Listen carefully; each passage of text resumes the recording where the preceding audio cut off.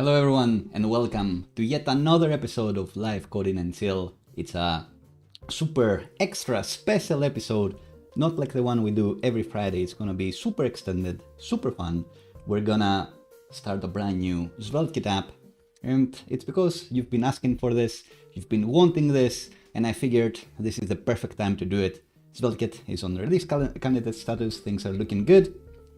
I made YouTube partner so I can stop having ads break our flow, and most of all, it was my birthday yesterday. I've had a great day and I'm feeling amazing today. And the biggest stream we've done so far is like in the 3.5 hours long range, and usually we go for like 2 hours. I think we've done shorter ones at 1 hour, most of them are around 2 hours. 3.5 is the time to beat. I think we can do at least 4 hours a day, maybe we'll go 5, we'll see. So long as we keep having fun, so long as you keep finding it useful, it's gonna be great. And for me to last longer, I've created this agenda with dedicated places to have breaks, and it's gonna be crucial for me to pace myself. So we're gonna be a bit slower. I'm gonna be talking a bit more in between the coding sessions. I believe a bit more time to chat. So to say hi in the chat. Hello everyone. Great to see you here. Hope you are having lovely Fridays. Hope the weekend is looking good for you as well. And hope the agenda looks exciting. It is actually much longer than what can fit on my screen here. And I don't think we'll go through all of this today. I think if this was like a big company with all the paperwork and boilerplate and the planning that comes beforehand, would need months. It would be like a quarterly goal to go through all of these. But, you know, maybe we can make a big hit in the agenda. Tackle quite a lot of it. Usually I start by breaking down the agenda and what we will be doing, but this would take 1 hour, I think, with the amount of items here, which I haven't really estimated as well, so I don't know how long they will take. But I do know, yet again, that it's gonna be fun, and at the end we will have an app for us to click around with.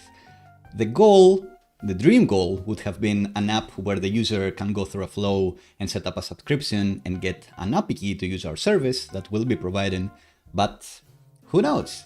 We can be optimistic and go for that, but we'll see. So, what are we doing today? In previous streams, we did manage to build this app where if you give it a URL, it will go and hit that URL and give you back an image. So it will hit the URL using a browser, using Puppeteer and a Chrome browser, and take a screenshot that's going to be the perfect dimensions for a social preview snippet. We did this on stream. We had some problems with deployments and getting Puppeteer to run and that sort of thing, which made me realize that it's actually quite tricky to have this sort of essential thing for your own app, custom preview images. I say essential, but as I've said before, if you have a design team, if you have the Figma talent or the design talent, I think you will be fine for most apps if you have some dedicated, nice social preview images. But if you want them to be dynamic, so if you have top content that does need to have likes, let me switch to the desktop view. So this is custom, we're passing in a URL, and that URL takes a custom title, a custom subtitle, custom heart count.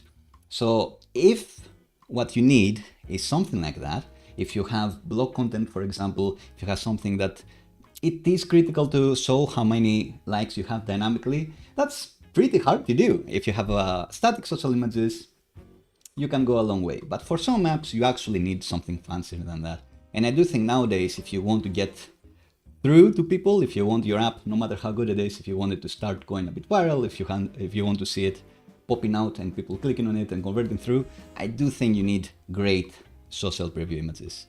So adding interactive elements to this thing is essential, and it's kind of hard to do. So I'll try to provide this service. And I'm trying to do this because you have asked to build a brand new app. We started building Techy Cat maybe 6 months ago, half a year ago. It's been a long time. But I always try to build apps for real people that have real use. I don't want to sell mock items or have a mock app. So I try to find something that maybe there is some gap in the market for, and maybe people will find utility for and could potentially sign up. We will be integrating with Stripe and taking subscriptions. We will be taking people's money. So if someone clicks the button to actually give us money per month, then I want to feel good about giving them a service that they may actually use. I don't want to give them vaporware, which does seem to happen with a lot of product and apps. I did try to research if this thing exists, a screenshotting app, and there are a few cool apps that are mostly about doing the sort of screenshot diffing. So to confirm that your app is still working, you have the service that takes screenshots of your app, and then your QA can test them, that sort of thing. I haven't seen any that are not vaporware that actually does this type of thing, that's dedicated with social preview images. So my idea for today is that we already have this service running that takes the screenshots. I think we'll be creating a SvelteKit app that has some templates for our users to pick. So you don't need a design team, you have our dedicated design team. Nobody needs to know that the design team is I for now, but maybe I can collab with someone and actually get a proper designer to design some nice templates for you. And then you pick the template you like most, you give us a title, a subtitle, maybe an image. I'm sure we'll have like the classic design, which will be like this. And you pick your brand colors to customize the gradient or whatever. You customize the emoji instead of heart. Maybe you want eyes, maybe you want something else. And we should have some like modern or compact or author, some other templates that take an image, because images are very striking. And we're doing all of this, I'll say again, because images are essential to getting people to click through your Twitter posts, even your Discord links, your WhatsApp messages. If they have a nice social preview image, that's when people click through. That's what the data says, and that's what I'm finding anecdotally as well. And you'll see that even when big companies or big people mess up, their public apologies, they are an image. They always go for image. That's what grabs people's attentions. Even if it's just an image, even if it's just a screenshot of something scribbled out or written on a plain background, they always go for image. So I think there is some value there, but most importantly, it's a real thing, so we'll be learning real things as we build it. So back to the agenda. We will not be starting from our latest and greatest, which is Techy Cat, which is what I'd usually do if someone else came to tell me, I want to build a new SaaS. I have this great idea, help me build it. I would probably look at the most recent related app that I've had, which in this case, if it's going to be SvelteKit, it's going to be Techy Cat, and then base off of it. When we did the Techy Cat stream, we did base it off with Svelte app. For example, that's what I'd be doing, but for now, for learning purposes, we are gonna start from scratch. I heavily dislike courses and streams and videos that are supposed to teach you something, but the content is actually check out this repo and comment this code, and then you're good to go. Have you learned anything? I don't think so.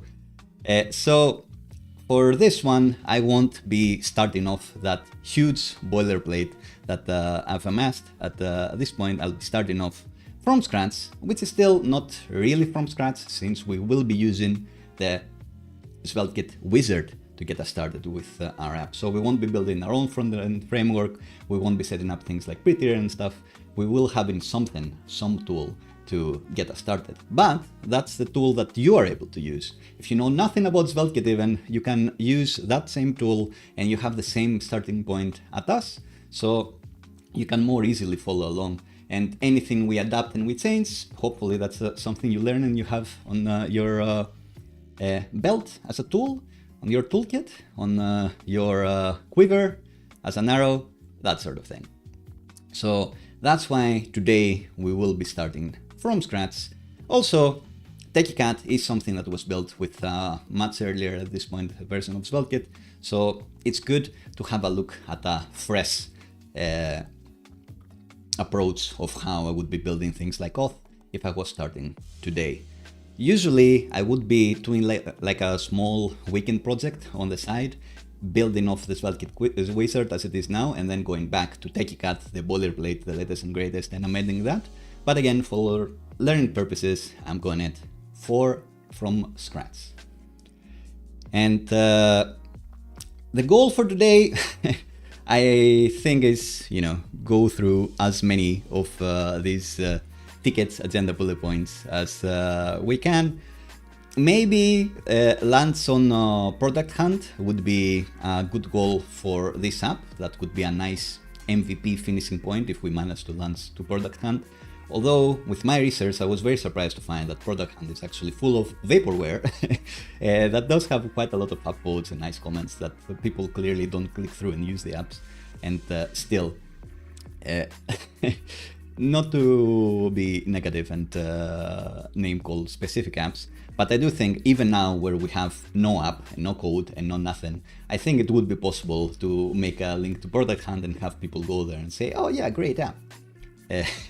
So there isn't much value in launching Product Hunt, but I think it's something that can get you some good PR. For sure, lots of people say number one in Product Hunt, and that gets some eyeballs. It used to take my attention as well before I investigated last week and found that, oh, many things can be number one in Product Hunt, even though they're not real products.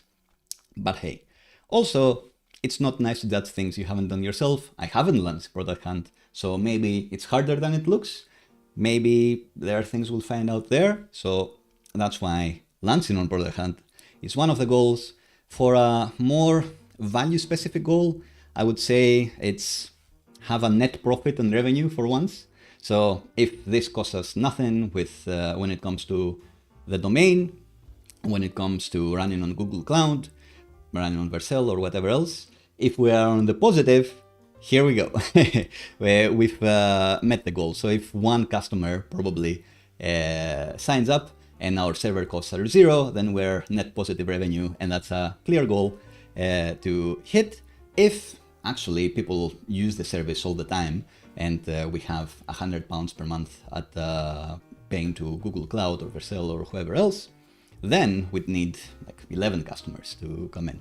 I don't know what the price is actually going to be for the model. I don't know how we'll be doing a free preview tryout period for a week or something. We'll come to that at some point, but I think a nice goal to have is we're gonna be net positive at the end. If we manage to make this app be net positive, that's gonna be it. And yes, e-commerce, I know that people are keen to do that. I don't know when it's gonna be the brand new app happening at some point, but I definitely want to do an e-commerce one, maybe with SvelteKit 1.0. But of course, how this stream goes will define how often we do these brand new apps streams as well. And I did go with SaaS in the end because I do want to show Stripe subscriptions. That's something that people have been asking. And I couldn't really find something to sell for an e-commerce app. And I started doing research for headless CMSs again, and I'm not happy with how much I know about headless CMSs in this day and age of 2022. So that's why I'm going with SaaS, which I feel like I know a bit more. And that's also a big difference with previous streams, where usually on stream I'm finding things out, maybe 10% I know what I'm doing, 90% I have no idea. Today maybe it's like 60% you'll see me do things that I've done before and I'm more comfortable with, and 40% is going to be investigatory, which means we have a chance to actually go with breaking through this huge agenda. Like I may be going faster than usual when it comes to implementing, even though I'll be talking much more. So what's the value of this stream and how much would I charge for this? So the learning value of this stream could be huge if I'm going fast and you're seeing things and I'm able to communicate what we're doing and why we're doing it. There's a lot of learning value there.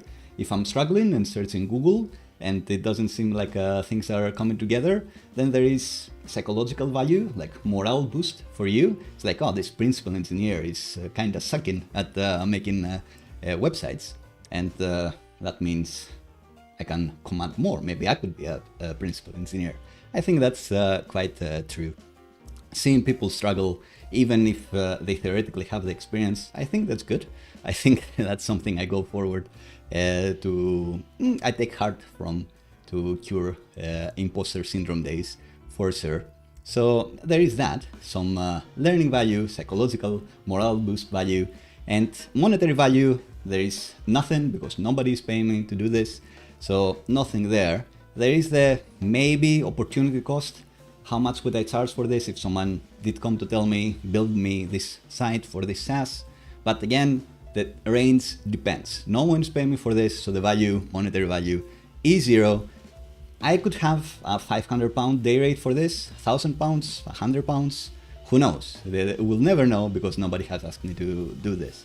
If I was on a permanent role, maybe people would be paying me like 10k a month, but I'm not. So your experiences can define how much you charge for anything, but the thing you actually build will not define how much you get paid for it, if that makes sense. So if you take the boilerplate or the code that will be open sourcing today and you build your own SaaS, and you get 1 million revenue of it just because you change a few domain names and a few variables, then, you know, tremendous value with the code we've done today for you. But if not, zero value there. Make the most of what you will. Maybe that's an interesting subject to talk about. Let me know. I will take a sip of coffee, catch my breath, and get going with code if there is nothing further in the chat. I will be using my Pomodoro technique style noodle timer here to take breaks every 25 minutes. I always keep an eye on the chat as well, but I will have dedicated big breaks at some point too. To keep the flow going is very important to have break, focus time, break, focus time. We'll see how it goes. So far, I'm feeling good, feeling great. Had great brunch yesterday, had a workout, had great dinner, had a loving day with friends and family, really. So I feel well boosted to have a lovely Friday with all of you.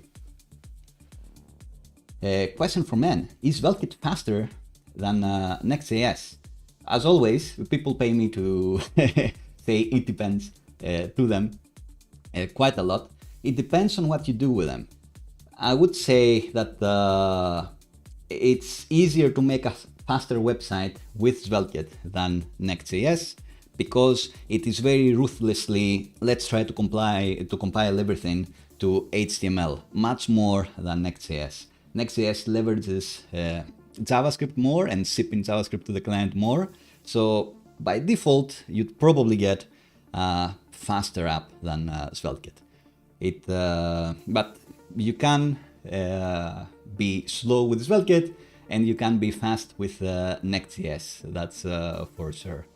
In the end, if you are doing something server-side and you are shipping HTML, you can cache quite a lot. So put your site in front of a cache and then everything will be equally instantaneous. But then if you're doing stuff that depend on the user being logged in and you need to do a lot of stuff that needs a lot of work on the server, even then you can be slow. So by default, I'd say SvelteKit faster than Next.js, but everything can be as fast as you need it for most operations, and definitely for like a marketing site here. So this thing, which is not, which is just a backend service, is quite slow. It takes like 2 to 3 seconds to run, you may notice. So we will need to leverage caching quite heavily for our clients that will be requesting these screenshots, because they'll want to get them instantly. They wouldn't want for the image to wait like 3 seconds to come through. That's a bit much. So no matter if we were using SvelteKit or Next.js, it would all come down to the caching we do when we hit this service. So maybe that's like an interesting example of, no matter the stack, you can be quite slow and fast at the same time. So we have this external service that is very slow by default. You have to hit it with your app. Doesn't matter if it's Next.js or SvelteKit. You have to do some other trickery that doesn't depend on the framework to make it faster or not. And we'll be trying to make it faster with caching.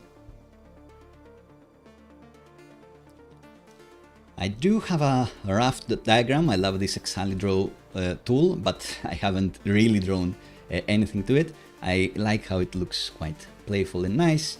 My plan for today is the app will probably call BrowserSoft.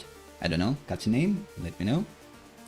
we'll have this main website, like browsersot.com or whatever domain we managed to get, will be the marketing and conversion flow. It's like, we're selling this is why you need it, this is why it's gonna make your app awesome and your website awesome and whatever else, and click here to get your API keys and subscribe and all of that. We'll have a /API, which will be hiding oral functionality in, and then probably a /API social preview service, which will be taking a template name as the final path of the URL, like /modern/classic /DALI 2 or AI image or whatever we're gonna call it. And that's what your service would be hitting to get your generated image. And if you're signed up and you've gone through the flow, we'll also have a SvelteKit UI /dashboard page, that group of routes where you'll be able to see your API key, reset it if you get hacked, or if you publish it on stream when you shouldn't have had, but you did it, and potentially configure that you want your brand colors to not be purple and emerald, but maybe you want them to be a different color, maybe you want to use different fonts, maybe you want to provide your own image to have blurred on the background or whatever else for whichever template we provide. We'll see, we'll be providing that functionality at some point. So SvelteKit UI, and this would be SvelteKit server endpoints.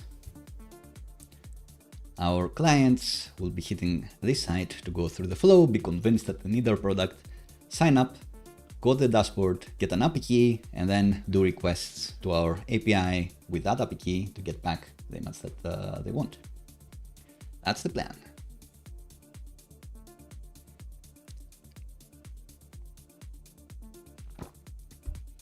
Hopefully the music is coming on all nice and strong, but not too strong that it's muting out my own voice, and hopefully my voice lasts.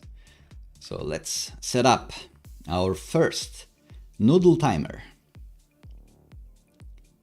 and see how much we can do in our first 25 minutes. I will say, we went through this, we went through this, we went through this, we went through this. I am gonna, here we go. It's out in just a moment. And the first goal is to just go through the SvelteKit wizard and scaffold our app. All right. Here we go.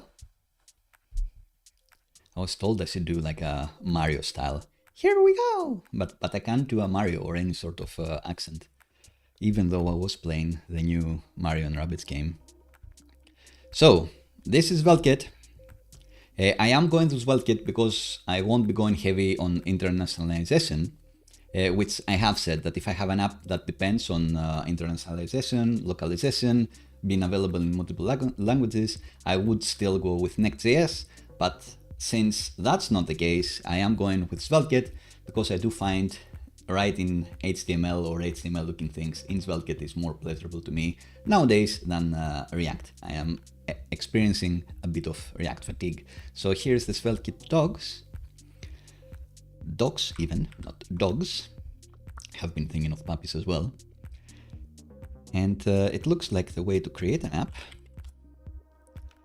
Still npm create Svelte latest, and let's call it BrowserSot.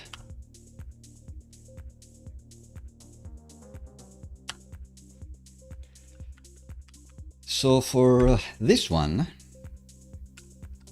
I think we won't go for the demo app. I think we'll just do a skeleton project because we will have the Techy Cat code to refer to if we need to remember how we've done some things.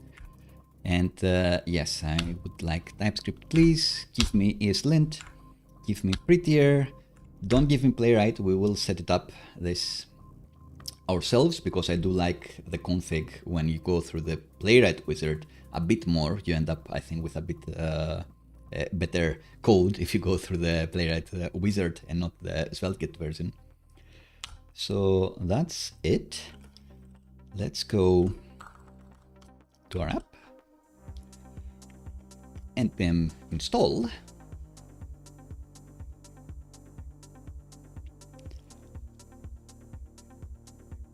and we can go through the initial commit and maybe go through a few of the things that I always do, like the prettier options that I prefer.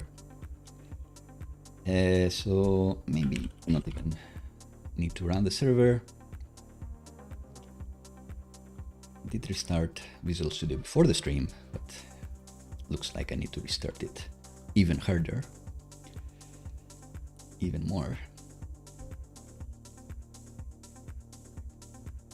All right, prettier. Use tabs, don't mind, single quote. Yes, that's what I want. Trailing comma, I do want the ES style, which is the default. I don't know why they want this. Longer lines, I don't know. Plugins, yes, I've never actually seen this before, but I do manually add the prettier plugins build. It's nice that they've added it here, and then I guess it's the override for when it's using that plugin. Huh. I also like semi-pols, and I can have a look at the Techy Cat project as well.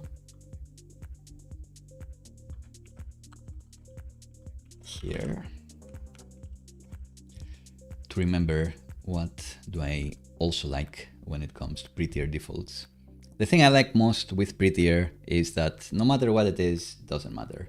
If you go work for a company that has this anyway and you don't particularly like it, it doesn't really matter. The editor will be doing it for you. But if you have your own company and you're doing your own project, why not do the defaults that you like? Surely that'd be better. So I have taken a liking to the less bracket spacing type of thing. No semicolon, of course, because why write more code when less code does trick? And I think that's about it. Browser shot, oof. Spelling mistake there. Set it there, or that underline's gonna drive me nuts. We can format everything now that we changed our defaults. ESLint. There is a readme there.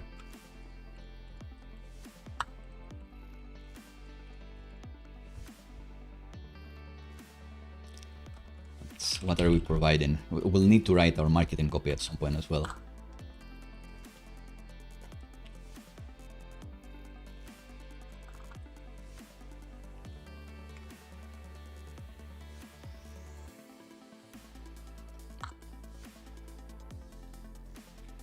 We can add AI and ML and that sort of thing as we go as well.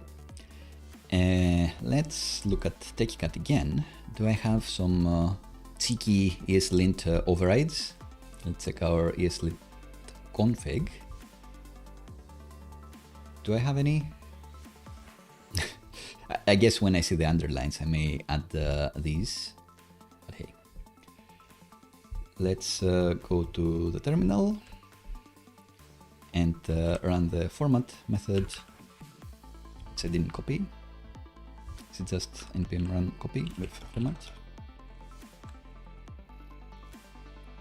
All right, so we've touched a few pages, not too bad.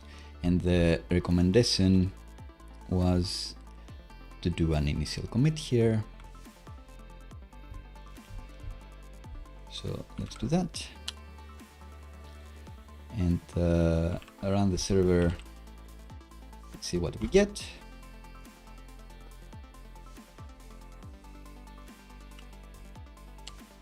Sometimes I do like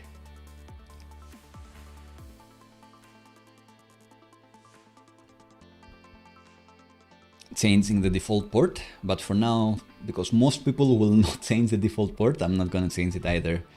because if I do quite often get questions of why doesn't this work for me? I'm going to this localhost port, and it's because it's a different port. So I'll stick to the default there. So that's kinda done. The app has been scaffolded. Let me double check the prettier packages and that sort of thing. We have the app HTML here. Some app definitions. I think it's better if we wrap this in a global. That's what I found, in a global namespace. So I think that's what we should do in this file. So we'll be able to do imports from different files in here. I think it's gonna be happier. Anything else? So we've added this to our VS Code. I guess we could add like a VS Code extensions type of thing. I had it ready here. So let's have a quick look. People do ask about the extensions that I like. GitHub Actions, we're gonna use that. Git ignore, why not? Tailwind, definitely. PostCSS. This GitHub Copilot. Now that you need to pay for it, I won't put it in. I am paying for it, to be clear, and I think that it's quite valuable, but I'm not gonna have a recommendation for you pop up whenever you pick up the repo. I think that's a bit much. .env, we will be using Playwright, we'll be using LiveShare. I'm not gonna recommend that you install, even though I do recommend it. It's the way to pair program very well with other engineers. I do recommend it, but I don't think it's something you should see pop up whenever you check out the repo. Svelte, of course. Vitest Explorer, I'm not gonna put it in for now. I don't know if we'll be using Vitest in this project. If we will be using doing unit tests, we'll definitely be using Vitest, but maybe we can get away with just Playwright. We'll see. So here is our extensions. Is there anything else? Prettier ignore, this says. npm rc.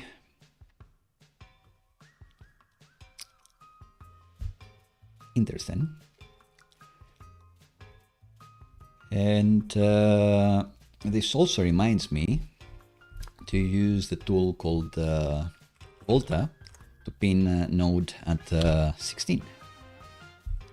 And that's something else to our package.json. So our node version is here, and we should probably also specify our engine to be the same. So I'll copy this from our Techy Cat project.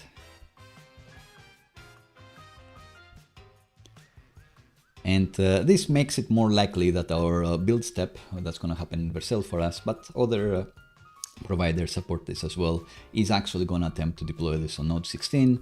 And this ensures that the moment I switch into this project in the terminal, it will use node 16 and not any random version of node I have in my machine, which reduces the amount of it works on my machine, it doesn't work somewhere else errors that you may have. I strongly recommend this.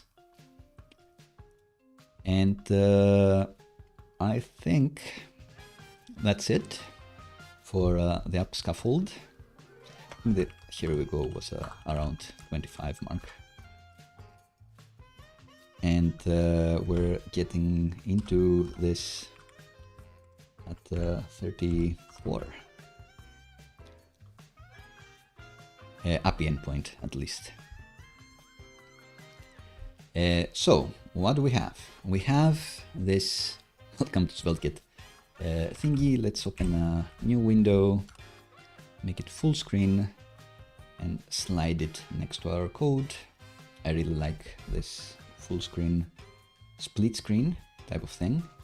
I won't be adding Tailwind or anything else just yet, because my first goal is to just have an API endpoint which hits this and returns the same image. That's what we will be starting with. We may be doing screenshot testing at some point, we'll see. But for now, let's also add everything from the few changes we did with the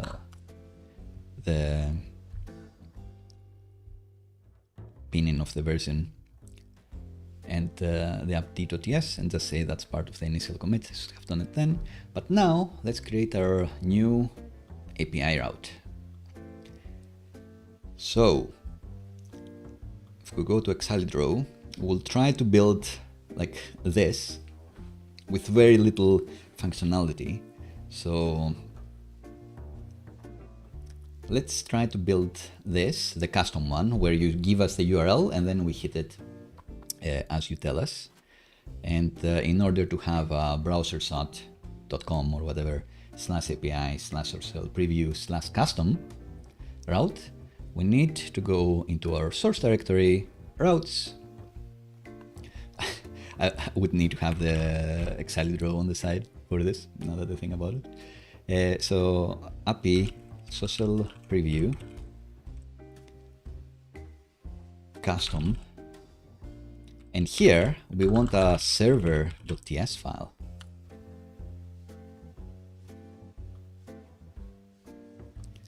And naming things, famously one of the two hardest things in engineering. So if you think other names are more marketable that you want me to use, please go for it, and I will do. So the goal is I go to API social. Oh, there's in.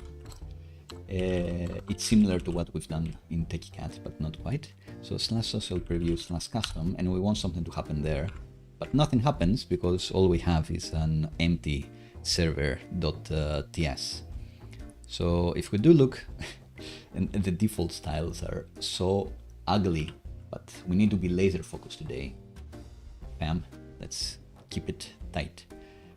So let's try to create like a server endpoint here. And this is indeed what we want. I thought that they upgraded the docs to also show TypeScript by default, or not by default, that you can switch whether you want the code snippets to be JS doc comments or TypeScript, which is the one I do prefer. In any case, this is the code that we want for this endpoint. And I do prefer using const everywhere and the fat arrow method to create these. And this is gonna be a request handler that will magically be getting from the types directory that's gonna be kinda collocated at where our code gets built. So so long as the server is running, so long as your SvelteKit server is running with npm run dev, which runs with dev behind the scenes, SvelteKit does a lot of magic that I love with generating types for the routes you create and the stuff you create in general. So in theory, the moment I save this file, behind the scenes, this will become something. This will become something that will be exporting a request handler that will know that, oh, actually, this route does exist and it doesn't take any extra variables. But for the other ones, for the template ones, for example, it will know that it takes a template magic parameter. It's gonna make more sense in the future. For now, all we maybe need is for this to compile. And we gotta go with hello world. We gotta go with hello world. And of course, this is not created because I forgot the plus. So every magic file of SvelteKit begins with the plus. So you do end up with a lot of plus pages in the new way that SvelteKit works, but at least you know that if you want something magic to happen, then you need the plus at the beginning. So you see that magically now it has created, it knows that this exists, it has created it. It knows exactly what this may be returning, and if I refresh, I get our very first hello world for this stream at least, which is quite exciting. So this is something that on a different app, our clients would be able to hit, to curl, whatever they want to do, fetch, and get a hello world back. There are services for this though. So what we really want is to stream back some content. I don't think do they give the fetch? Oh, neat. So the request handler does have fetch in it. I thought it was just injected on the global scope. But what we want is to hit this, let's say. Hit this. It's gonna be the response image. And gonna wait this. And can I just stream back this? And that's it? Maybe.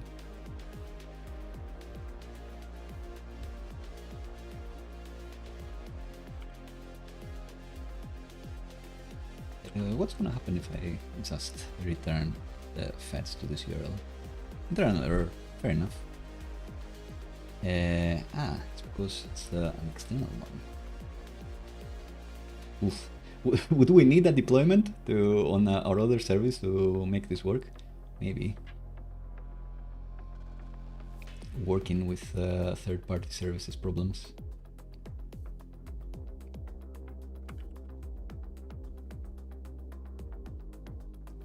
Interesting. So I was thinking that we'd want this to be dynamic and that we'd want an API key to allow this request to go through, but it looks like we'll also want to greenlight our other service to allow this request to come through. So that's fine, even though this is a mostly SvelteKit stream, we will need to do a deployment to the other app, which is indeed the browser SOT API, and hopefully I haven't been playing around with it too much yet since the version of Puppeteer, but it wasn't too bad. So let's justify control allow origin star.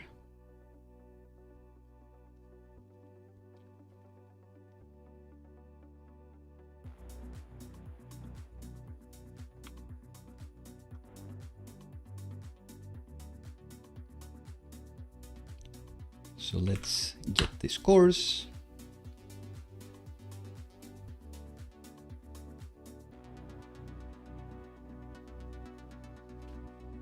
Let's see what we need to allow for.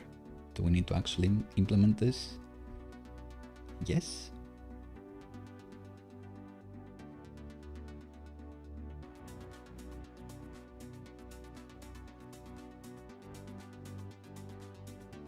So by default, does this allow it? Maybe yes, maybe no.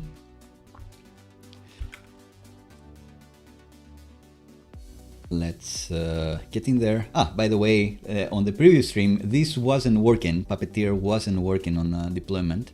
And the reason why wasn't because we were doing something wrong in the code, was that the instance class, the Google Cloud instance, was too small, didn't have enough memory to either straight up install Puppeteer or execute Puppeteer. And that's why our screenshots weren't working for like the last hour where we were debugging the stream. So once I upped the instance class to F4, then that service started working, which is awesome. And what I want here is to fastify server register. Did I copy this?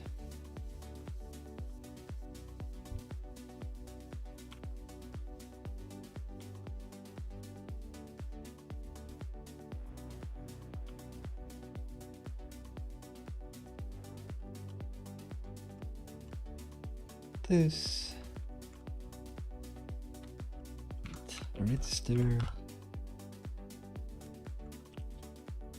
an origin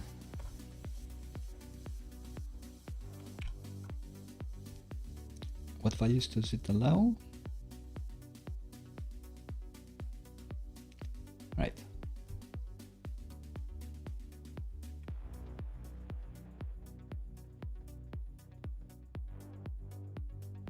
True reflects the request origin, it says. Is that what we want? Maybe.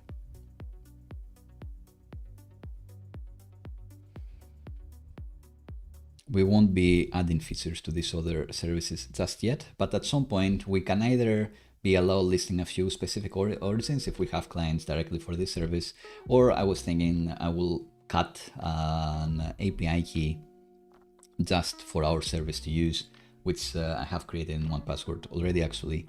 And if it's not us, if it's not one of the valid API keys, then it's gonna say we're not gonna be taking the screenshot, just to avoid people abusing this.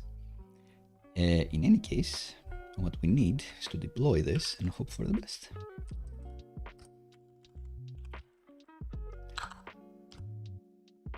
So this will be going on.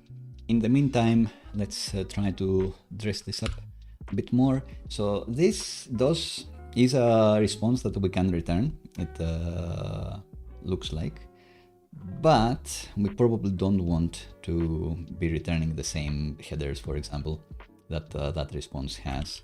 So let's await this. So this should be asynchronous. And let's return a new response that will have the response body, but also it's gonna have headers. It is gonna be new headers, which is gonna be content type image PNG. To move this up, and this is where we can add a few caching headers as well at some point, but not now. Is there anything else we may want for now? Probably not. So long as this deploys and runs, we should be good, or get to the next problem.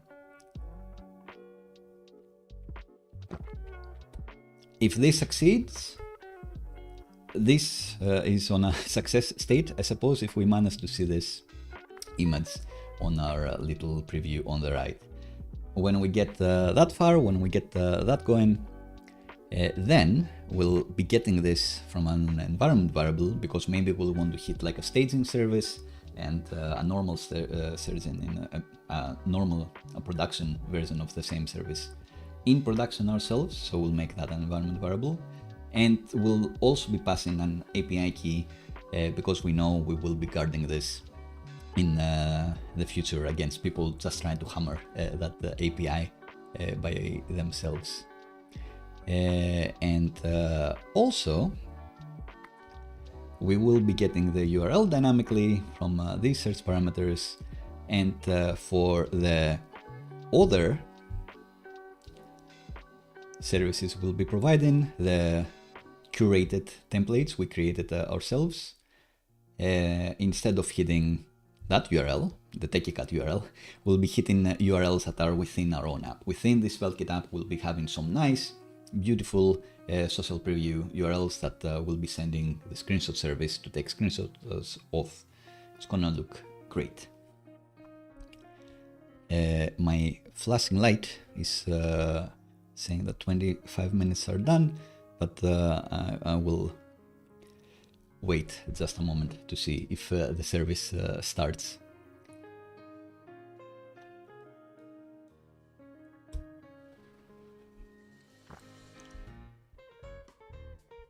The service still runs, because wouldn't it be funny if it didn't run? We've been stuck at the end of the stream with this service having problems, the screenshotting having problems quite a few times. So if it happens still at the start of the stream, that would be a disaster. Hopefully not. Hopefully we'll get through it. This also reminds me the don't deploy on Fridays, which I hate. You should deploy on Fridays.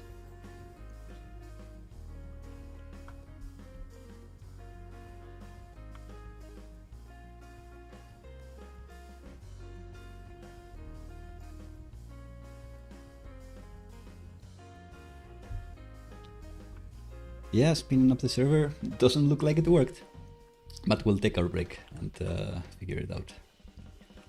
And we can tail the Google Cloud thingy at some point.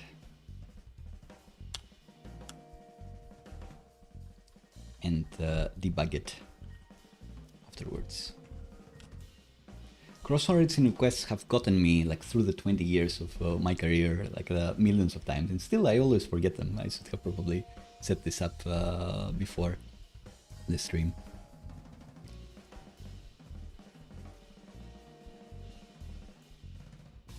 This again. How did I create the Chrome browser in here? I did see that I cheekily had changed the Puppeteer version here to 19. It's probably not what we want. They're not in PMI. Maybe not. So yeah, I'll just rerun this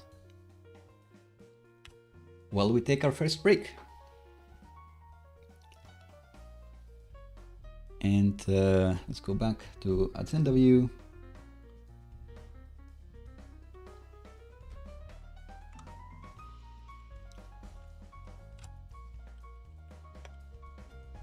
Take a short break.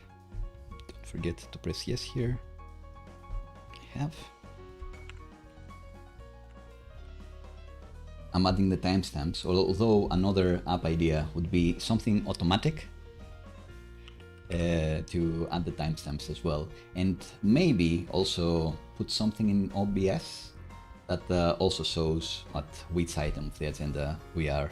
So maybe something at like the top of my screen, like where all these app icons live on the top right, something that says in bigger letters that we are on the API endpoint agenda item, and we've been here since 50 timestamp.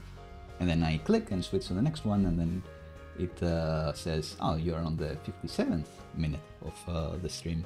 And that will make it easier to finish the stream, copy whatever output that app gives me into the video description, and instantly have chapters. So people joining in the stream can see which agenda item we're on, and it's easier to shuffle through the stream as well to move on to the next point. So if we get on a break, you can more easily skip up to somewhere else, somewhere more interesting. Or if you're like, oh, I missed this part, let's go back there. I think that would be a cool app to do in the future, and wouldn't be a SvelteKit app. Maybe it would be a React Native app, but I would probably want to do it in Swift to make it be like vanilla Mac app.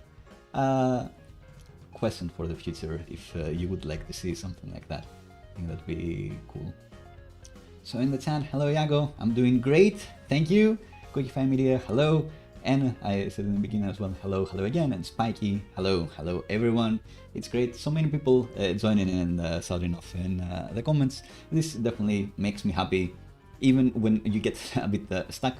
If you have company with you, someone to talk to, I think your powers increase. It's the powers of pair programming or having someone else to talk to. This is why rubber ducking is very powerful.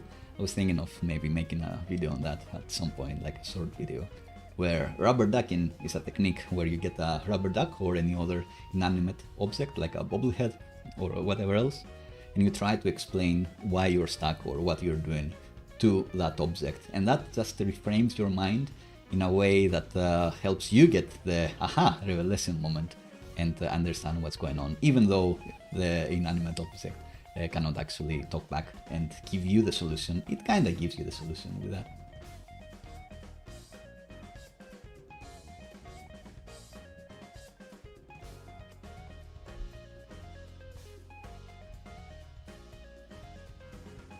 Please go on, Iago. A revelation with SVGs.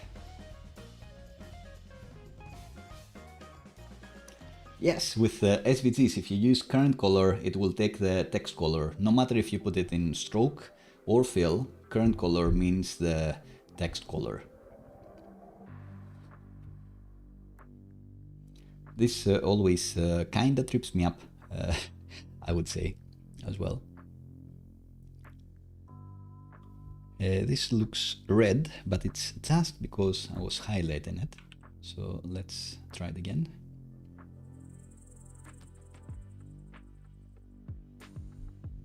Nope.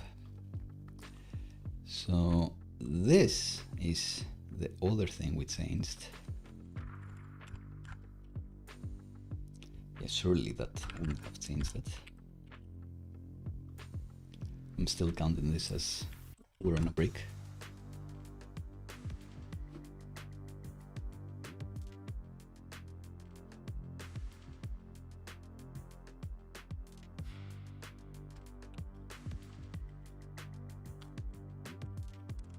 Just in case.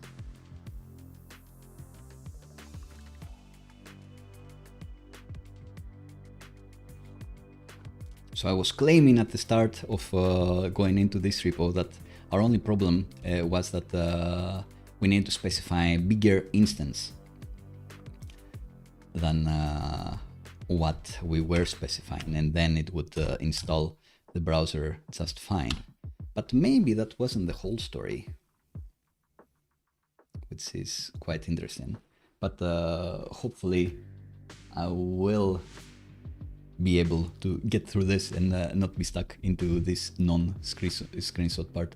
Although, if we're not going to be actually charging money at the end of this, we can move on with the app. I don't want to spend like 2 hours debugging the Google Cloud stuff. But I will keep counting this as the minute break.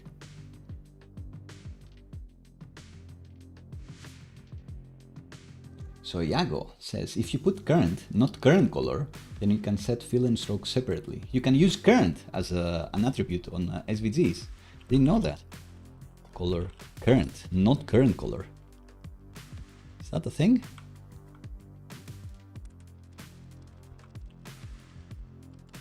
I didn't know that the current attribute is a thing.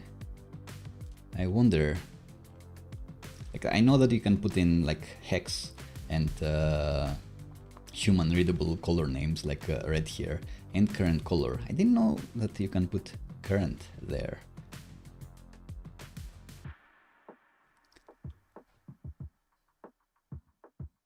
Ah, right. I see what you mean. So maybe something outside is fill color. Fill red and then fill current color, and then it will work as you are explaining in the description. Yes. Okay, that makes sense. So not literally the word current, but color.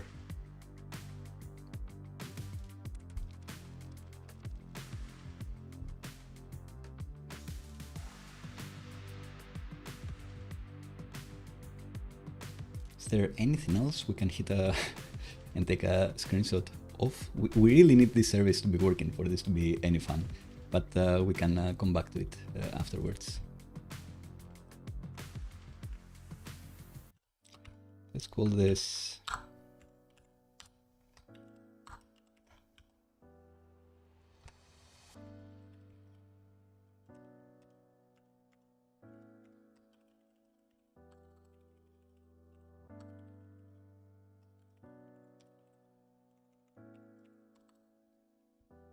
and we're coming back to in the 59th, let's say 60th minute, we're back here. Right, this deployed. Are we gonna get an image here? I hope so, but my hopes are low at this point.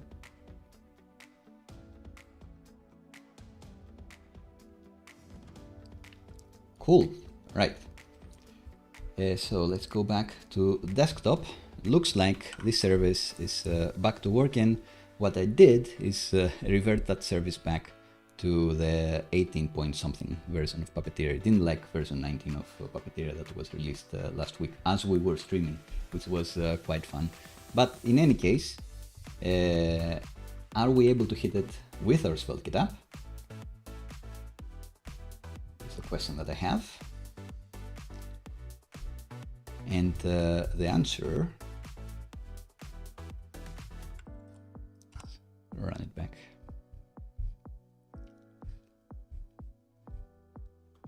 The answer is no, I guess. Response cannot be invoked without you. What's that about?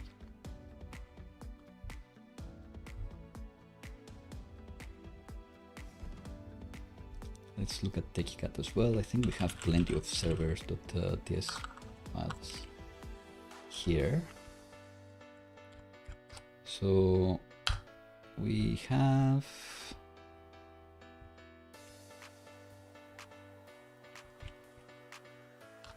this one.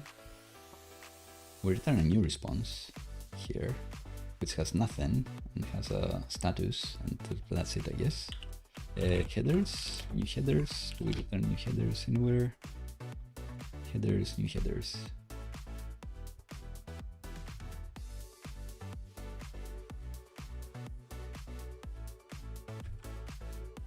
Is this the problem?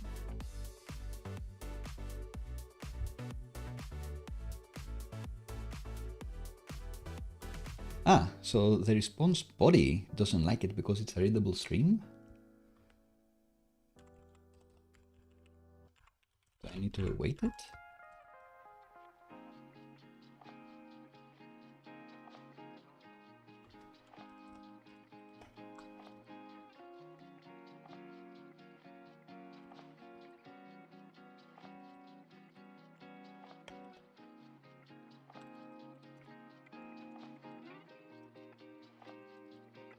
Do the opposite.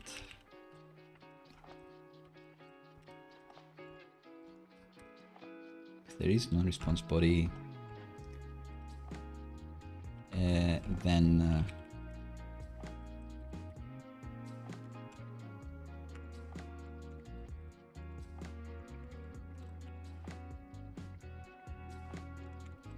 you return this, or else return this.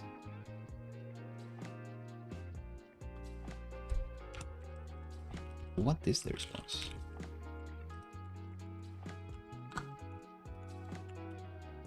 It looks like we can't quite stream the response body that we get back. It's quite interesting. Oh, maybe we can. Okay, did it take too long? I'm not quite sure, but some win has happened. Interesting. So what we get back since we're logging the response is something. So the content type is the same. We could run that back, but we don't really want it. Yeah, not really worried about the other headers that the response has. And the body is a stream, so we should be able to return it with our server.ts. So I'm not quite sure why.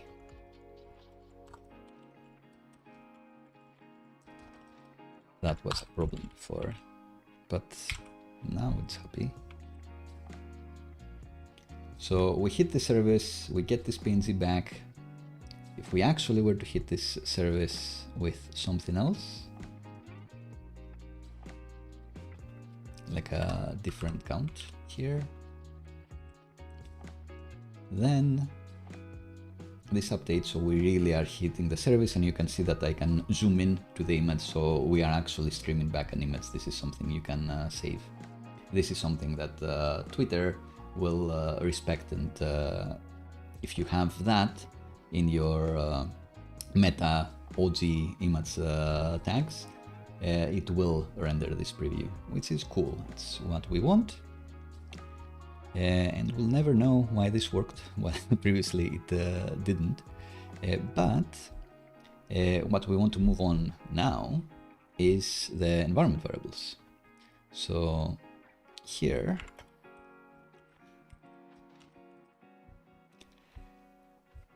I am hard-coding this. This could be hard-coded because we know this is going to be the service forever, but just to show how environment variables work with SvelteKit, we'll make this static public environment variable that doesn't need to be secret, but we'll also pretend that we need to make this request with a API key. We'll make a deployment later where if you don't have the specific API key, you won't be launching our screenshot service. So not just anyone is able to use it. So we want a headers object that has an XApp key header. And then the app key, I will not disclose here. I will put it in an environment variable.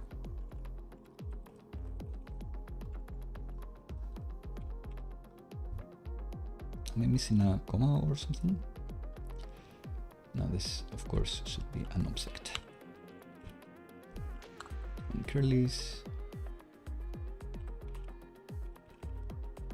Let's try again. Object headers, XAP key, great. And XAP key, I've been told, is a common way to do authentication, providing a header like this. So that's how we're gonna authenticate with this, with the screenshot service behind the scenes. Not to be confused with the API key that our users will be using to hit the service, this screenshot service. This is like the server API key that we have. So first thing, this should be a non-secret environment variable. How do we do that? And in SvelteKit, you have a few options when it comes to environment variables. You have static environment variables and dynamic environment variables. Static gets built when the app gets deployed, so they will never change. If you want to do A/B testing, for example, you cannot do that. If you want to be able to revert to a different service, for example, switch it on the fly after your app has been deployed, if you want to make changes that do not depend on deployment, you cannot use static environment variables. But most of the time, you should be able to use static environment variables. So if you are feature flagging a feature, for example, and you say that we want on Wednesday midday to turn this feature on, you can deploy all of the code, but have a little check that says, if best new feature true, then do this code, or else do what you've always wanted.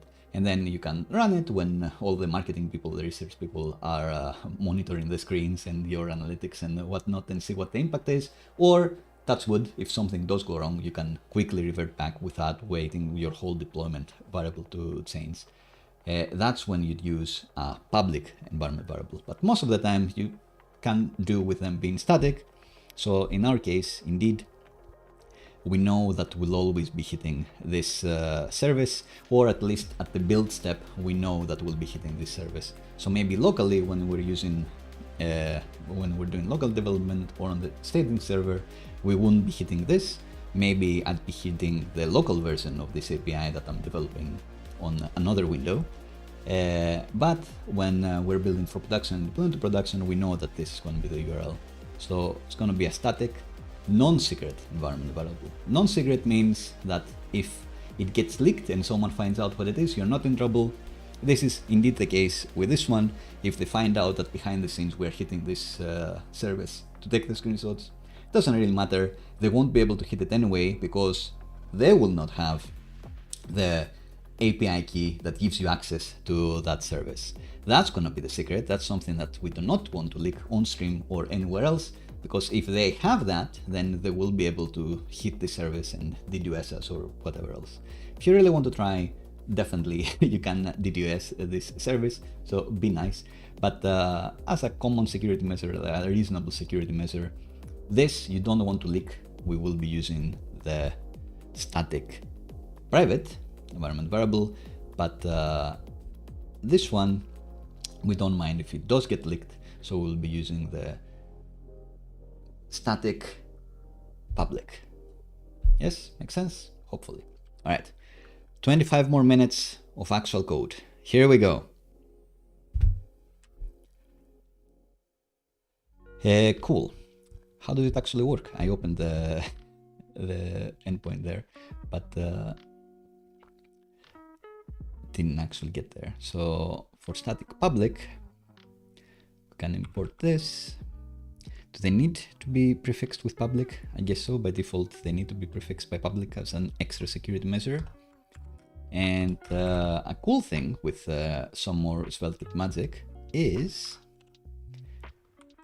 that it knows that this is not defined.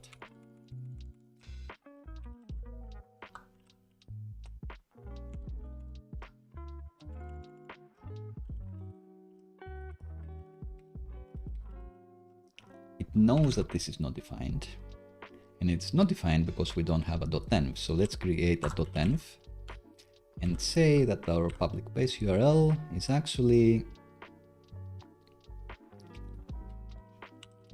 close servlet, yes. Is actually this part.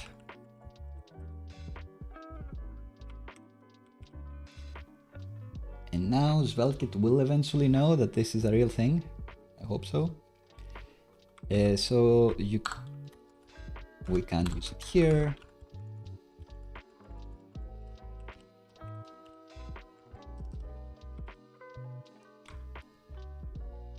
So now it knows that this does exist and it is a string. So no underlines for us anymore. It's all good. And if I refresh this page, it should hit it yet again. And it does. I can see the NAS on the screen, but let's just hit it again. So it does hit it, and it's a bit warmer now, so it gets a bit faster. But let's not forget that when this actually builds, it will not be defined, but hopefully it will get an error during the build time if that variable is not defined, so you will know, so it won't be deployed. We can try it out eventually. I'm saying that we won't be deploying from our command line where we do have that .env. This is not committed to version control, so this will not exist anywhere. But we will go to our Vercel dashboard and maybe our GitHub dashboard as well, and remember to add this so it will get deployed properly. Cool. So we've got that, but we don't have the X API key defined, and we'll call this. Let's just double check what they're saying here for static private. Yes, it's very similar. They do actually specify the feature flag example, which I don't understand, because usually for feature flags you would be using dynamic environment variables, not static environment variables. Oh well, sometimes you can hide this under the build step as well, I suppose. Cool. So what we want is API API key. From there, and that's what we'll be passing here. And do we need to prefix it? Like, which API is it? Google Cloud, cloud deployed. Doesn't really matter for now. Naming things is hard, but for this,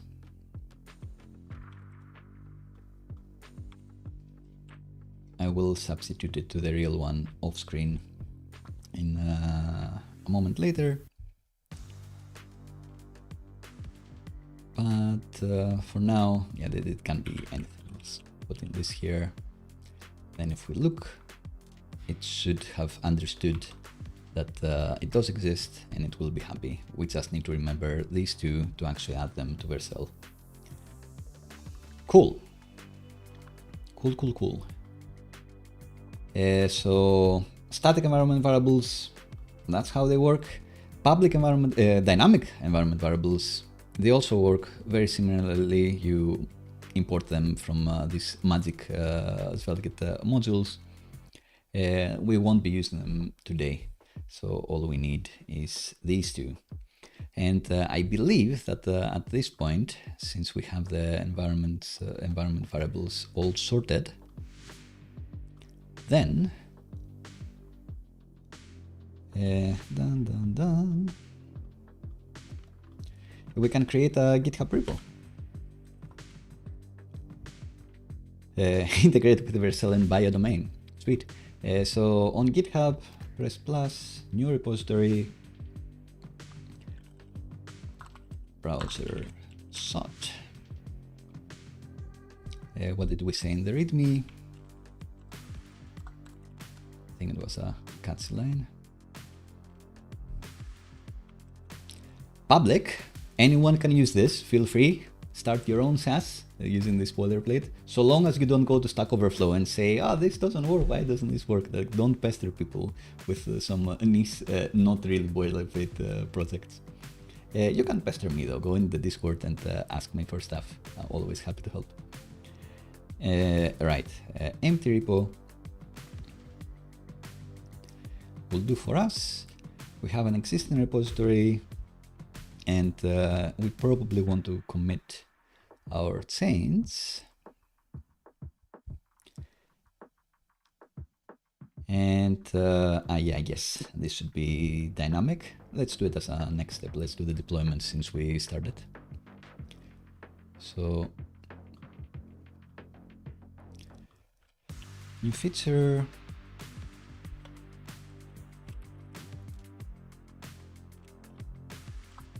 Our screenshotting service.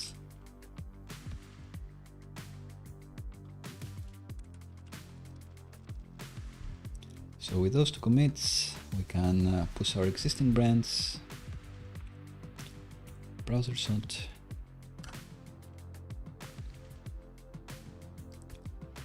It should appear here if we refresh. All good. And we won't be building anything in GitHub Actions just yet, so maybe it's fine to not get there. But in the Vercel dashboard now, for Vercel deployment, add new project, import, continue with GitHub. We just created this, it knows it's SvelteKit. And we don't need to override anything, but we do need to specify a couple environment variables. So for now, since this one will be secret in the future, but not quite yet, I can just specify them. So this one is public anyway, doesn't matter. Vercel will encrypt it anyway, but it's fine. The API key, maybe screenshot service would be a better name for this. Hey.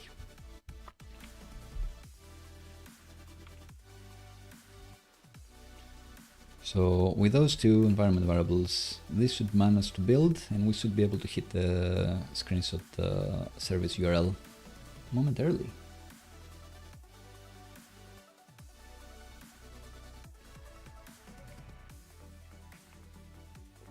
Deployment queued. Clearly I should have sprung for the premium team plan or something like that, and then it would be even faster. Although I guess, how much did we wait? Like 5 seconds? Not too bad. Vercel is extremely generous with even the hobby tier, as you can see here. Great. So this is deployed. And can we hit our API social preview custom?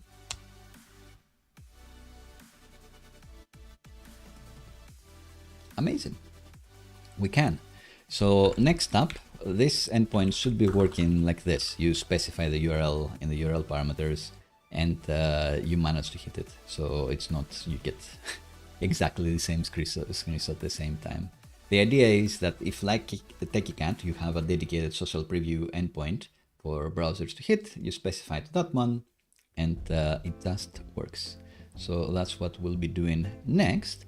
But I think, actually, let's spring to buy a domain as well. So that's fun. If you don't like the browser shot name, this is the time to do it, because we'll be springing for a domain.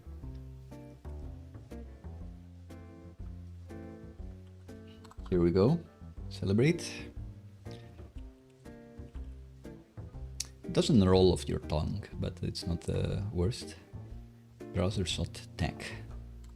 I imagine browser is...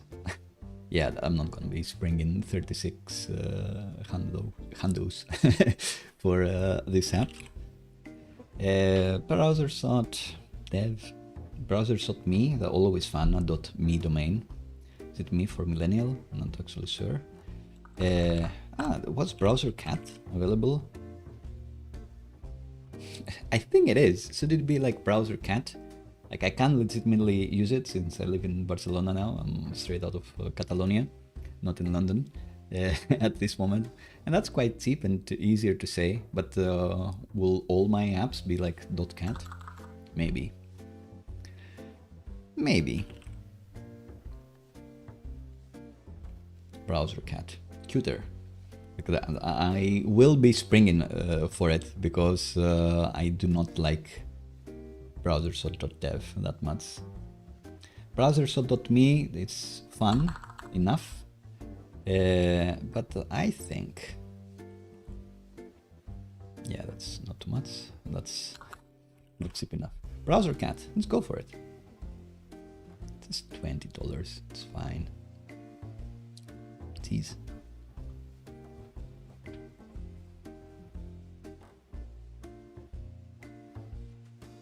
It's worth it.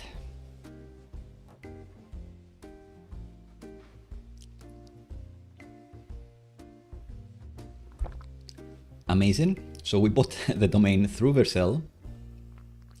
I guess one of the ways they get the money back from being so generous with the hobby tier is that I want to do most things through Vercel because it's just so convenient. And here we go. I was saying free tier with Vercel. I just gave them $20. But that's by the by.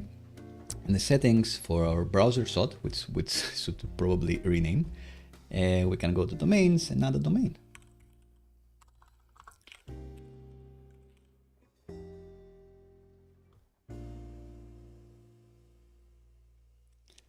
I want to do the opposite.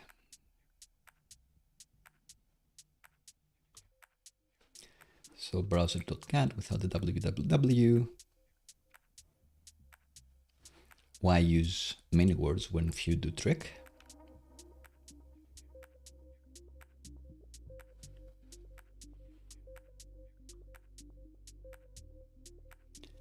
Some hot, exciting deployment action.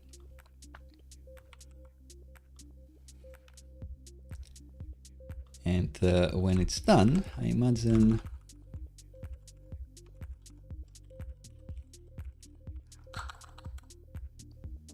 this URL should work.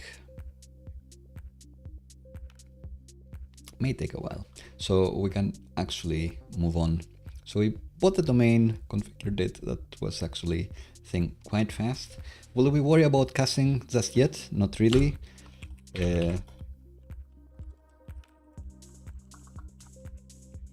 Accommodate search params, endpoint.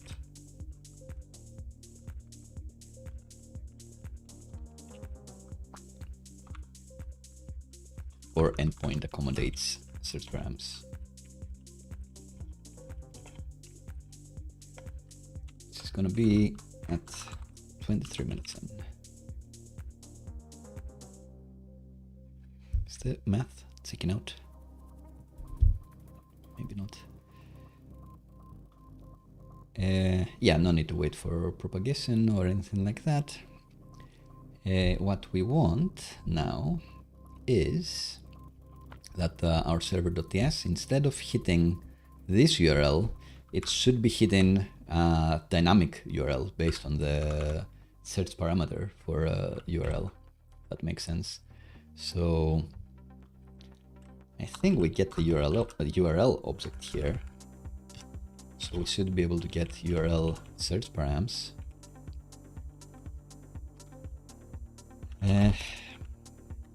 URL to hit.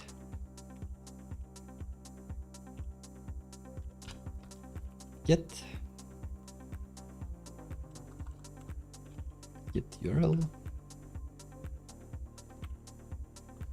and then we just hit this, which is probably all we want.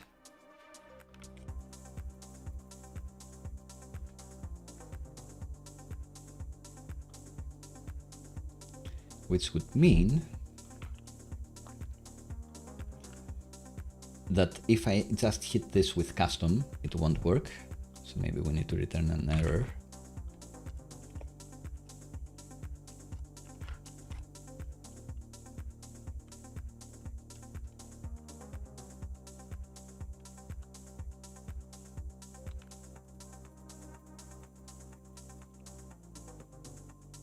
And we can feature creep adding specific dimensions, but we are by default rendering this in the premium dimensions for a nice social preview image.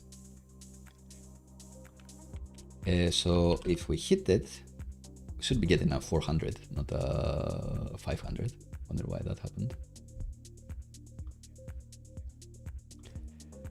How do you return errors in SvelteKit? Is that the problem?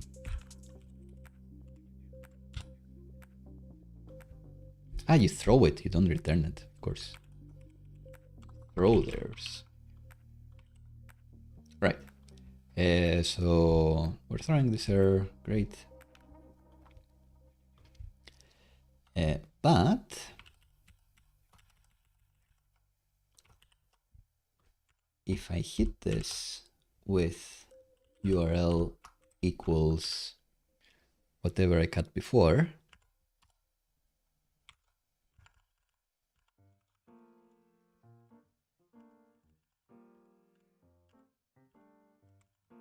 maybe step 23 here to prove that it can be different. It almost worked. It hit that website, but we didn't escape the characters, I guess. So what do we want to hit? We want to hit this.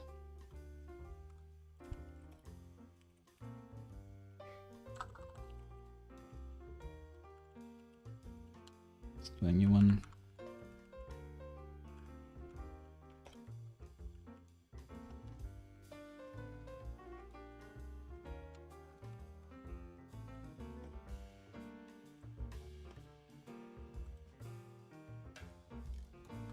Maybe no question marks or anything like that. So now this also works the same way. So if I copy this URL and just paste it in here, it's the URL param, I'd imagine it be escaped correctly. Or maybe not, because I need to escape the ampersand, right? Of course. So escaped equals sign.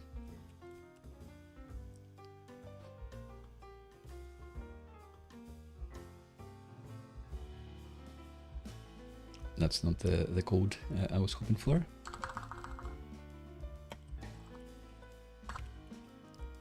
Is the Unicode value? What is this? Does it matter? Maybe it doesn't matter. It's the moment the question mark and all of that appears, then it goes to the next parameter. It doesn't really matter. When you will be hitting this service, you will be creating the URL parameter using search params. So it will be created for you correctly, even though now we are missing the subtitle and heart icon. Doesn't really matter, we can keep moving on. I do not want this. What did we do? We are hitting a custom URL now at this point, and that's probably enough for us. And we are throwing errors, not returning them, which was a mistake before. Cool. Feature.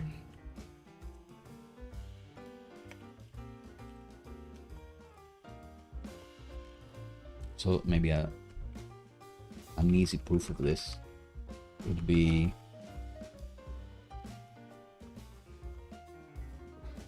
that if we hit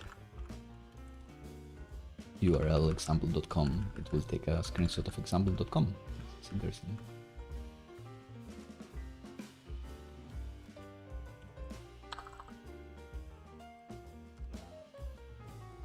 maybe not. What was this problem? Is it the dot? Is it the dot?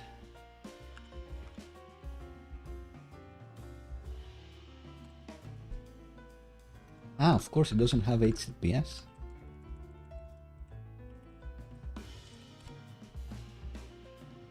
So it needs to start with HTTPS and it will screenshot it.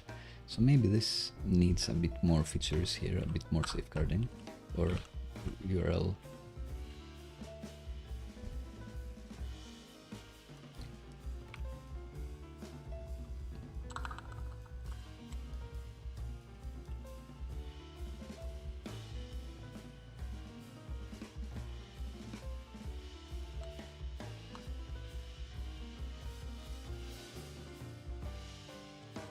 Doesn't start with this.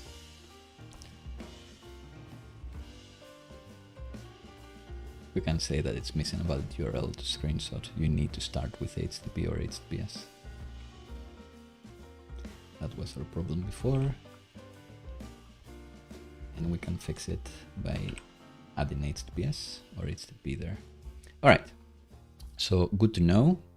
We're doing all of this to also prove that the moment we push, we should be getting a Vercel deployment. So this thing is getting new code, and we can see we have this dot, yellow dot, signifying that there is a Vercel deployment happening, which will finish at some point and should manage to hit the browser.cat domain at this point.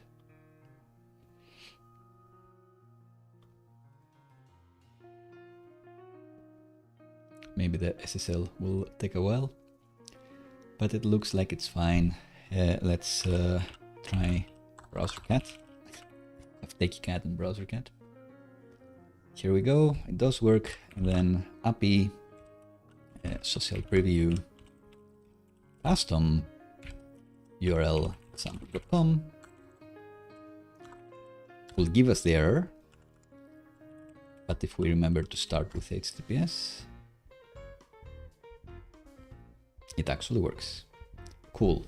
And if you think that adding the URL parameters with like search counts and escaping and all of that stuff is tough, that's why we will be providing like the classic endpoint and modern endpoint. Well, we have a designed template for the customers. That's the idea. All right, we're cooking with gas, which I think is a good thing. Spell mistake here, a few M's. Cousin, still well revalidate. So let's have a quick look at this. So we hit this. Takes a couple moments because we hit the other service, but we know this ain't gonna be dynamic, so we probably want to cast this for like a little while to save on moolah, save on money. Does SvelteKit say anything about casts? Anything? Not really. But in the end,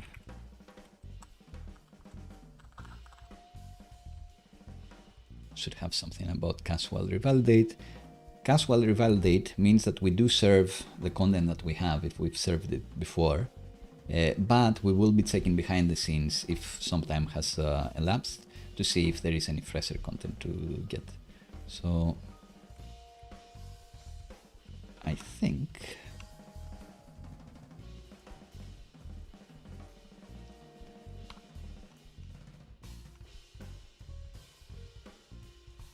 we will be able to find something to copy here.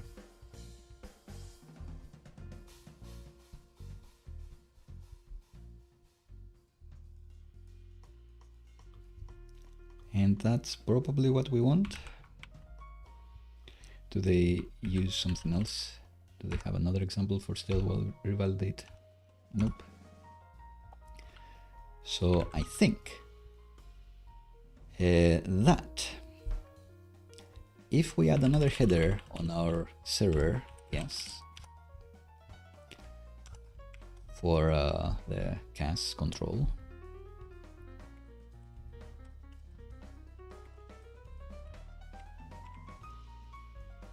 It's gonna be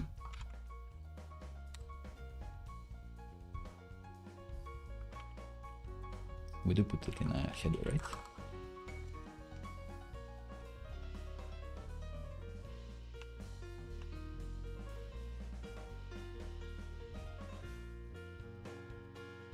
Yep. What does the public do? I think that's regardless of who is calling it.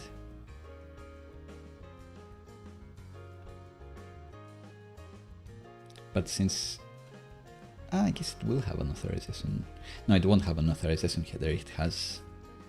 Will it have an authorization header? I'm not sure. We can add it just in case. And this, what is this? Let's just say that maybe for a minute it's definitely cast. 1 minute in seconds, which is just 60 seconds. And let's look at the stale revalidated example again.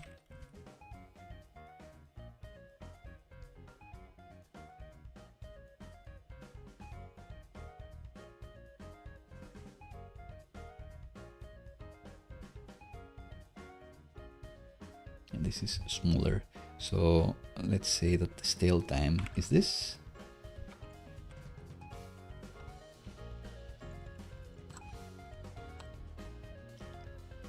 Like if after a minute you can check if it changed. And let's say 1 hour in seconds. It's gonna be 1 minute in seconds. Times 60. Not bad.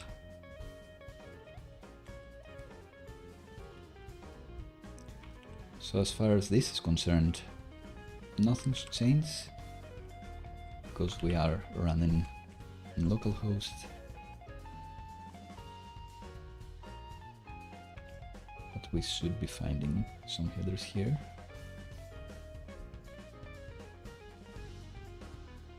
So we are specifying these headers, which is great. 60 seconds, 1 minute, 1 hour. And let's deploy this and see if it actually makes a difference. Performance.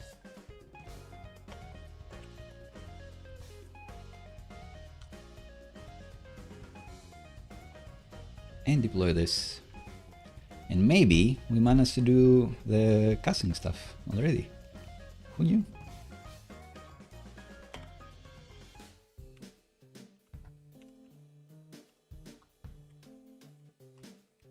And my phone has gone off, so we will be chatting once again for a few moments while this gets deployed. So let's go to Facecam while I sip some coffee.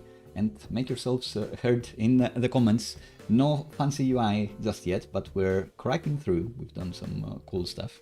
Just a server endpoint in our SvelteKit app, but I think that's cool enough.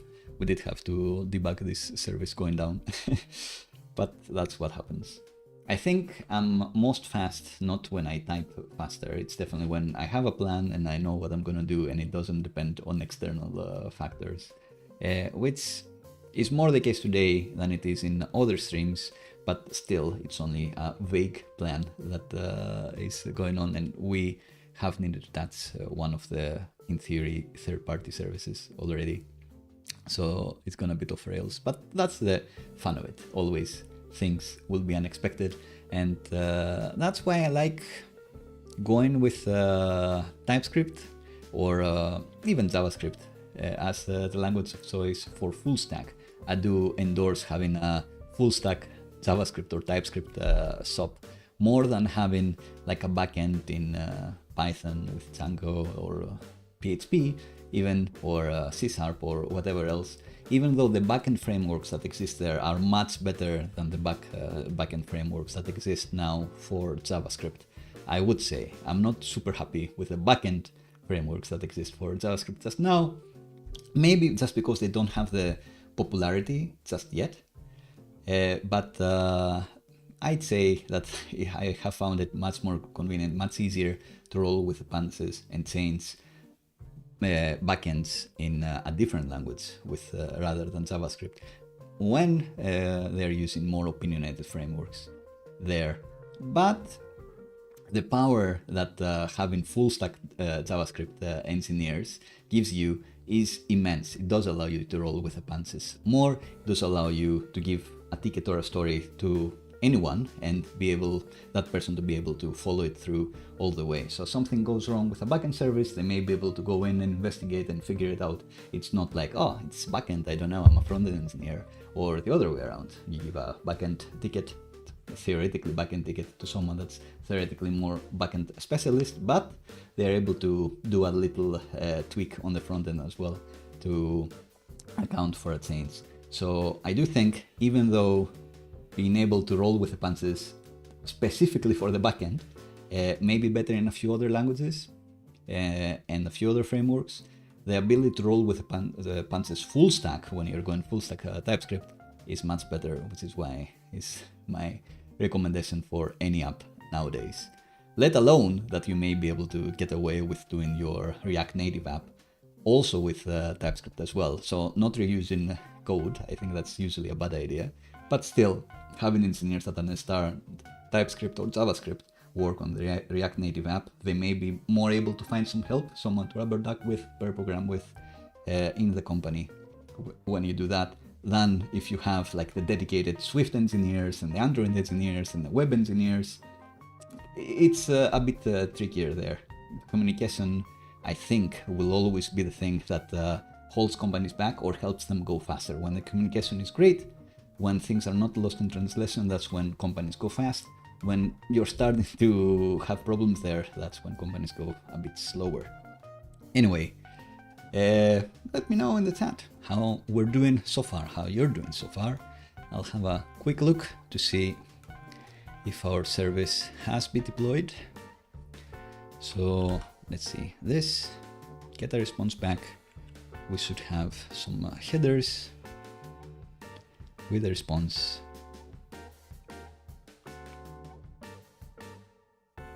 And you can see that it does reply instantly. So it doesn't actually hit the backend service there. So we're saving some money and the user is getting the result better.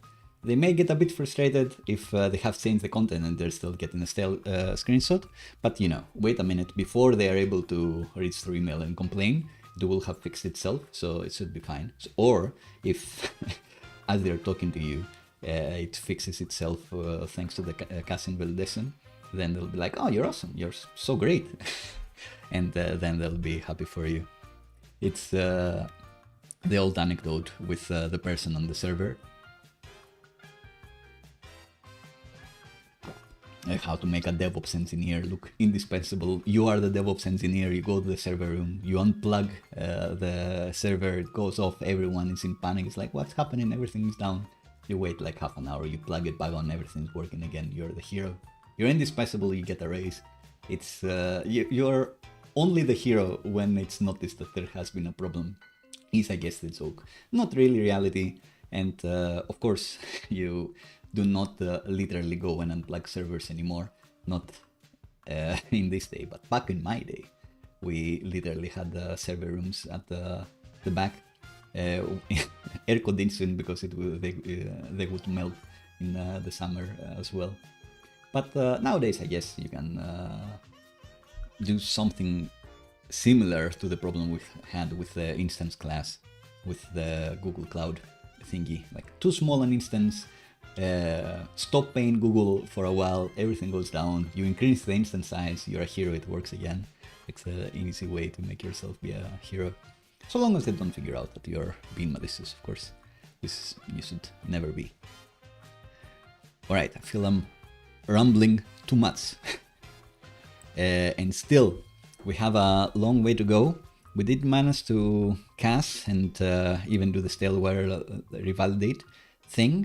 While revalidate, once again, what it does is that it will serve whatever is cast to the person requesting it immediately, but will check to see if the response has been invalidated, has changed. And then when the next person asks, they will get the refreshed one. They won't need to wait till your normal casting has expired. So I guess a way to double check whether the cast is still valid while still not taking the hit to request a fresh output. Kind of doing the work behind the scenes and still keeping things fast. I think it's a very cool pattern. And a potential setting we can give our users as well. All right, let's think what we're doing next. Tailwind setup. It's gonna be my favorite bit. And CSS variables. Yeah, I guess I have quite a lot of setup in the Techy Cat repo on how we're doing that mix of Tailwind with CSS variables. Maybe we'll be doing something new now. Of course, there is an adder for SvelteKit for Tailwind as well, which I haven't used in a while, but I can only assume it's amazing and just works. But I do like doing my own configuration for tools like that, because then you go straight to the source, and it's not like setting up Tailwind is like 8 hours of work. I do think it should be just a little amount of work for us, and then if it does happen that the open source contributors to that project that adds Tailwind for you fall a bit behind, then it's fine. You know what to do, you know what's happened, and you can figure it out yourself a bit better. If it's a tool that sets up like Markdown parsing and embedding things as well, components, like the MDX Vex, I don't remember what the exact name is, but that's an awesome tool. And if you don't want to bother setting that up for like hours and hours, then of course use that one and everything works out the box. You're happy.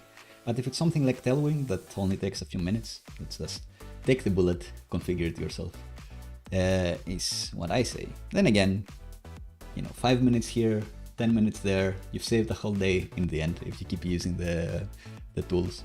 So take that with a grain of salt. So we can take another small break here. At this point, maybe this point, and we're diving into it here.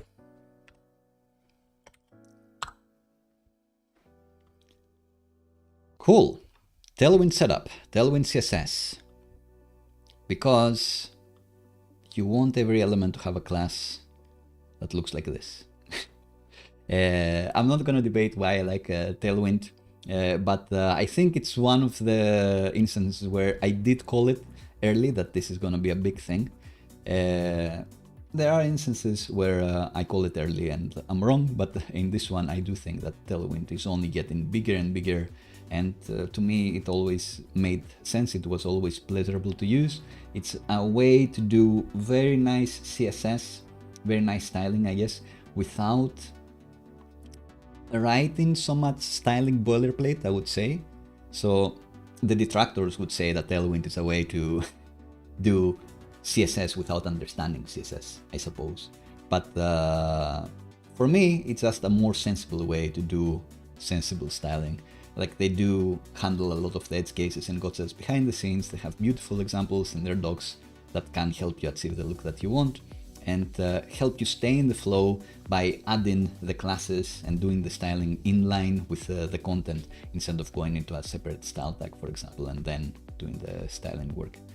In any case, no need to debate Tailwind. Do they have like a install with SvelteKit? Perfect. We'll do this in no time. So let's set up another 25-minute interval. Get to it. A lot of things there.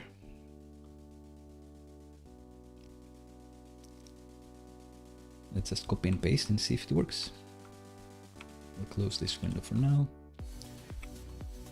These two lines, will they both run?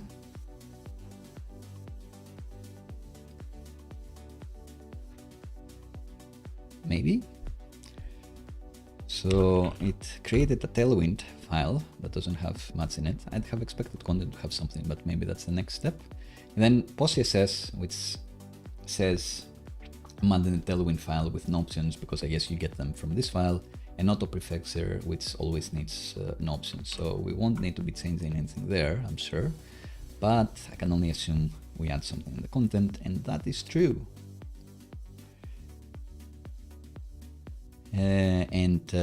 Oh, interesting. Here in the Svelte config, they want something.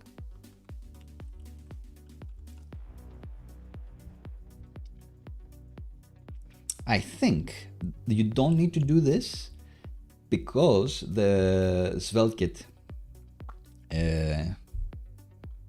thing is so smart that it will try to look whether you have a PostCSS file there. So I think it will just work, but we'll see if that's true. We do need to add our template paths here. Whoops, that's my classic problem. Thanks, Avance Adrian, for letting me know. I always forget the editor. So let's play it back again. What I did is I went to the Tailwind site, and I did search for like SvelteKit, and they have specific instructions to install with SvelteKit, which is great.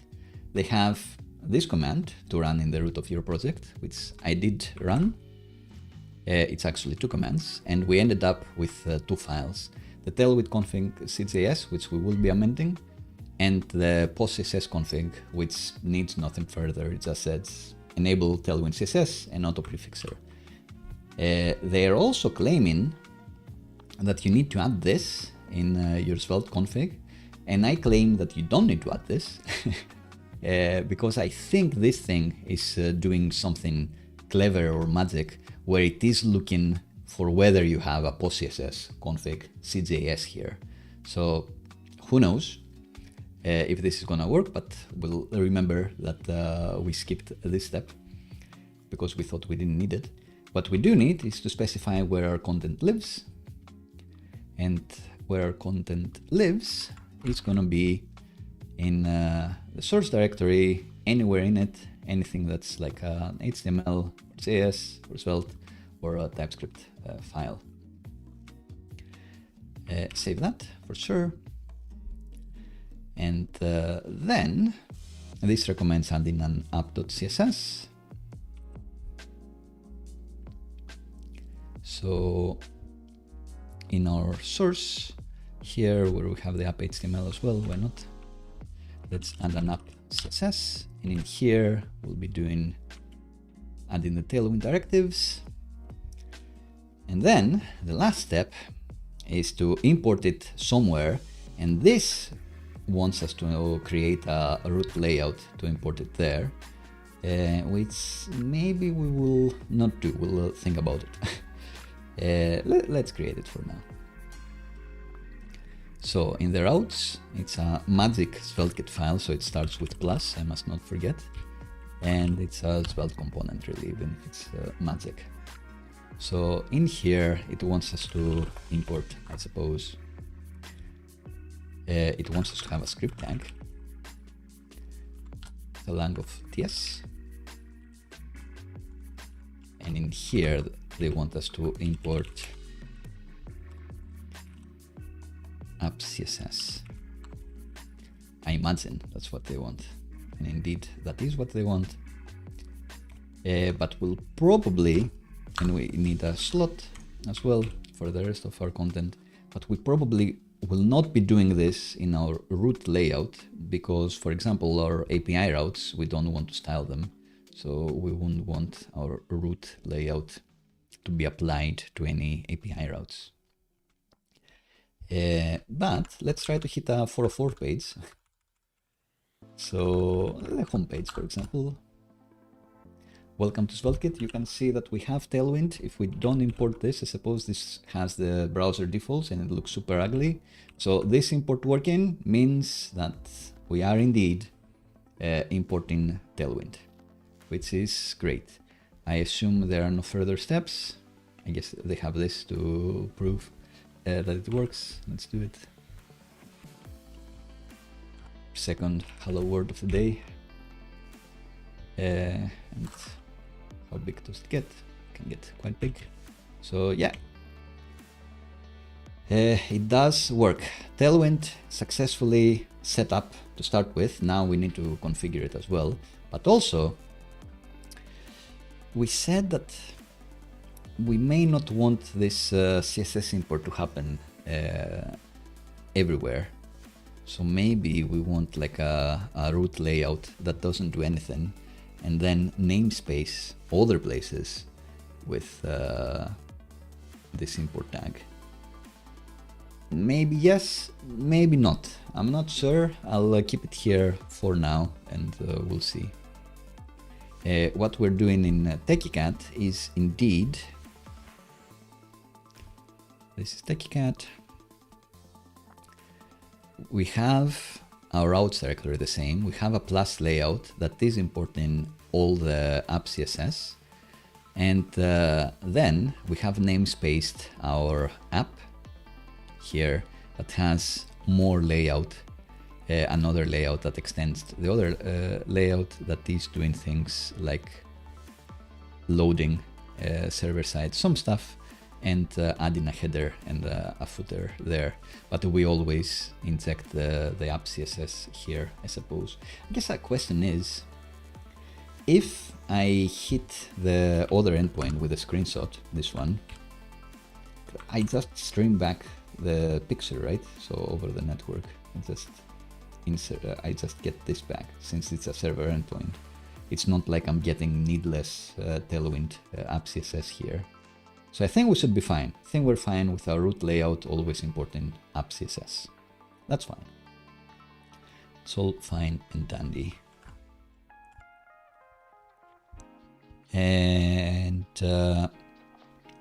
our root page,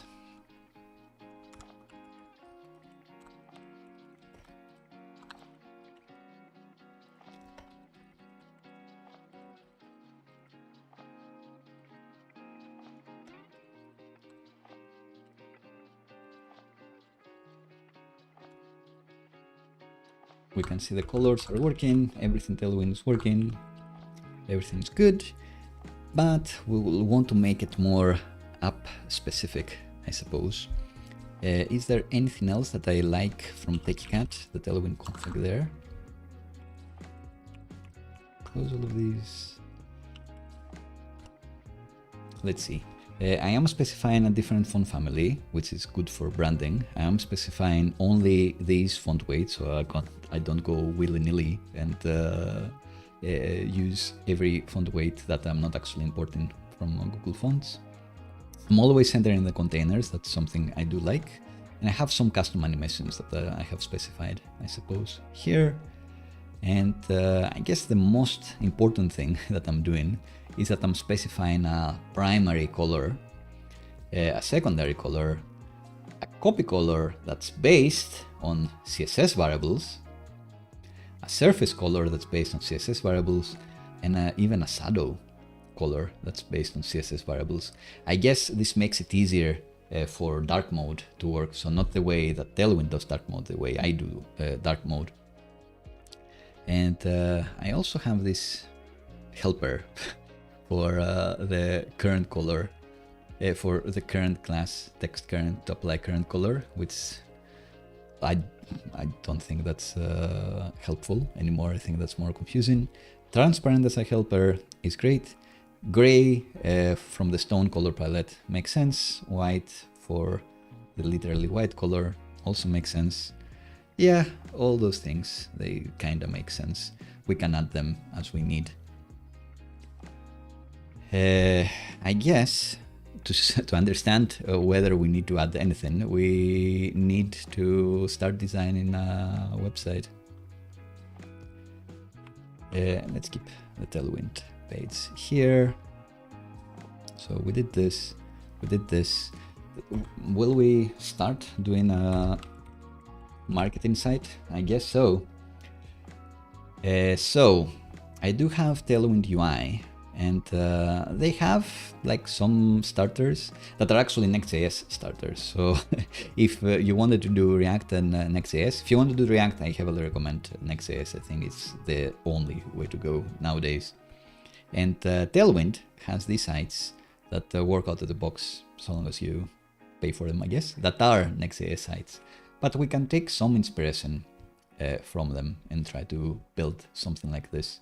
So even without checking it out, I can only assume that it has like, this is what we do, and these are the people that are working with us, and click here to sign up. Let's see if that's indeed the preview. They have this tagline with this cool underline. That's the coolest underline I've ever seen. But it is borderline with like a strike through. Like, nope. We can have something cool here. There's a simple header, I suppose. Your call to action is this. What's video? Sure. They do have like a trusted by these companies. Then they have this app working. So I guess this is where we'd be posting a screenshot of Discord, I guess, something visual, where our app, you paste a link to your content and it looks awesome. More proof that this works, more call to actions, user testimonials, that'd be fun to do. They have the pricing in the same page, that's interesting.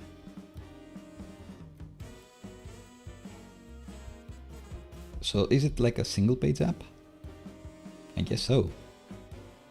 Interesting. So it's a single page app. They haven't bothered to do smooth scrolling, which, I don't know, fair enough. Yeah, I guess for us, we do need a logo, which we don't have. Like if anyone's a designer, like design a little SVG of a cat taking a picture or something. Cat with camera. Do I still have access to this?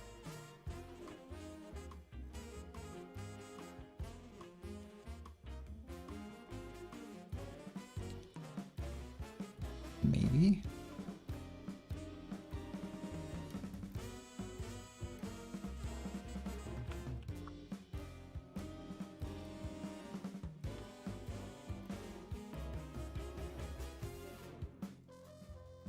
Live signing in with DALL-E doesn't quite work.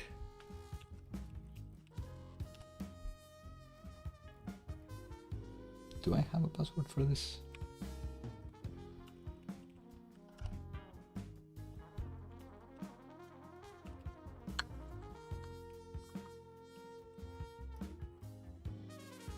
Maybe.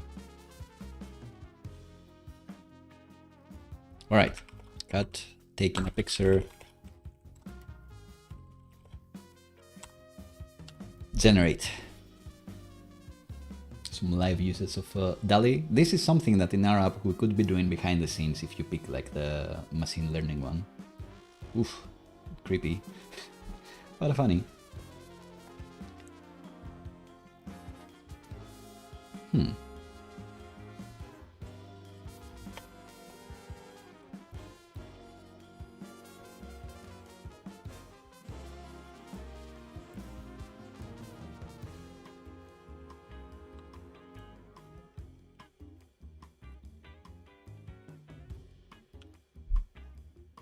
Maybe this will be less scary. You can see on the right things I've been searching for, like beach volleyball related, gaming related, that sort of thing. No need to take shots, DALL-E, come on. Thought we were friends. This is not too bad. But everyone is a black cat. Anyway, it doesn't matter. I was gonna ask the chat to come up with a logo, but we did do that logo break. Why am I doing this? Is because we are gonna start designing this, and I guess I was trying to figure out, will we do like single page like this, and then you click sign in, I suppose, and you get into the login flow, that is a different page? Maybe. the login flow doesn't have the header, which is very interesting. Very interesting indeed as a UI element. Register also has this other layout, which is also interesting, I suppose. So they have the single page app, they have the sign in, and this one, the sign in, sign up flow. And I assume a dashboard if you actually log in. I don't know if they provide this, I'm not gonna check that out. But if that's the case, maybe you don't need like a common header. I assume if you are a logged in user, you wouldn't want a header with too many things in it. So, question to answer, what do you think? Should we have like the rest of the header here as you log in? Like, why not? I don't really know.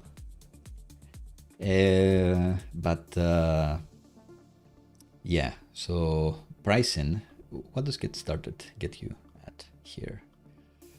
Get you to the register, which has these questions, email and password. It would be doing magic link, I'm pretty sure. But in any case, let's just design this bit for now. So a page with a hero, I suppose.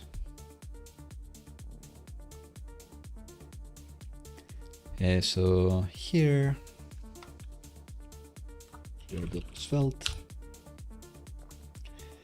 What is it gonna, what's our tagline?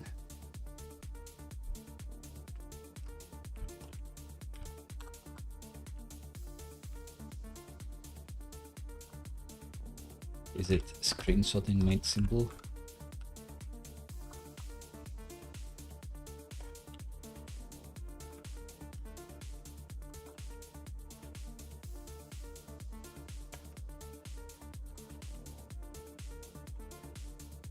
Made simple. I dislike using the words like simple, because something that's simple to someone may be tricky for somebody else. Even if your way is easier or simpler, doesn't mean that it's easy or simple. But that's by the by. And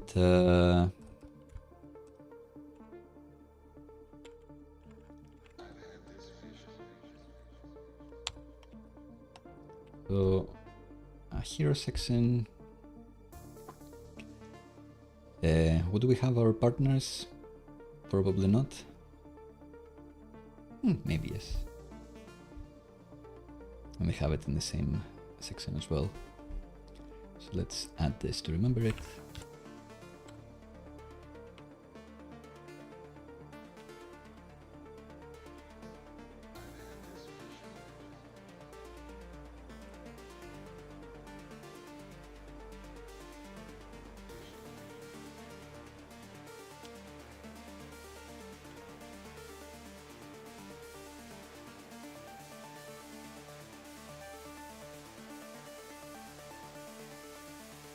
Famously trusted by.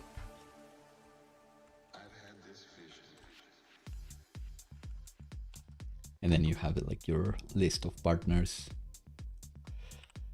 which I guess for now, looking for sponsors, I guess.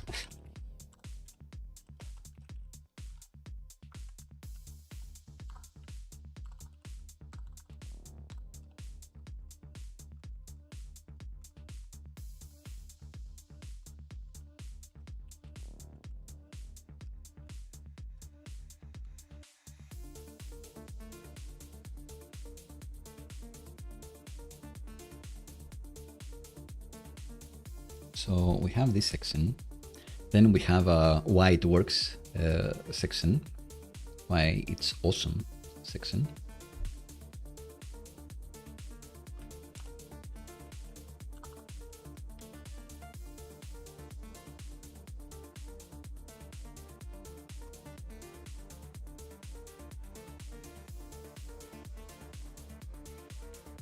Don't forget this paragraph.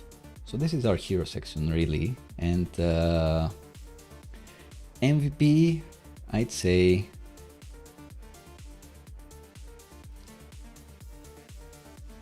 would be this section where we show the app, like a screenshot of the app, social proof, and pricing.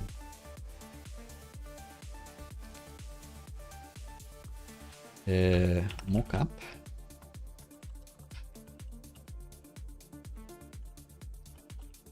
Product preview. Svelte.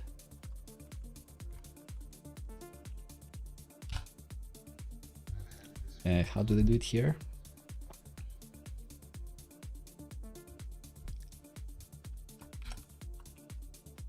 Everything you need to stand out.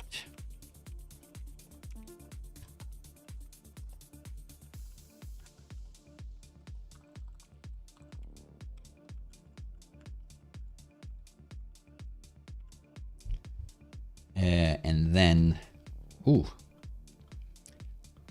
this is quite fun. So you could have like Discord, Twitter, Discord, WhatsApp. Kind of fun.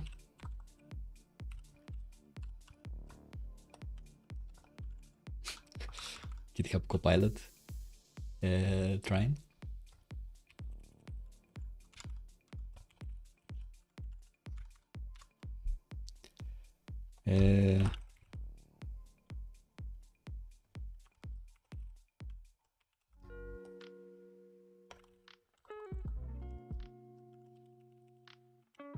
Social messaging, maybe. So I'm imagining that in this section we have Big Hero again, and then we have the 3 platforms. Like maybe anything.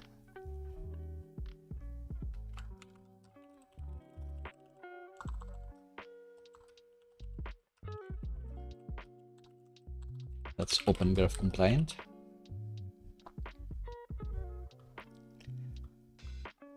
So we saw blah, blah, blah, and we have like the big screenshots on the right.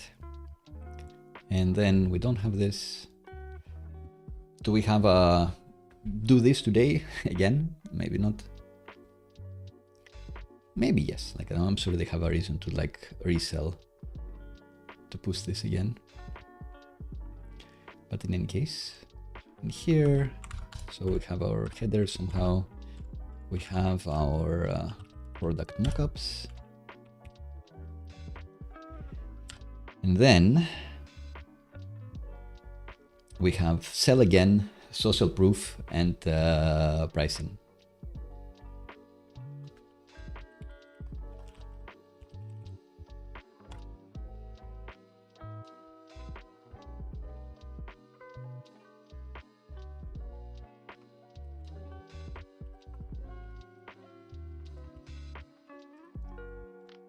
Buy now, pay later.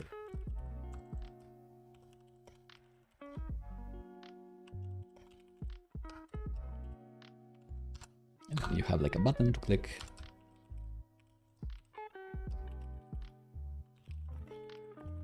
I don't know what the pricing plan for this is gonna be. Maybe it's gonna be week-based, like some trial period, but it could be resource-based. So you get like 1,000 API calls. And that's it. Who knows? But this is another section. That's what I know. And then we have the social proof section.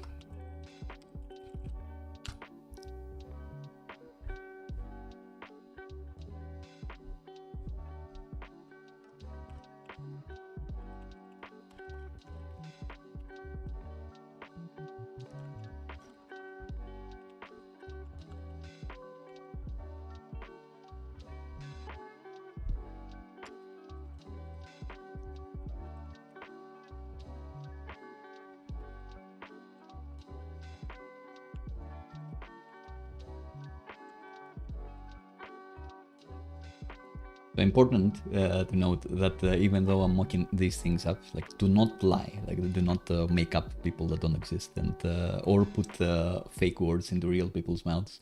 Equally bad. I'll need to touch base with some people on Swear, like kind of live, to get the codes from.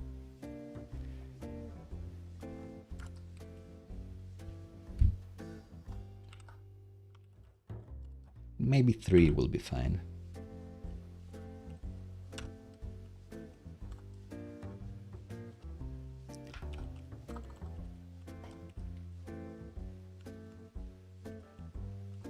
happy avatar, nice quote, that sort of thing.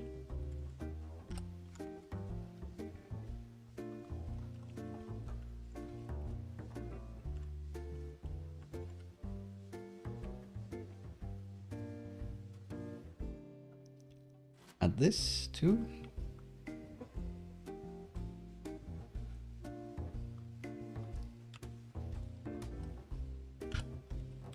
Like, this is more like testimonials, I guess, not social proof, but hey, we know what it means. And then we'll have the pricing section.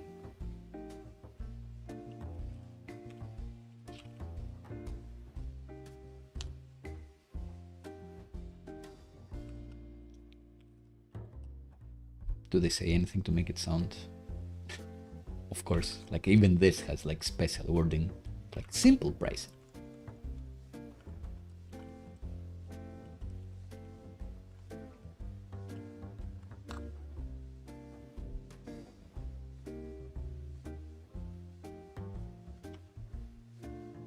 Does this sort of marketing work for you? Let me know.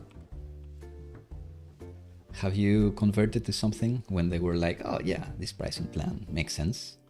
Or conversely, did you see a pricing plan and it's like, oh, this is clearly the bad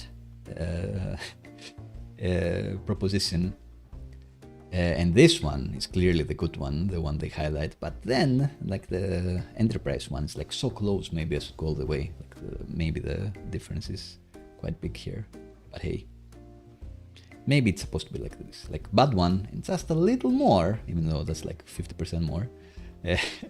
You can go with this, which is great, has all of these things.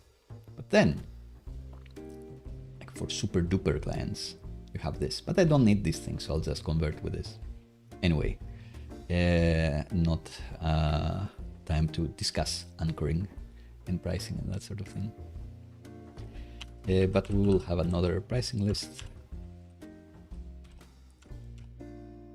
And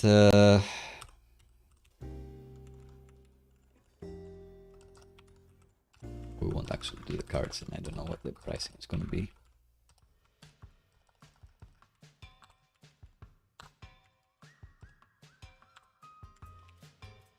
What could we possibly offer for this much more? I don't really know, but when I did my little research of services that may offer something like this, I think they were doing stuff for like at the $15 tier. So, you know, 9 doesn't sound bad. Anyway, figure it out. Doesn't really matter. Do they have anything else here? Yes, just a footer. Yeah, footer and header, but we'll get to it.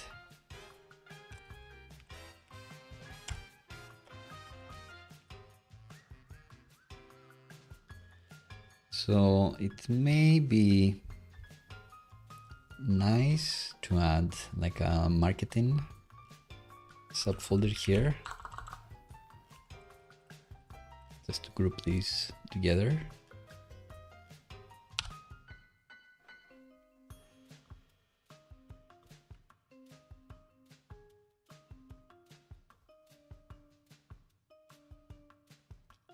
And this should work the same, but it's grouped in a different directory, so it looks kind of nicer, looks maybe a bit cleaner.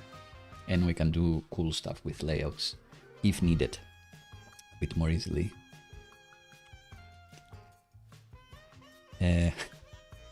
Let's try to be a bit too helpful.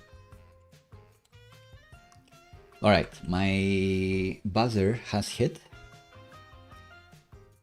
So let's go back to this.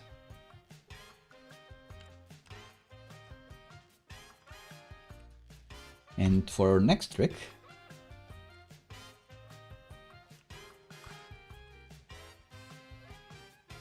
will be, so this is just a scaffold, and we'll do a design verify.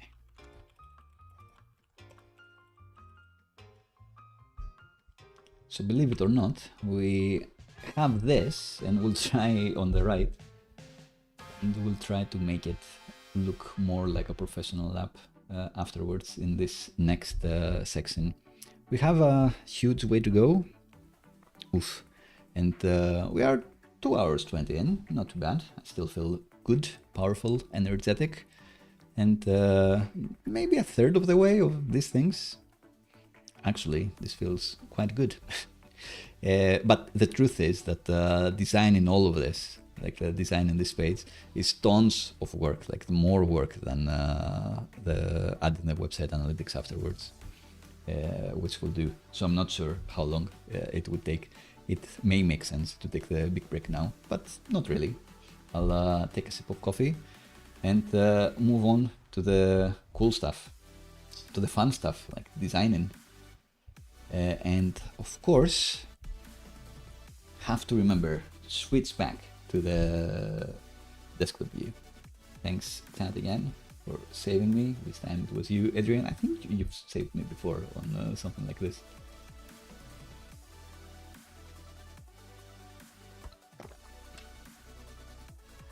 So yeah, app idea for someone else. I will add it to Techy Cat. Have something for Mac or maybe even a browser app that somehow can sync to our web page, so I can easily embed it to the right of the screen, this side of the screen where I have the agenda, and it's also visible on my desktop.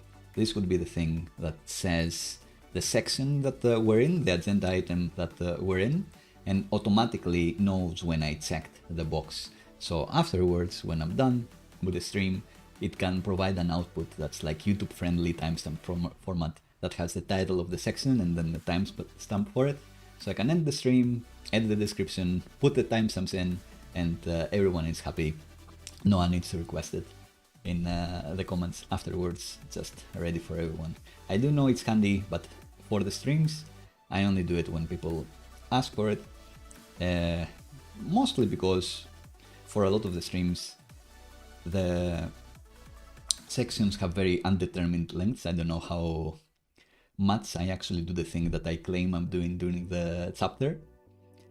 Unlike the videos, on the videos I always add the timestamps because I know beforehand I'm gonna do this and it's gonna be 5 minutes where I'm just doing this and that's it, or 2 minutes or even shorter. I'm not gonna go on a tangent and randomly talk about something else. But tangents can be fun as well. Even better app, something that like a transcriber, it gets the audio output, the audio of the stream, and figures out the chapters, I suppose. Like Johnny is talking about this. It's mostly Johnny talking about this. They're talking about SvelteKit, or they're talking to the chat. And then I don't need to come up with the agenda even or anything else. The machine thing parses the audio and lets me know what the chapters actually are.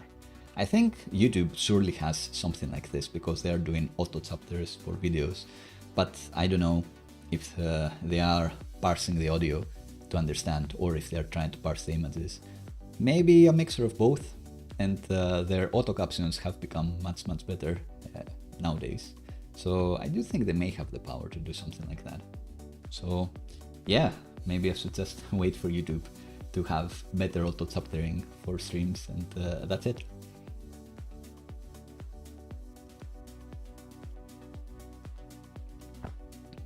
Are we liking the Tailwind UI SAS page? Not the Stripe one, this one. It's blue, many apps are blue. We won't be making our app blue, our primary color will be something else, I'm sure. Tailwind UI also provides snippets, so I could just copy paste all of this and just do it. But where's the fun in that? Let's just take inspiration from this and try to build something even better. Although I'm wondering, how did they do the stroke? It's an SVG. Interesting. Why do they need the preserve aspect ratio?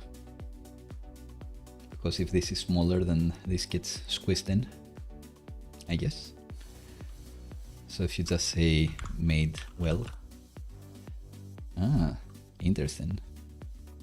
We may steal this SVG as well, specifying the fill here too, to make it slightly opaque. but they haven't shipped the /40. Maybe that flavor doesn't exist. It just hasn't been compiled. Interesting. So maybe to make it more obvious, it was just made. It would still look good. I would maybe position it a bit further down. Does it look good on mobile?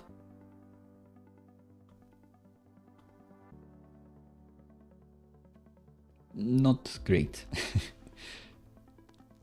Well, the whole thing looks quite nice, I must say.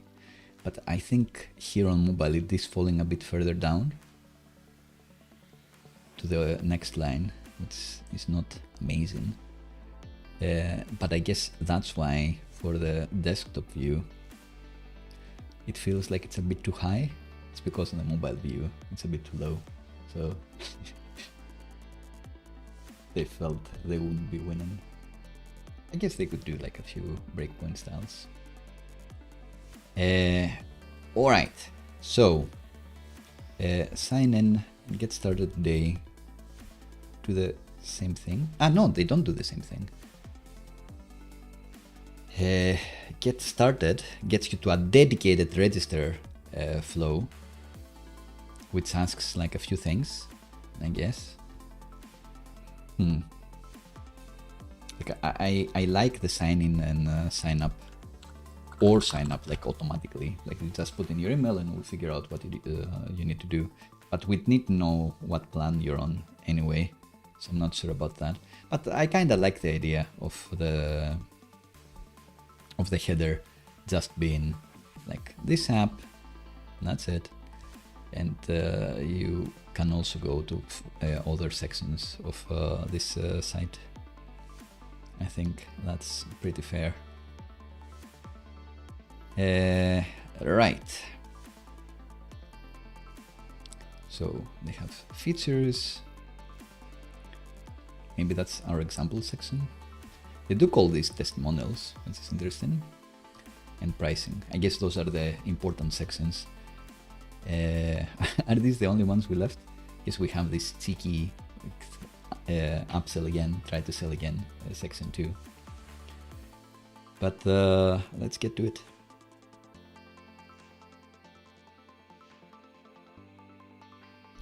Let's get to it. 25 more minutes.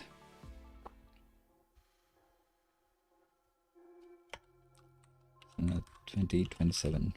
And my breaks are getting longer. Maybe because I talk too much.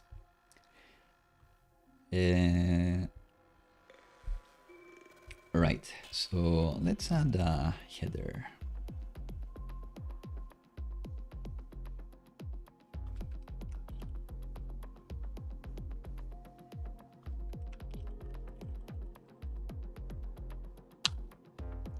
And in this header, we'll be saying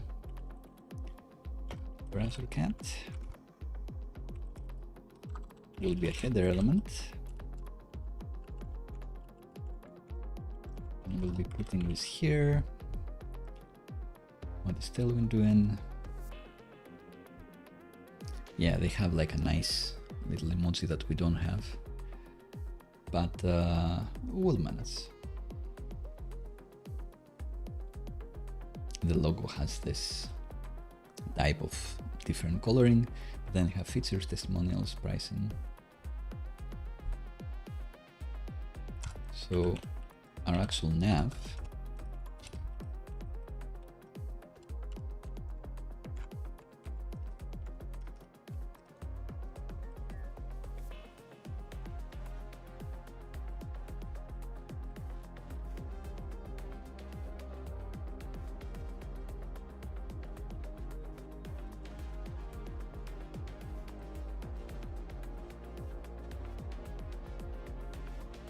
demos, examples, testimonials, pricing. Let's add this to our page. We'll be having this. Instead, we'll be having a header.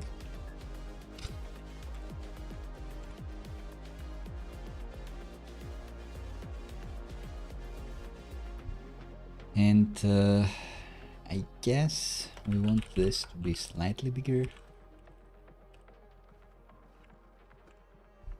what happens if I'm mobile again? Oh, hamburger menu. Interesting. And only get started, not log in. You cannot log in if you're on mobile. I don't know why. Yeah, maybe it makes sense. We won't be building a hamburger menu today. But yeah, I guess this is the non-essential one. You can just navigate through the site and hide it behind a browser menu.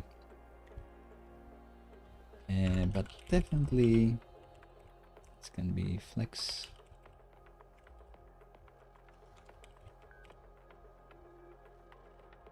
Nope, this can be flex.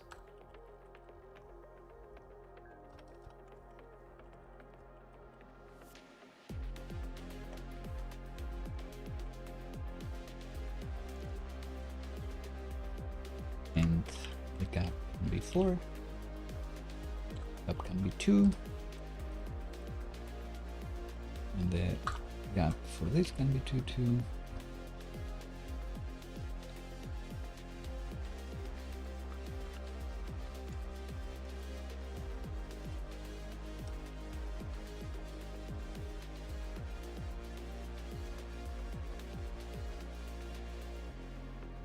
Let's highlight browser part.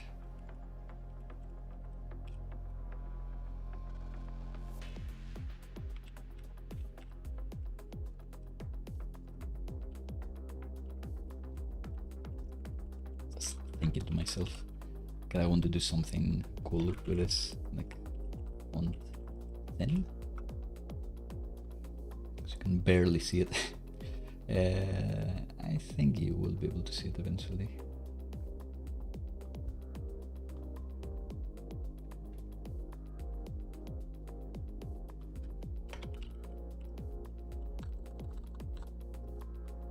And what else do we want? Maybe another anchor that will get you to sign up or log in. Get started.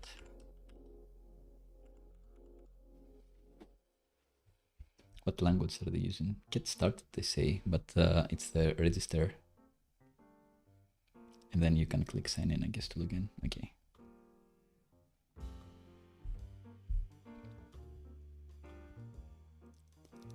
All right.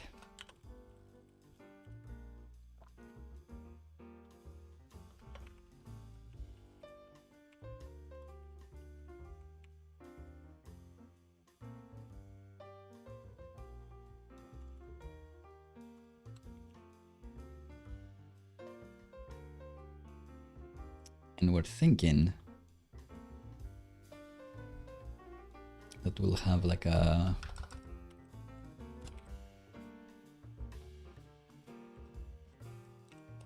sign in as well link there.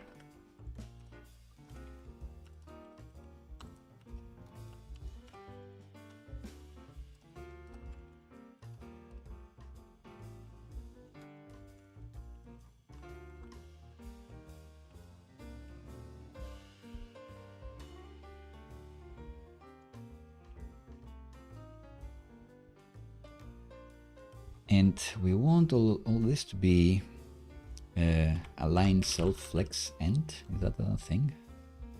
Let's look at Tailwind.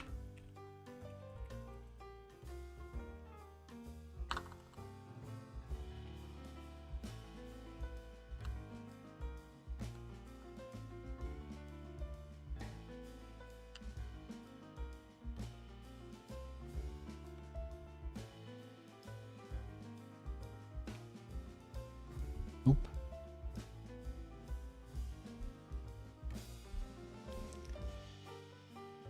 Align self, was it right? Self end. Not quite right.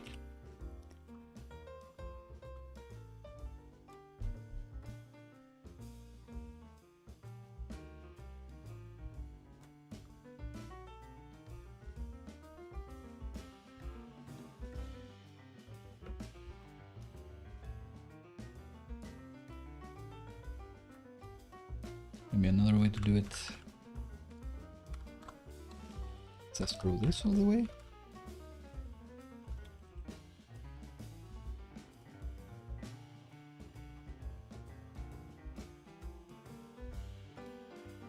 Is that we don't have enough space? Ah, of course, it's that the container is not full, this div. I see. We need to do trickery with our app.html stuff. Interesting. So what are we doing with Techy Cat? We must be doing some trickery there. Do add this to prefetch every anchor, which we may not be doing. Am I doing anything else in this layout page? I nest everything inside the theme container and app content. So I do think I will copy the same thing.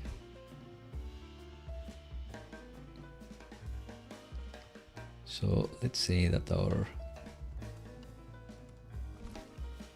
app layout will be doing the same trick. We'll have a layout.svelte in there, which will be putting everything inside the theme container and app content, and won't be applying the theme class for now. But we'll be rendering the app here. So I slot here, slot. So everything renders the same. But what this allows me to do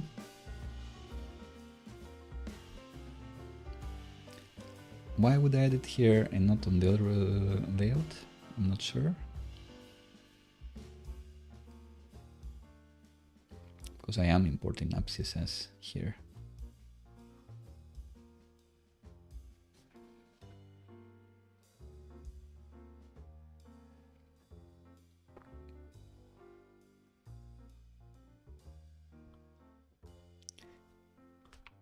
What am I specifying in app CSS? Let's double check. So the important things that I'm specifying is the font smoothing, layer base. All right, let's copy all of that stuff. Height 100% to ensure that we are rendering in the whole page. And no matter what it is, we can get away without this. This I like to add. Scroll padding top is for the header that gets out of the way. We won't be using this.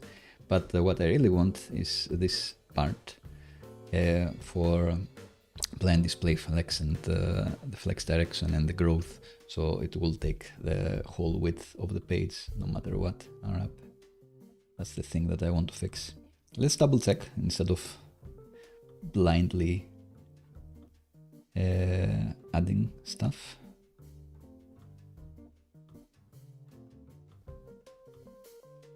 Because maybe we don't need it.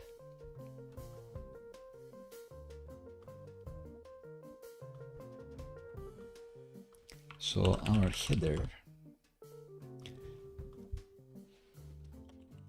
maybe we can specify this as full width.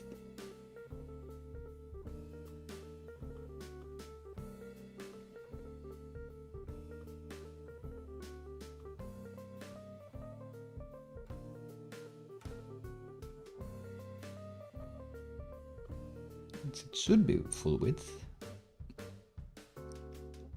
but what's its problem?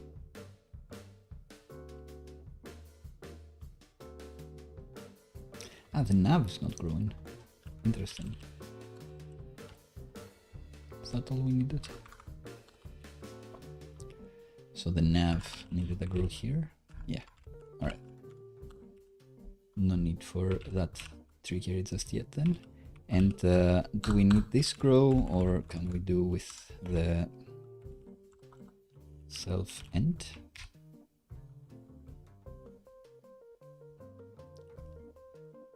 Or justify self end? I guess not. So grow to get to the end. And to not make this comically big, you can make this be a container which will keep it a reasonable size. And if we want this to be centered, like I always do, we can specify container centered true or something like that. Let's check our Tailwind config. So it's in theme container center true. Theme container center true. So now this gets centered in. If needed, we can add like this nice class effect. So maybe we'll want to add the container in another element here, but for now this is fine. And we can add some padding.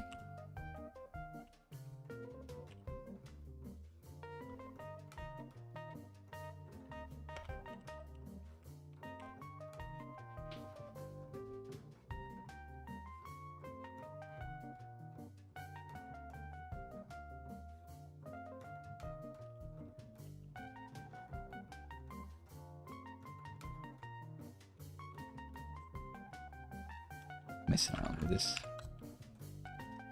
Span.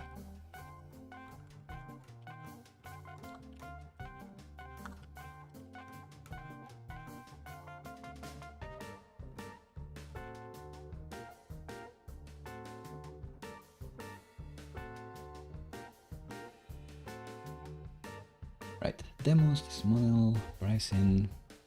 And all of these, I guess, will be targeted in different sections of the page. So anchor tags for everyone somewhere in this page. We'll figure it out.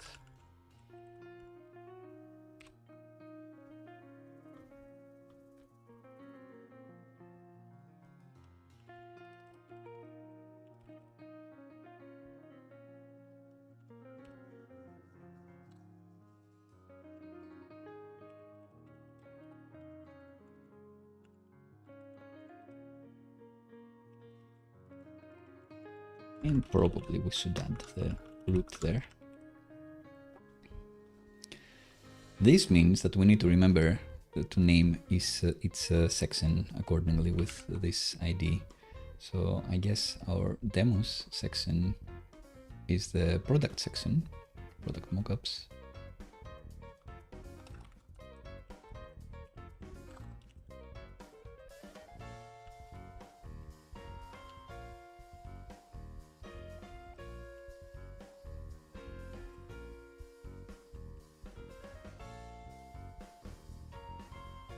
And similarly, social proof is the testimonial section.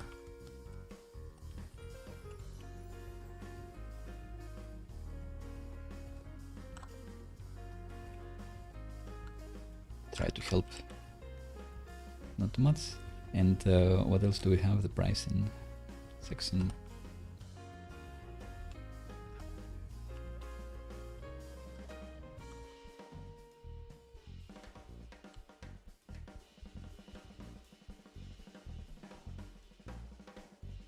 So now,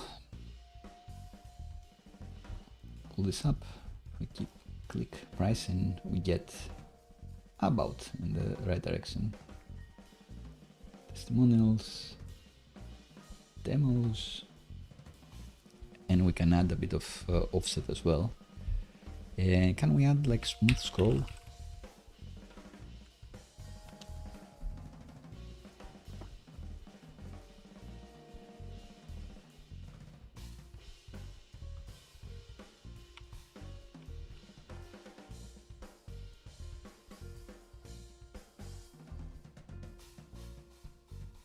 So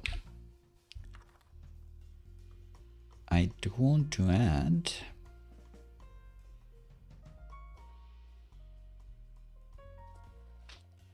the smooth scrolling,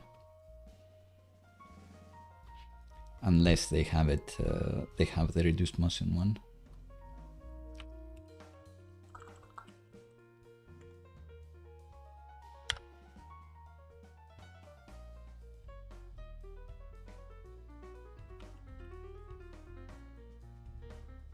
motion safe. Cool.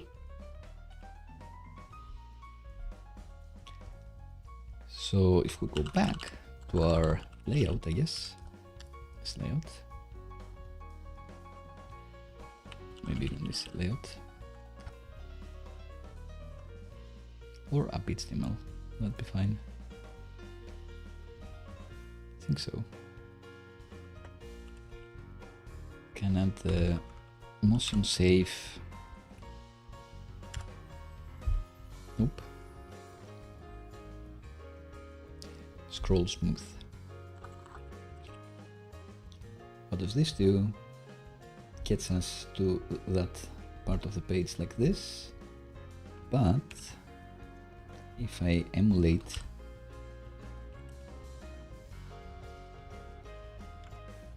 the reduced motion, I instantly go there. So that's a cool trick. Remember, not emulate reduced motion. This doesn't work on every browser, the smooth scrolling like this, but it's a non-JavaScript solution that we can add that looks cool on Chrome, which is super popular. So most of our users will get this. Awesome. Login page crashes, get started page crashes, that's fine. Demos gets us somewhere, browser gets us nowhere, which is fine.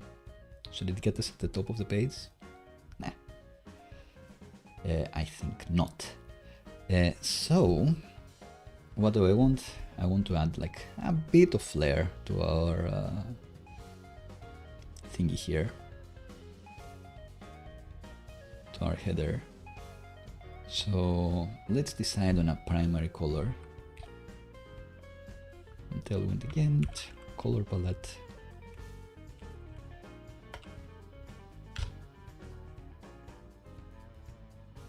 What should we do for this? I think we've done like purple and pink. Maybe rose would be fun. Like the green kinda, like red reminds me of a camera, but it also reminds me of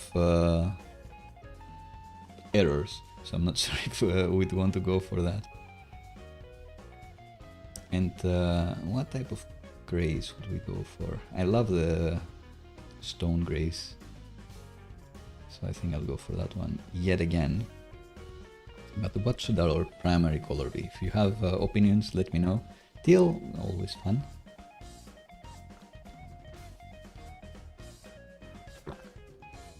Doesn't really mean anything. We can go for teal or emerald. Emerald starts looking a bit like the record sign, like green for record, without actually being green. So maybe I like that one.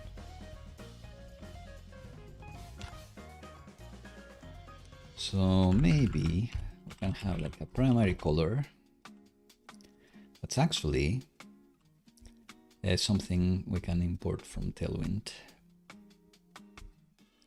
So in Techy Cat, what do? We require colors.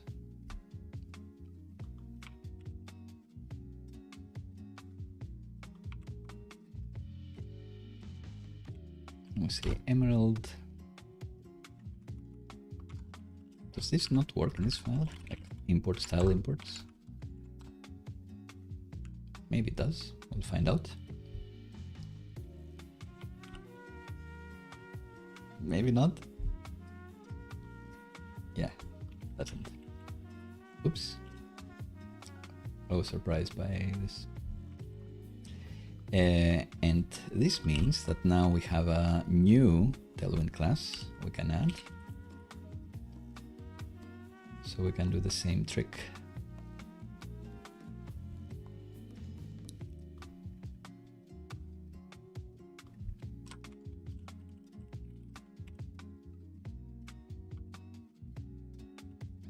This is text primary 400. It should work, but it may need a restart for those things. Sometimes it's a restart to kind of work. Maybe not.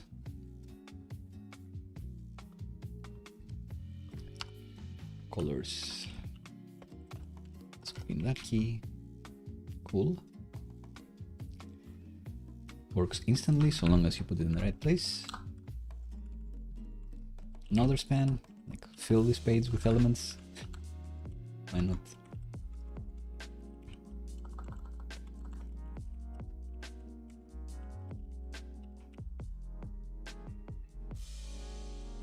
And I guess we'll need an icon here as well.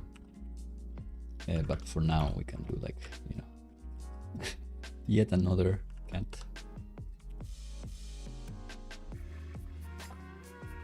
I guess it would be a green cat here. Or the Dali cat.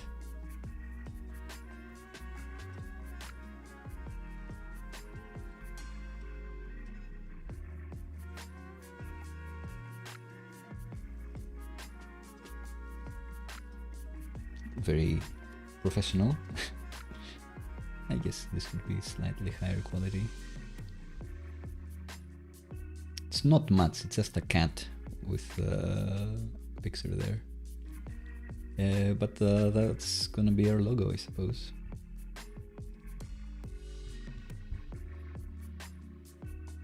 So let's go to desktop.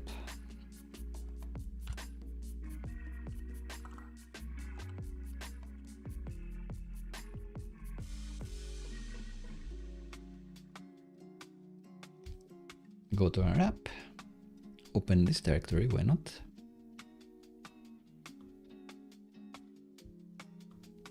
Open the static directory because we'll probably be generating a favicon based on this at some point. But until then, reveal in Finder, static directory, I can drop this.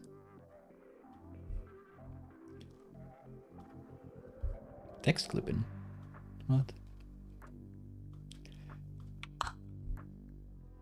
Yeah, looking forward to making an SVG icon of this.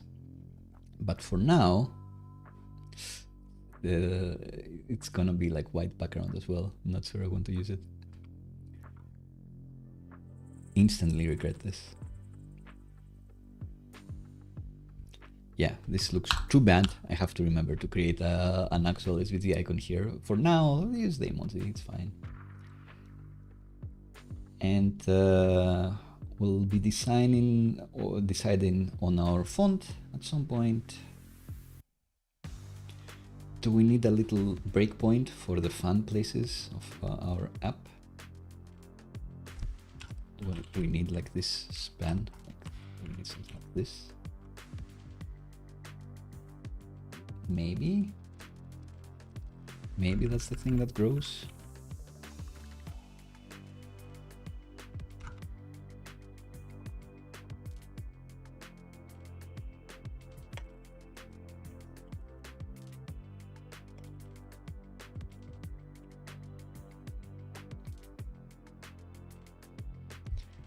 And let's not forget that our gray,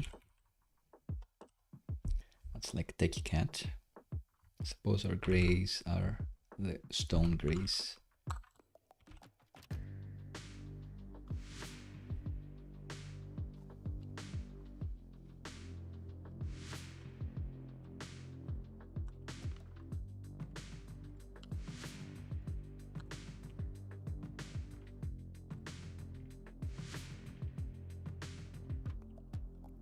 Right, so 25 minutes just messing with the header.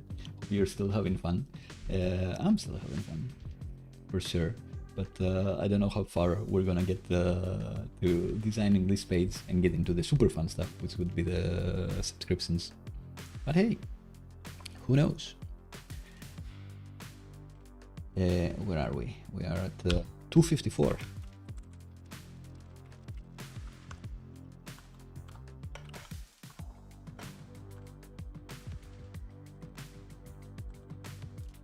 So let's think about this. We can add website analytics for sure today. We can add the Puppeteer setup. I guess the big thing is how well will we do with the designing of this website web page. We can do like one more small break on this, and then we come back to add website analytics.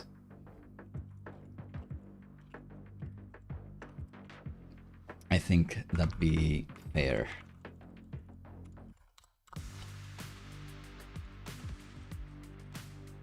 So one more small break, give one more chance to this, then have a big break and come back, do website analytics, Puppeteer and dark mode, and see how much energy we've got left.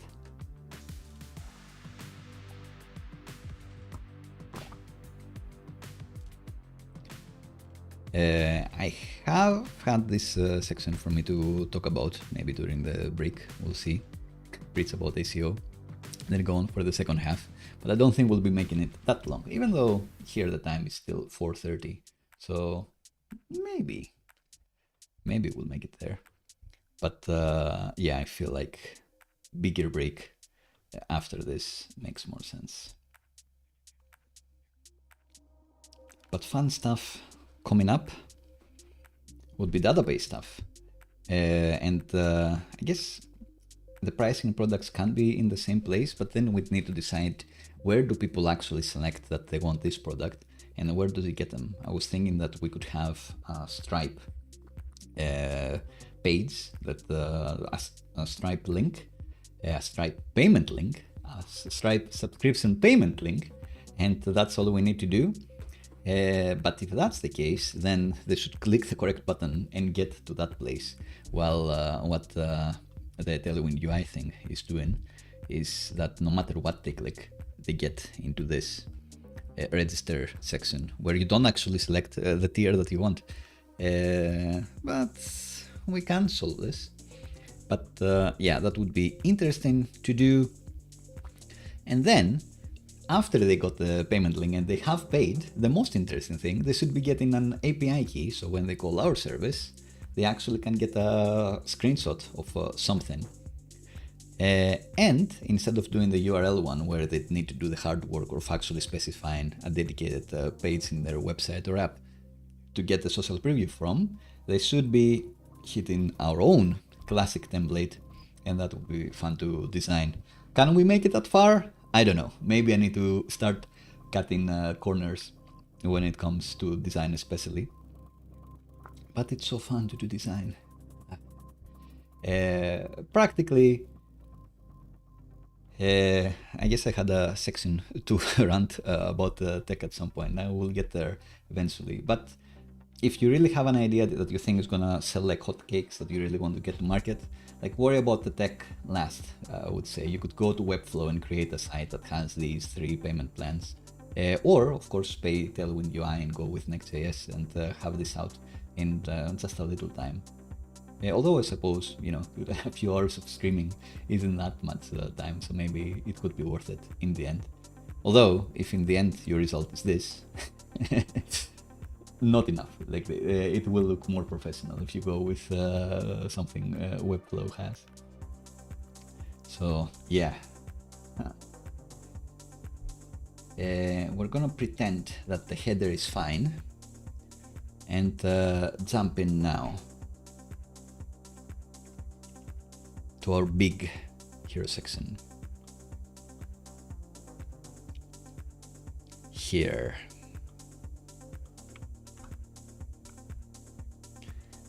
So this one, our big tagline, like huge letters, and that's it. Should we just copy all of this?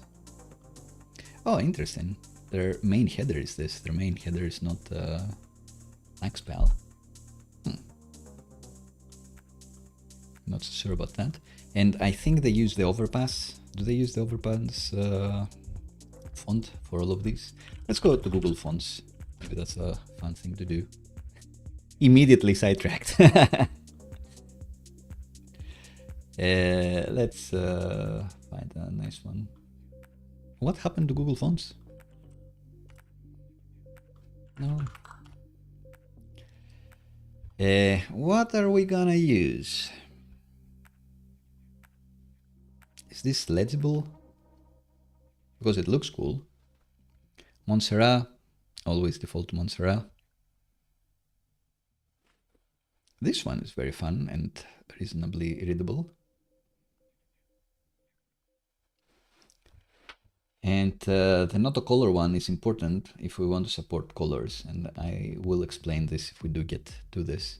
So yeah, maybe let's make this section of like Google Fonts.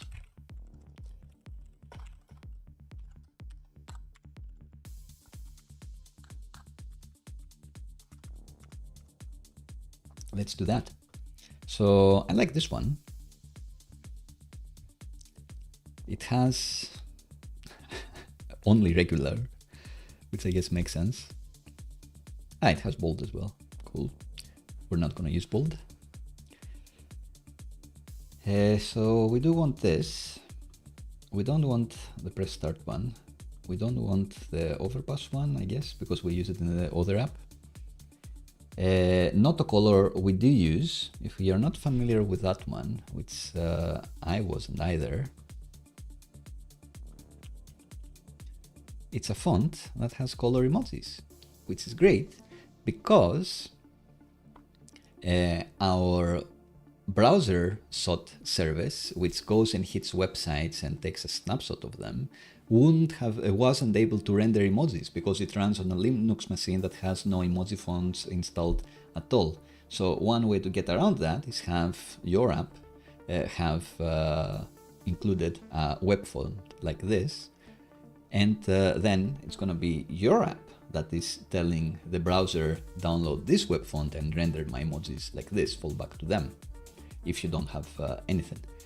And then you're more in control of how your emojis are going to look like, which could be a video I do in the future to explain this a bit better. But if you go to our Techy Cat website, for example, you'll may be able to notice that our emojis look a bit different.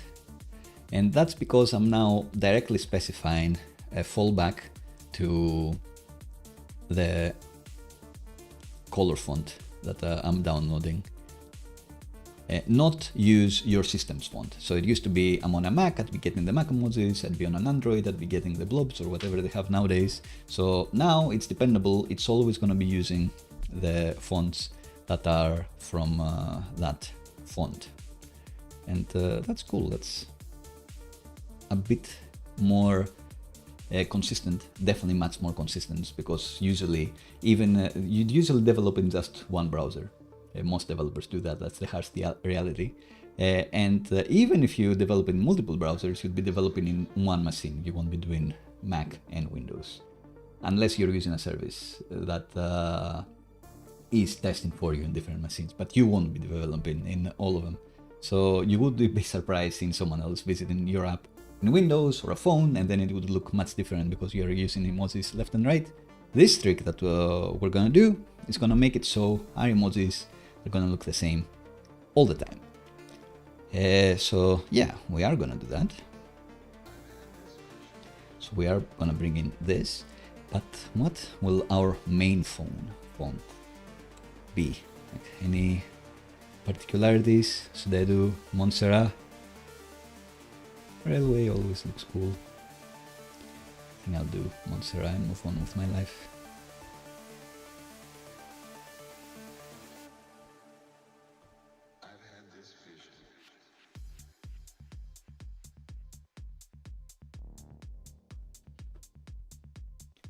So now we can have these links. We're not gonna do the non-automatic font optimization, where we could set up Vite, I think, even to scan for these link imports and then inline the fonts, which is gonna be better for how fast the website is gonna load. But we just want to make it nice at this page, at this point. And we're gonna make it more performant later. Famous last words. So in here in our app HTML,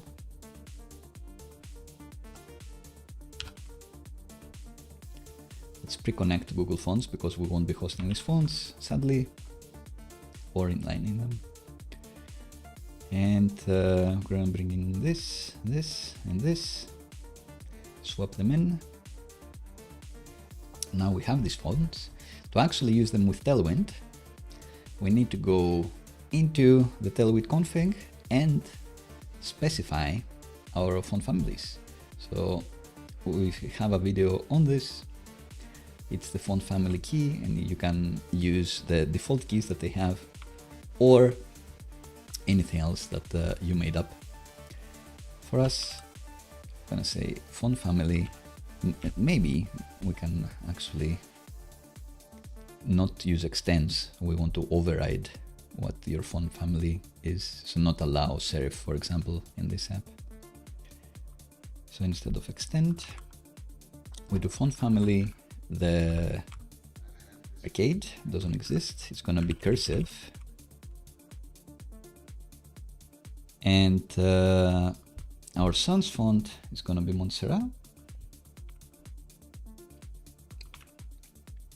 And then we add this as the fallback that I was talking about. So after sans serif, if it actually can't find any sans serif font to render, which is the case if you're a Linux machine that doesn't have emojis installed, when it encounters this character, it's gonna be like, oh, I don't have Montserrat, I don't have sans serif, and what do? Well, I fall back to the notocolor emoji, which does have something to render for this.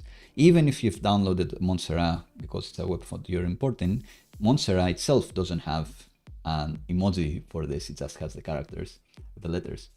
So it's gonna fall back all the way to this emoji. That's the theory. Let's see if it works. And we have the cursive font, which is gonna be this playful one, fuzzy bubbles. And thing to note with Tailwind, you need to escape the spaces or encase this in double quotes here. Again, the same thing, just in case we're using the cursive font and an emoji there, falls back to cursive if it can't find it, which it always will because it's a web font, but also falls back to not a color emoji if it's something that doesn't exist in fuzzy bubbles, which emojis are not. Hopefully this makes sense, and when we save this, you can see this changes to an even cuter cat. How pleasant. Right, and this also makes it slightly bigger than expected.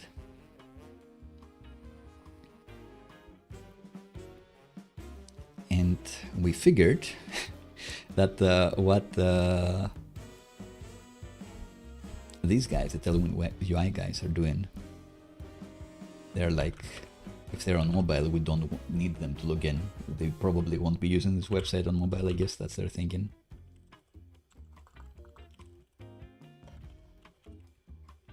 So let's say that it's hidden on mobile breakpoints, and right about here.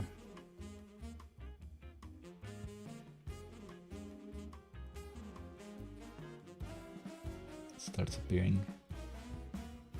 Maybe SM. Yeah, it's enough.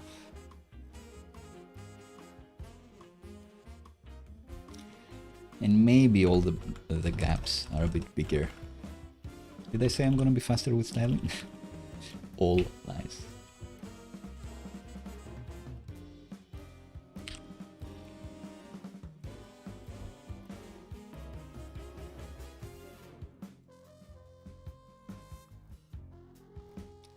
Alright, so we have this cute cat.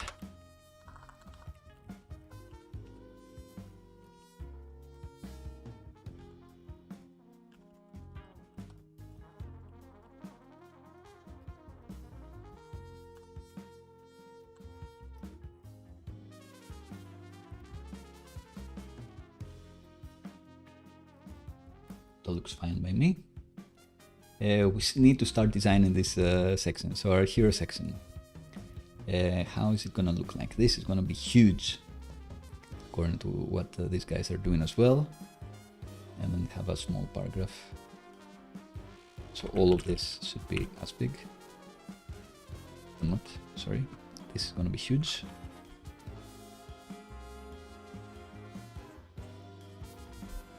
Is it huge even on mobile here? I guess so.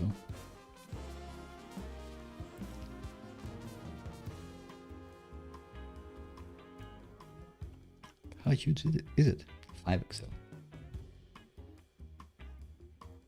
Becomes 7. So 5, layouts, and then on SM, it's this big.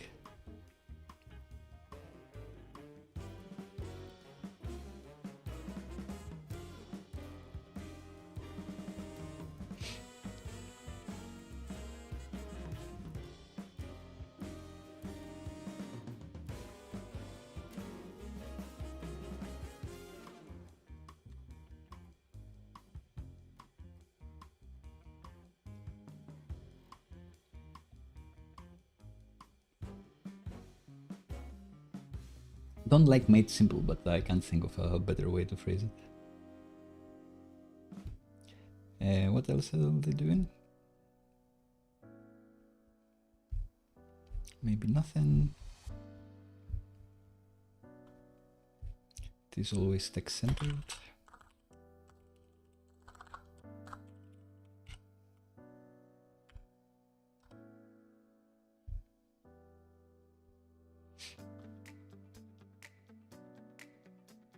We do want this to be in a container.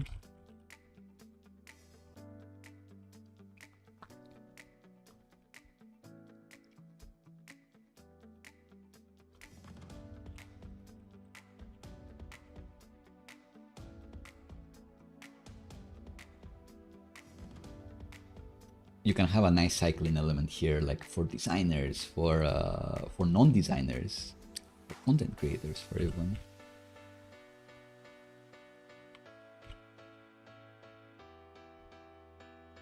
Democratizing social previews. And why does the strong tag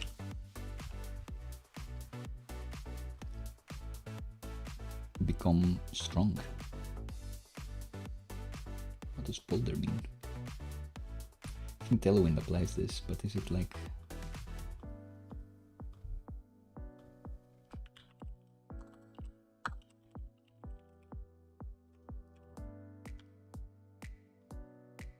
Is it 600? Guess so. 700 be this? Who knows? Let's check.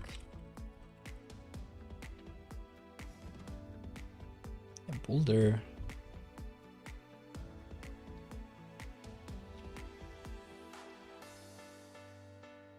It's just bolder than the previous one.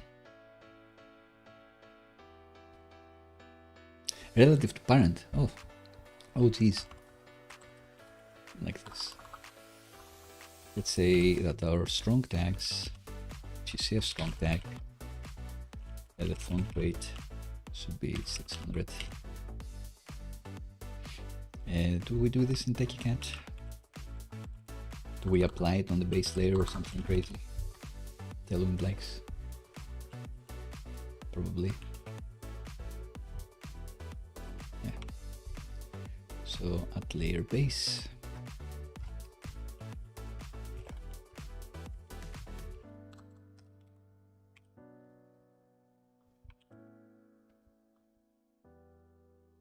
So this for us should be on the 600 one, which I guess looks the same because we are importing the 600 version of Mozzarella.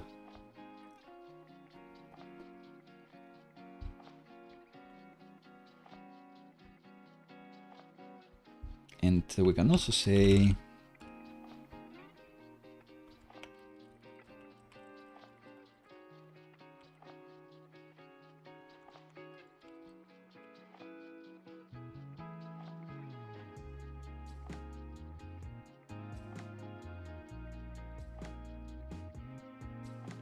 maybe we won't use it here.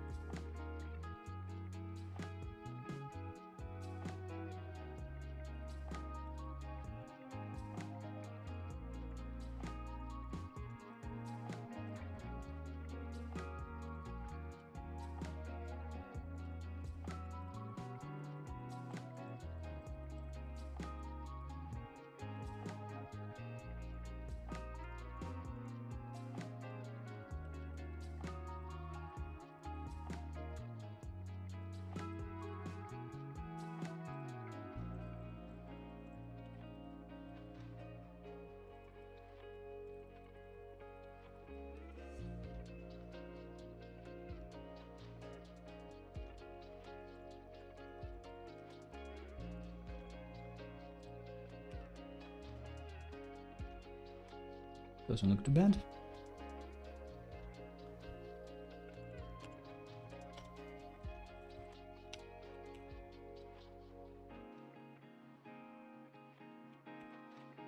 Too much.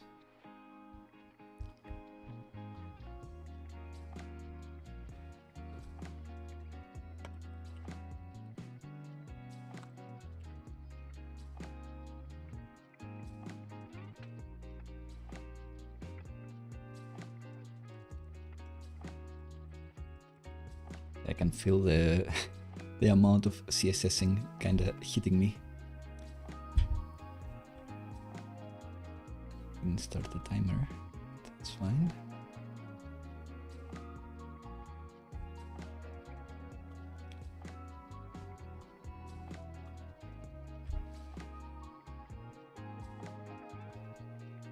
This should probably be a bit bigger still.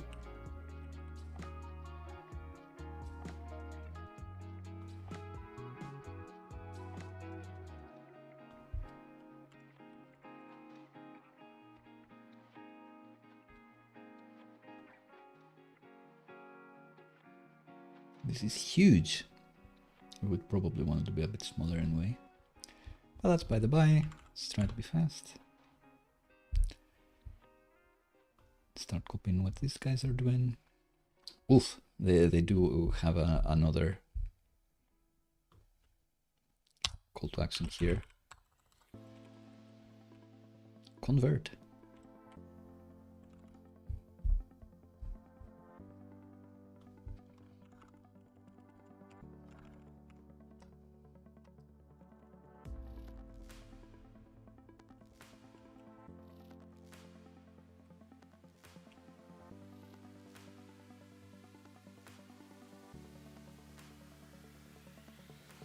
GitHub Repo was tripping on this, but we will need to design a button at some point. And then they have, I guess everything has a text center here.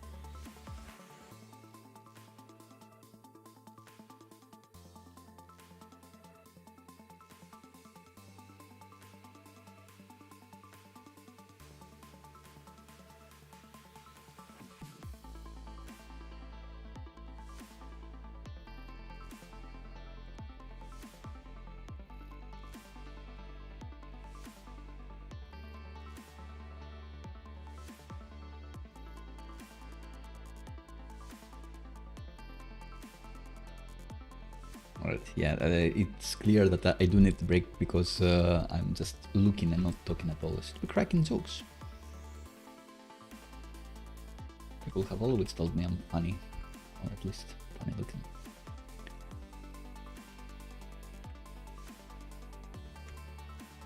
Yeah, we do need some color somewhere.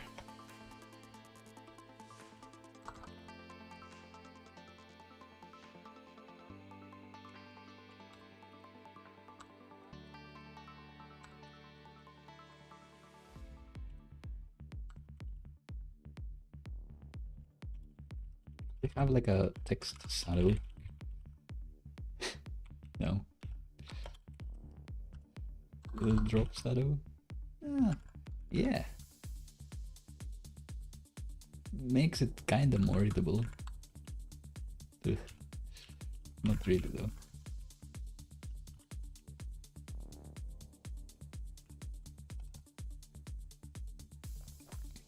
Okay, I'll need to get a proper social person to do this.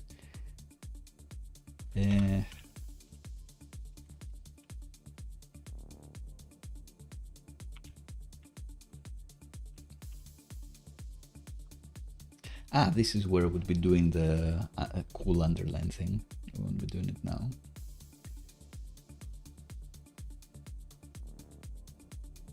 So all of this needs a lot of padding vertically.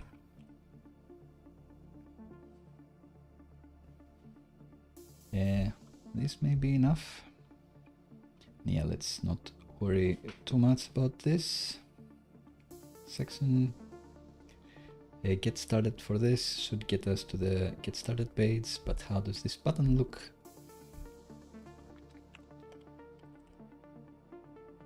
This should be based on our surfaces, so that's interesting to do dark mode, but for now let's say it's gonna be whoa.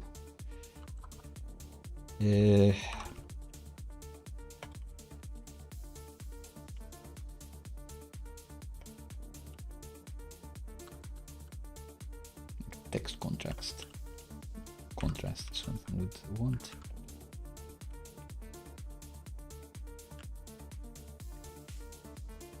Looks kind of fine, to be honest. So maybe PY4 PX6.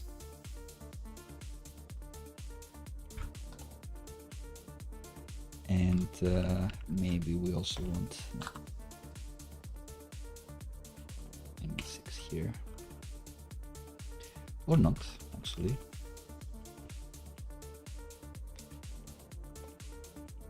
Line block. So the difference is that without it being in line block, like the margin is gonna get eaten here. So this looks kinda fine.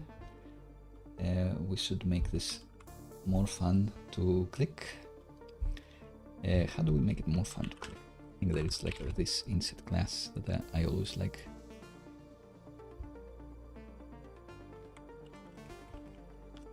Big button.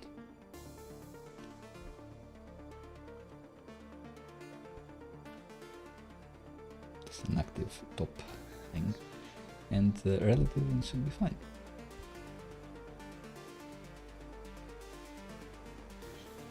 Relative positioning, active top.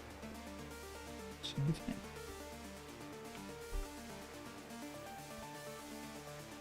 And now when you click it, you can see it jumping up a little bit. Maybe we can add a nice shadow. And that could be all we want. This also reminds me, we do have prettier plugin Svelte, but we also want prettier Tailwind plugin.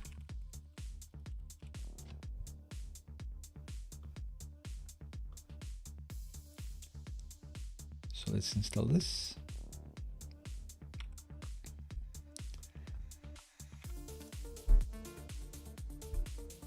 Now all our classes should be automatically sorted.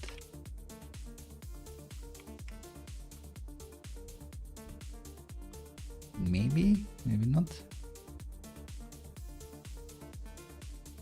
Do I now need to specify it here?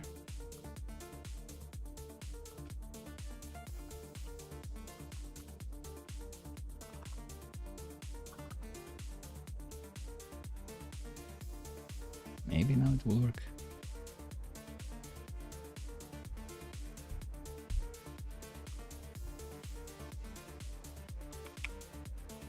Yeah, so I don't know why SvelteKit started with this plugins directory. I think if we didn't explicitly say that our plugins are these, it would have worked out of the box. But they must be doing it for some reason. That's something to look out for. Oh well. Now everything is sorted. Should be sorted. Maybe npm run format. Just to be certain. Now we have a button that should get us somewhere. We'll see. We have the trusted by, and then we have this page where we'll have some screenshots of our thing in action. Somehow.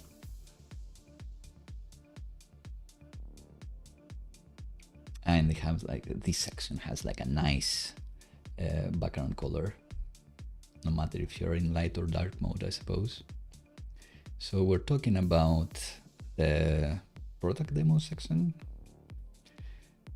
and the way we'd add a gradient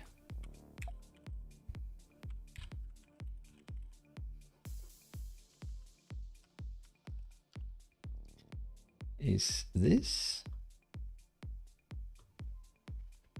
Is this left to right? Can I do diagonal angle?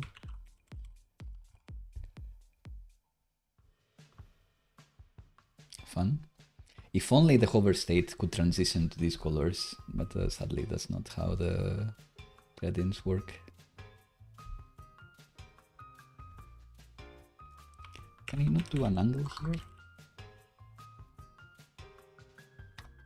Guess not.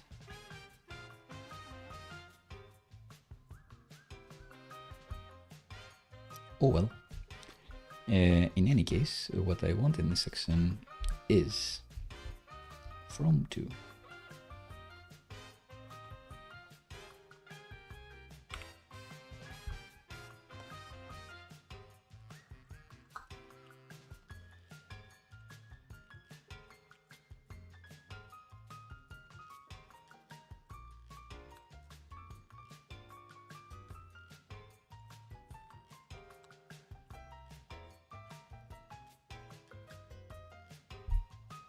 And what they're doing in here, I guess they want everything to be text white. So maybe even darker. Start from this, get to this. Not like amazing, but not too bad.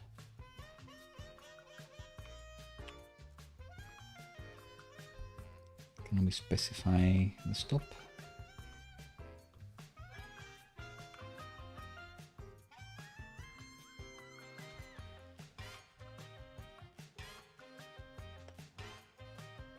So most of it is gonna be like the light green, which is kinda nice. And then go straight to super dark. Not too bad. But I do wish the angle was different.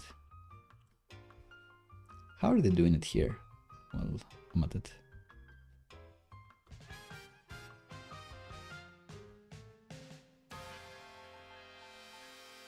Oh, Nimads.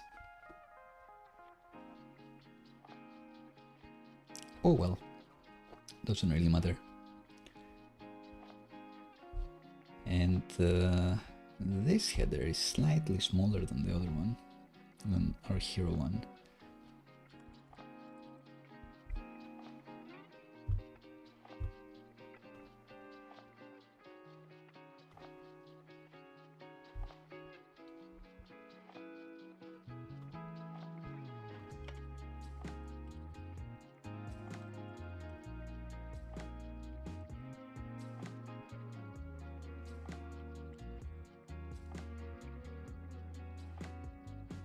Our hero one on SM, it becomes huge.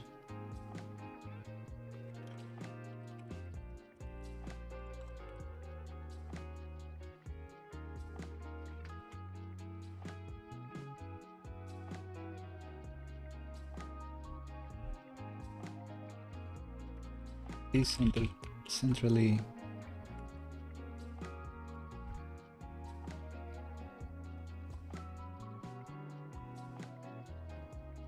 Do need a lot of padding and margin.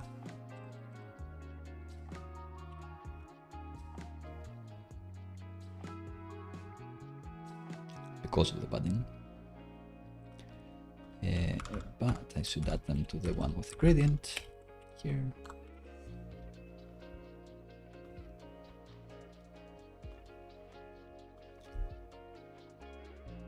And all of this should probably be in a div that's actually the container, like the actual section.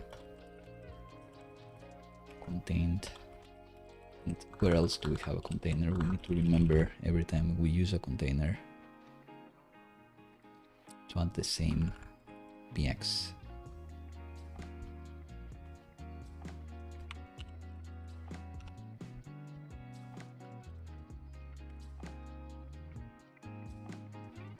Something like this, and we'd have the screenshots on the right, like something nicer for Twitter, Discord, anything, blah blah blah.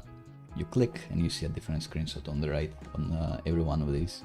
But I did take too long to take a break, and at this point I may do my bigger break, which wouldn't be, I think, as big as the other ones, maybe smaller than the other ones, but I will be off screen just to recharge, maybe take a bite of chocolate. And of course, look at the chat. Saint-Pierre Por. Don't know if I pronounced this correctly, but thank you for the comment, regardless of my ability to pronounce your lovely name correctly. I did go to a French school for many years, but sadly, even though I got a diploma that says you can teach French, I can't speak it that well anymore. I can definitely not teach it, but I can do a bit of the I guess. And of course, I'm Johnny, so pretty much the same name. No middle name for me though. Anyway, thanks for sharing your time. I really love SvelteKit, and there are very little real world examples after the recent breaking changes. Indeed. So I am hoping that this will be a good one, for one. I am hoping that this will be a thing that at least one person will subscribe for, and that I will need to support and ensure with end-to-end tests that it's actually still running. And my second hope is that even when SvelteKit goes to 1.0 version in the future, the things will still apply, so I can refer people back to this stream and or this project really, and they can copy paste or see the code and see how it will actually work.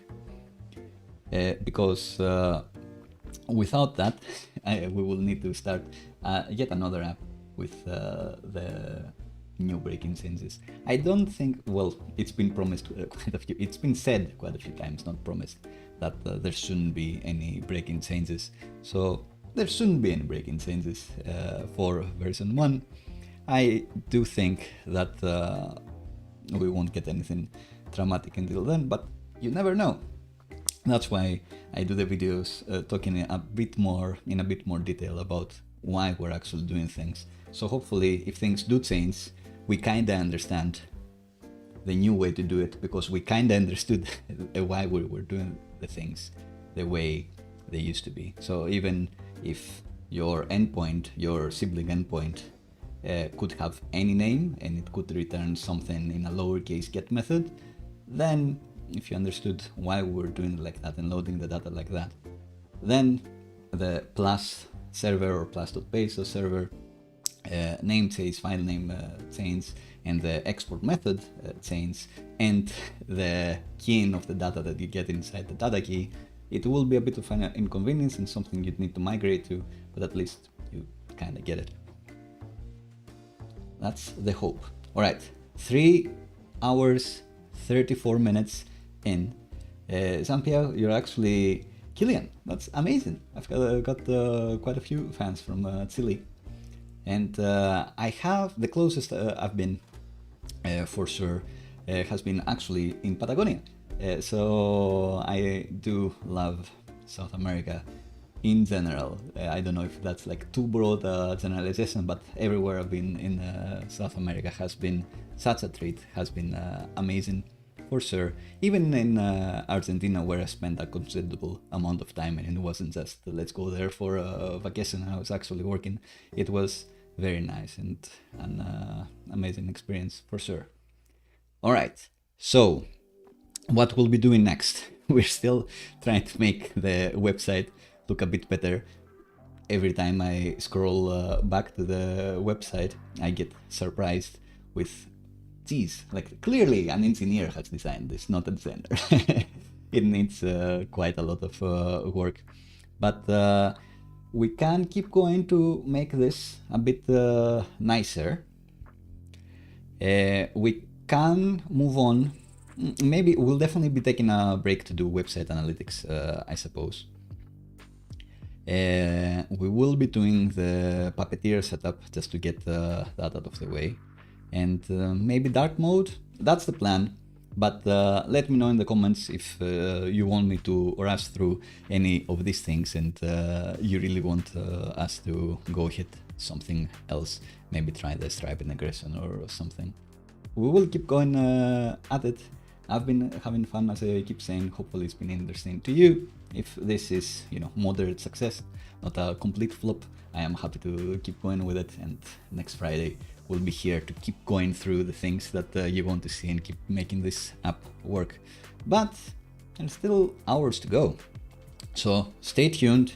Let me know what you want to see for the second part of the marathon stream, and I'll just switch the camera and mic off, put on the music and recharge, take a bite of orange chocolate, and be right back.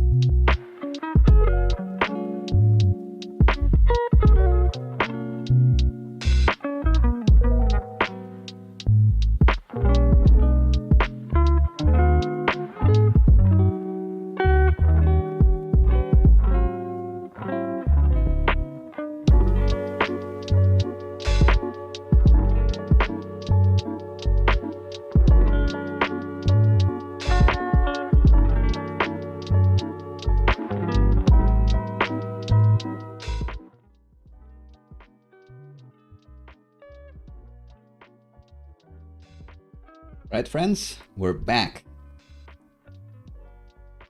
I can't keep doing this forever, and I didn't mention until I started eating my chocolate that, I haven't sat down for like ages now. I do like standing up, I do like working in code, but I could feel myself that I was getting lost in my own thoughts for a while, and it's more fun when I can actually explain what we're doing here.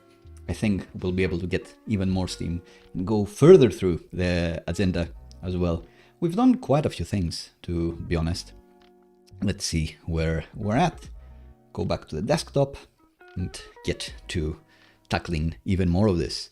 So we've definitely been taking breaks, but we've been kind of stuck on doing the scaffold homepage design and all of those things. We did bring Google Fonts. That was nice. We just had our big break now. So all good with that. And we're back to do website analytics. I think that'd be fun to do. I will be using something called Plausible. I've been very happy with them. They market themselves as privacy first analytics. I can't actually go to their website unless I go to incognito mode, I suppose. So they have a very similar thing, you may be honest, you may be noticing. So all the SaaSes are the same, and e-commerce, when we'll do at some point, what I found is they're all the same, especially e-commerce. I'm surprised to see that 10 years later, it's still like the white and black, this new in, like very standard style. If you've done one, you've done them all. And this SaaS, which is great value, I should say, not sponsored by anybody as always. What it does is play the privacy-friendly angle. They do say that they can do their work without a tracking pixel, without cookies, without that sort of thing as well, which can be very, very important too. What I like the most is that I'm not giving Google any more of my data, to be honest, even though they have so much. And for that to happen, they do have a pricing model, so you do need to pay for this. But you pay for page views, you don't pay for amount of projects. So I've been happy with it. I know that there are alternatives. If you have gone with anything other than Google Analytics, please let me know and I'll have a look. But it does mean that I can just add a website and quickly add analytics to this app, which can be important because we will want to see that we have this rudimentary website. Do people click this button and get to the register page? How many people get to the register page? And how many people actually convert and get to the dashboard, for example? This would be an interesting thing to add. If we did have different pages here, we could be tracking whether they go to see the demos or the testimonials or the videos or whatever else. We are keeping it the same page, so we could do a few more tricks to track that, but we won't be doing that today. And also, to be fair, Google Analytics is the one that you'll be most likely asked to use for work. So most likely, big companies still use Google Analytics, still use Google Tag Manager and that sort of thing. So if you are just trying to do something to pick up your CV, I would say then, no, don't pay for Plausible. Try to get Google Analytics to your website. If we're using something like Firebase anyway, then using analytics with that is even easier. And if not, and you do want to get around the cookie notice, then you should be mindful that you will be losing features that you'll need to turn off in Firebase, like the Crashlytics and that sort of thing. Anyway, that's by the by. Let's add a website, and the website is going to be Browser Cat. That may be all we need. We need to add this script tag to our app.html, which maybe can be something that we can only add in a specific layout if we don't want it to be everywhere in our site. But for now, it's fine if we add it everywhere. So we add that. The domain needs to be the domain that you added there. Start collecting data. But I guess maybe at this point, it may make sense to do like a commit. Scaffold homepage is what we've been doing. And then this quick step, maybe add analytics. Is there a... Here you go.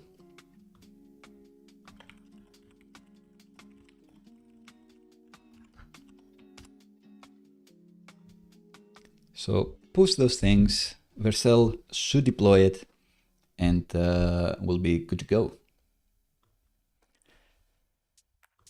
Start collecting data. I don't think you needed to press this anyway, but when this gets deployed and someone hits this website, this should be starting to track things. This will get you sorted with fundamental analytics like the page views. They went to this page, they hit that page as well. I do have my analytics public. If you're curious about that, you can actually go to this page and check them out. You can kind of see, if I had like the all-time one, it's like you can kind of see when I was changing jobs maybe. I'm not actually sure. Anyway, this is for demo purposes. If you are considering this product, you can see some real analytics from kind of a real app. Even Techy Cat has some people visiting it, which makes me very happy. Indeed. But this gets you sorted with some fundamental analytics. These are these paths. If they manage to get sources or referrers, you can see them on the side as well. But you would need to do a bit more to actually capture events, for example. So if you have a button click that tries to submit a form or something and you want that to submit an event, they do have a way to do that, but I'm not going to do that because I'm not going to spend more time on this. Hopefully we'll see that the app has been deployed in the looks amazing in the .cat family, and you can see it does indeed work, and it counts as a bounce. What is this?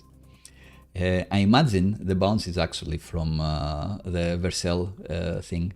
So I think the browser that goes in and captures this screenshot, those actually get tracked as a page view. So that's interesting. No need to over-engineer anything. You can see that the source is indeed Vercel. So maybe it was me. Not sure. Anyway, by the by, analytics sorted. We can go. We can check if people actually hit our website, how many people hit our website, and if we can convert. You can set up those sorts of goals. But I say that I'm not a designer. That's at least 50% true. But I'm not a marketing person. That's 100% true. So we can just move along and say, all right, analytics sorted. And with that, Puppeteer. Oof, it's gonna be a big one. Puppeteer has saved me from breaking Techy Cat, for example, just having this navigation smoke test. So I'm actually quite excited to try to install it here. And I think I had something open. We're gonna init.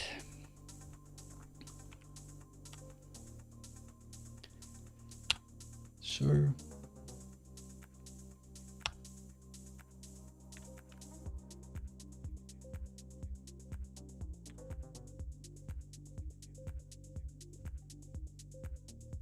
All right, we could have used VS Code to install Playwright as well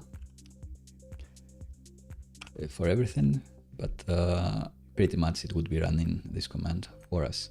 What does this command do? It generates their own project. Yes, so what does this command do? It generates the same files because it's the same command. So don't override it, I guess. Don't do it. Don't do it. It generates a change in our git ignore. So it will be ignoring stuff that we don't want to commit to version control, test result outputs, that sort of thing. It add them twice.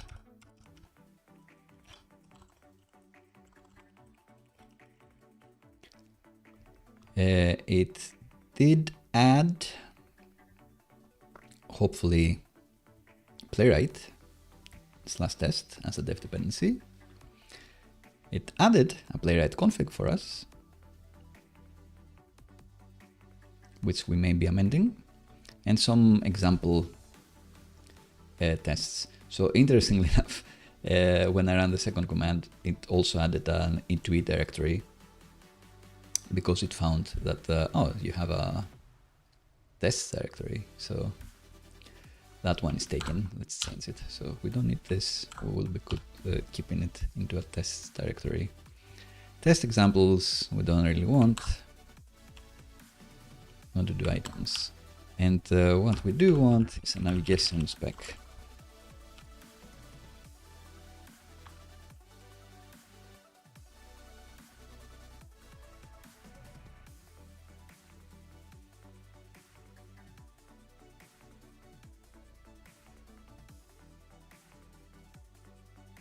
So this is a happy path test, so at least you know that we'll have Playwright click around the app and confirm that for good SEO reasons as well and accessibility reasons that the correct headings are in the correct place and that you can actually navigate to all the links that we have.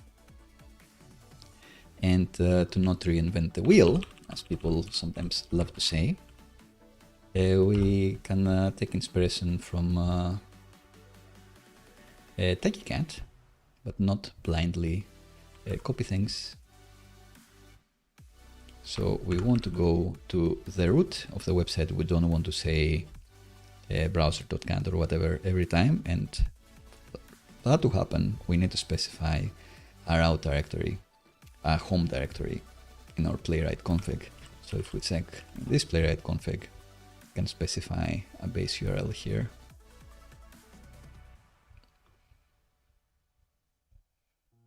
So use base URL, and our base URL can be this. If you change your port, you should change it here as well. The reporter, I do like to change it or not specify it. I suppose I don't like the HTML reporter. And what I do like is to have Playwright capture video when it fails. So if always capture video, if it fails, retain it and show it to me so I can access it even on the GitHub action. If not, then move on with your life. I have a setup file for Techy Cat to account for authentication, which we may need to do at some point, but not now. And I also make it lands on slow-mo as well, with an environment variable. I don't actually use this, but maybe we will. And then by default, it will give you desktop Chrome, desktop Firefox, desktop Safari. I don't do desktop Safari, I do mobile Safari. Safari is the trickiest one to navigate and the one that I have been saved by Playwright for having some errors there. It catches the errors. And mobile is also a trickier case because I'm not developing on mobile or Safari, I'm developing on desktop Chrome. So to catch the mobile case and the Safari case, I just do mobile Safari there, not mobile Safari, not desktop Safari. I think 3 browsers testing on these 3 is fine. Controversially, maybe even drop Firefox, but it does cover more engines if you try to do it like this. That's my favorite setup in any case. Is there anything else? So I do specify the web server command here to run the local web server. And because it's SvelteKit, I do specify that the run command is npm run dev. I do specify that the port is the 5137 or whatever port we had there. But the other thing I do is that if a server is running and we're not on CI, then reuse it. So if you are CI, spin up the server yourself, I guess. If you are not CI, don't try. If you are CI, spin up the server yourself, do not reuse. If you're not CI, if you're me, don't do reuse the server. Don't try to spin up the server yourself. That's my job as a developer. And I am running the server here on the terminal indeed. So if I go to my testing options, there is a Playwright section because I have the Playwright plugin. So I expect the title to have the title browser. which wouldn't be true. So let's see if it fails. And I can run this like this. Did I press the correct button? Guess not. Connection refused. What? Where am I running? 5137. Wait a minute. Did I save this file? If we're not on CI, reuse existing server, so it should be fine, right?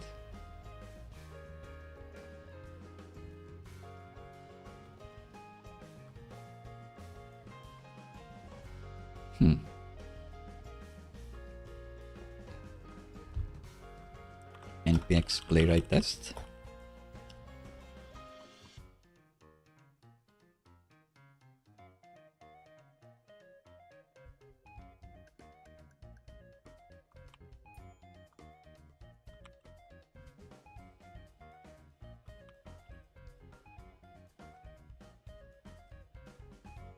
Let's double check that it actually gets there.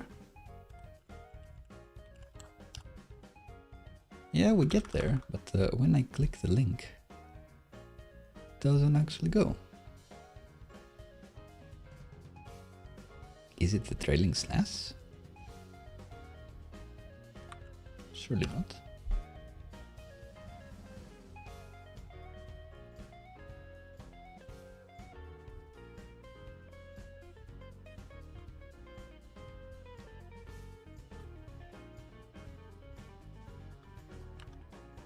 Connection refused, it says. But why? It's definitely finding this config. Let's see it through here. Try to rerun.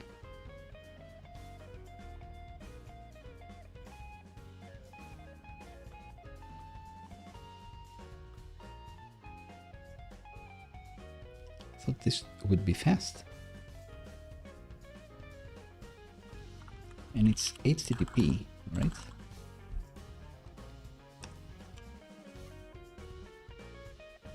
All three browsers failing miserably.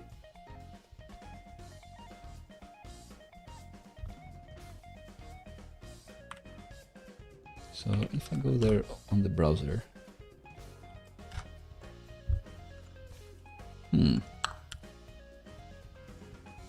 what's the difference?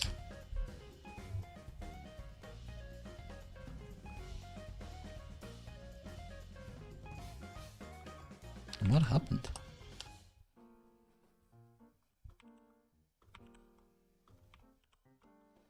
Alright, so now we're failing in real life as well. But if I click through to here, it actually works. So there must be something, like copy this URL. What's the difference with this URL? There's something different between these two URLs, and it's the 3773. Thanks, Bruce. Classic. How did I mess that up? Did I not paste it in? Whoops. Thanks for the save once again, chat. So here now, if I press this, it should fail in a different place.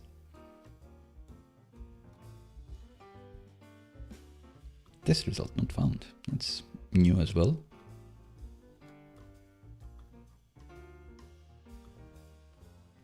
Can go back to the config at least and keep that as the CI one. Try to run it here.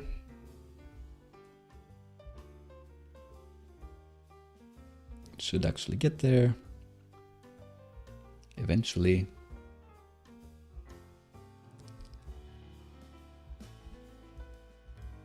And what I want to find from Techy Cat is this. Try to find the heading with a particular worker, with a particular title, rather.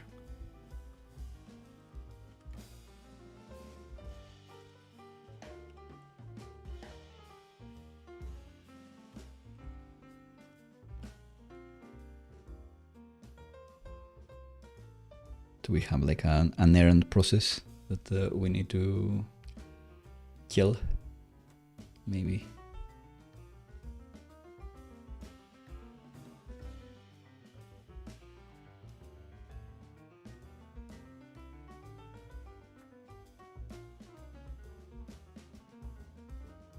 That's not what we want. This is what we want.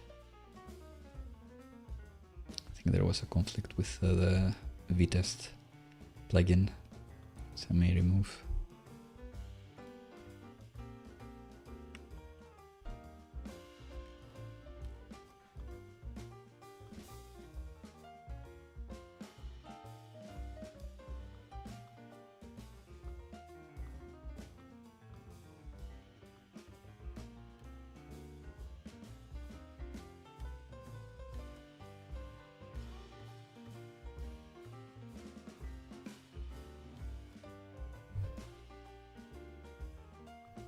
No output, just trying.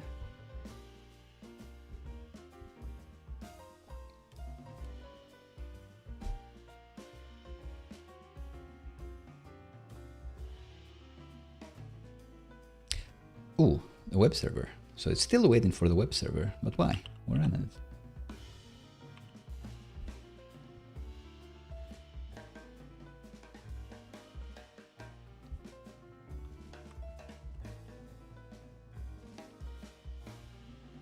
We're not on CI, reuse existing server, and the server is 5173.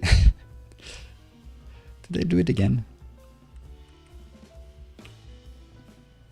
Or is it something different?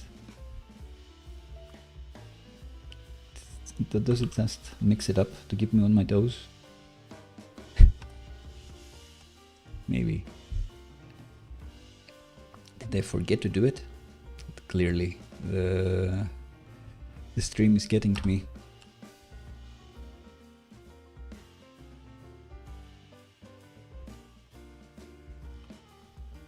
So yeah, I don't get that. Oh, did I mess up the port in 2 places? Oh no. Oh no, Johnny. Even when the chat is helping you, you still mess it up. Oof, that must have been painful. Alright fam, we got it. We got it. This will fail in a more reasonable way. Hopefully.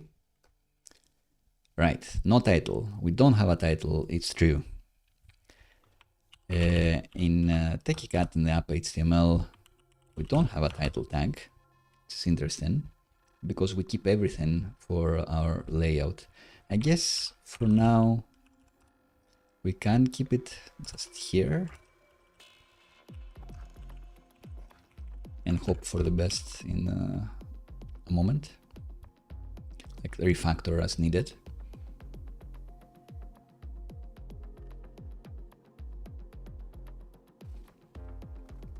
Still not super happy. I'd have expected this to succeed. Ah, no H1 for browser cat.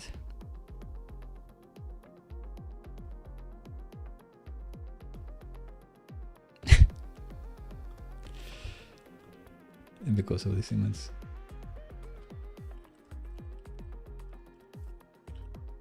All right. We got there. Green, green, green. Great. And you could play around with these links if we actually had more content, so I'm not going to do that. So for the get started, I am going to pretend, I am going to scaffold our little sign up flow. So here, I guess, get started, they have this, get started for free, and they say register. So I suppose that now we have the 404 page. If we get there, what we want is a get started route. And our get started route should be in here, directory, or file even.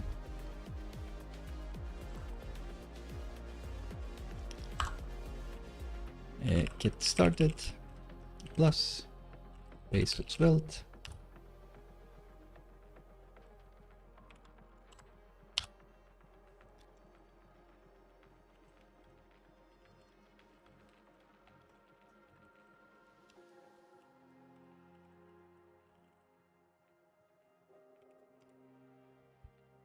Do they say anything interesting? Register if you have a account.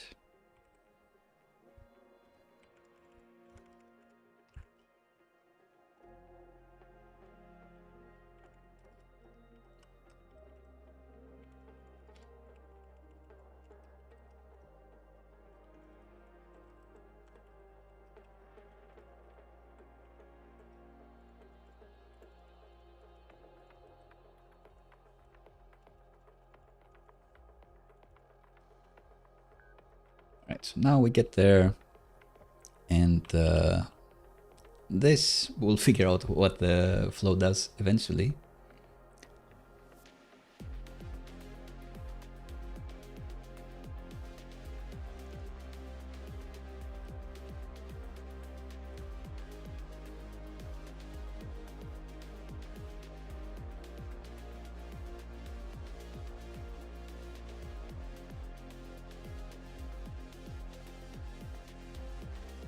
Thinking too much of marketing copy. Maybe we will be saying the header, but it doesn't really matter. What we want is to actually check for this. So find this link, click it, and expect to be in a page that has the appropriate title,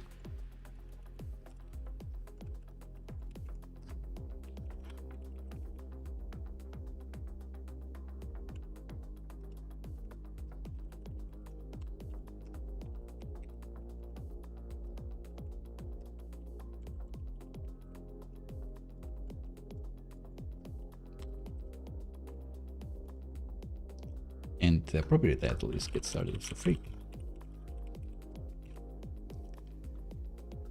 And in the meantime, we can look at Techy Cat again and copy our helpful comments.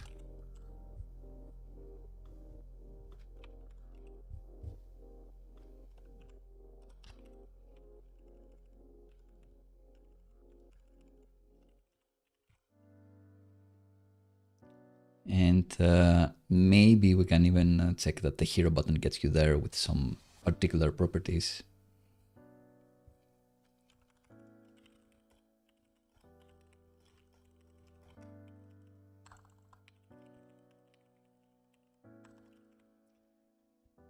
And to find the hero button, do we do anything clever here?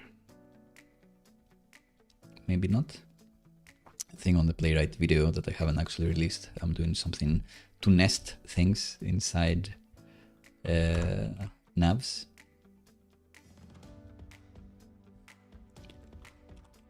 Oh, that's fine. We can find the role with a name of Get Started. Click that and expect to be on the register page, I suppose. And let's try to run this. See if anything happens.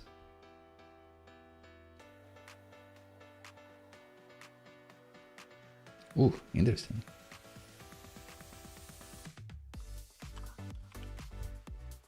Unexpected symbol. Does it need to be in double quotes? Guess that's gonna be the case. So it finds at least one place, or just one place that has the Get Started thing.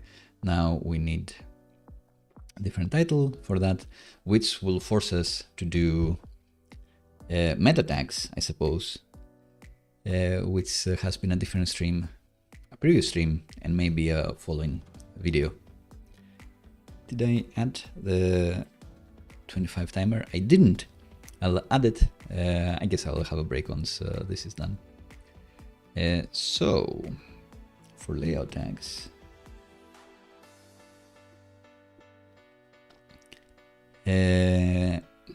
Jorge has a very interesting question. Is it better to create test first before anything else in a new application, or is it better to create it after app v1?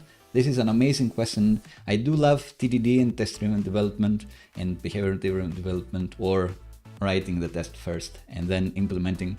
But I do find that's more boring to see in real life and in a stream as it is in real life. In real life, you don't see this whole process, you just see the results.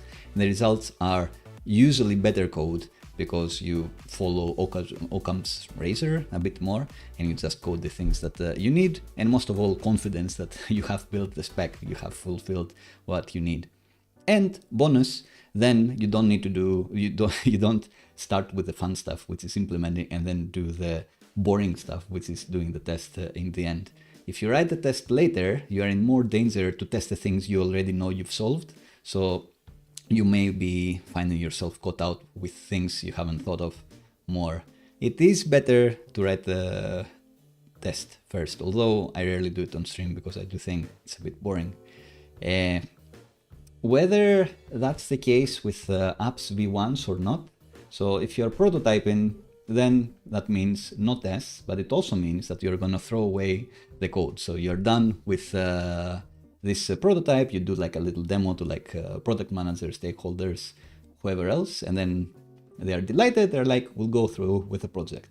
What most companies do is they retrofit some tests in that prototype code and call it a day. That's bad. You should trust that code and start over, sadly. That's what prototypes are for.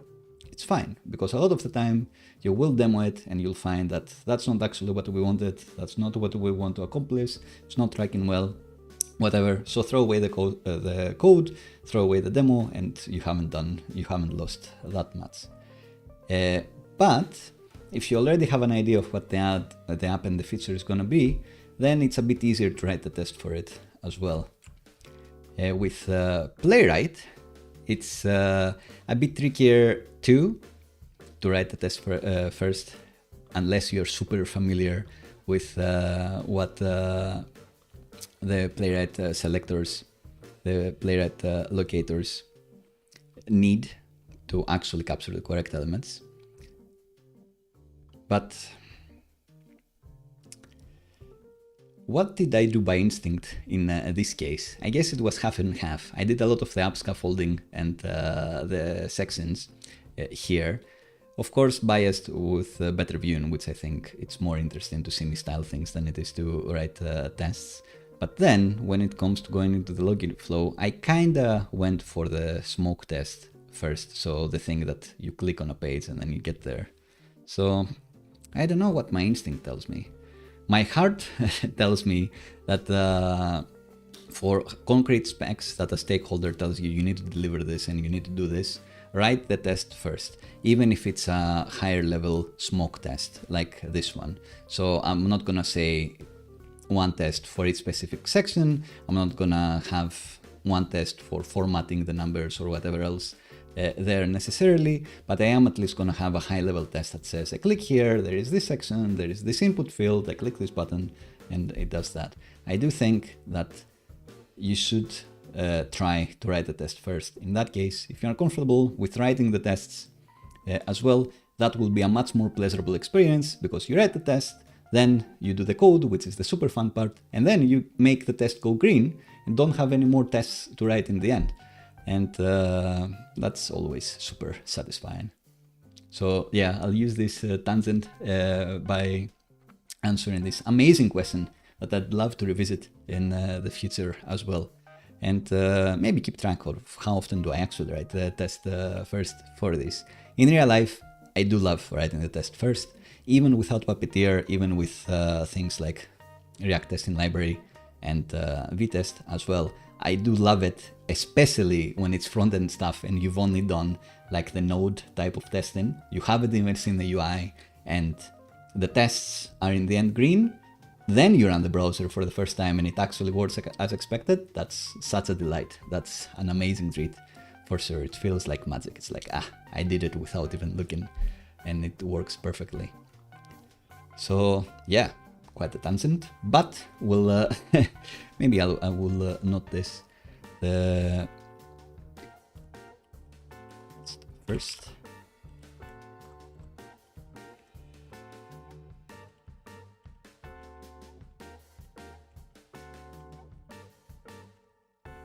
But yeah, to touch again the even before V1, even before you have the version you sell for, yeah, I think you can cut a few more corners before you have something you're trying to sell to customers. But especially, definitely after you have a product that people are paying for, something that people are using, at that point, definitely go for tests first.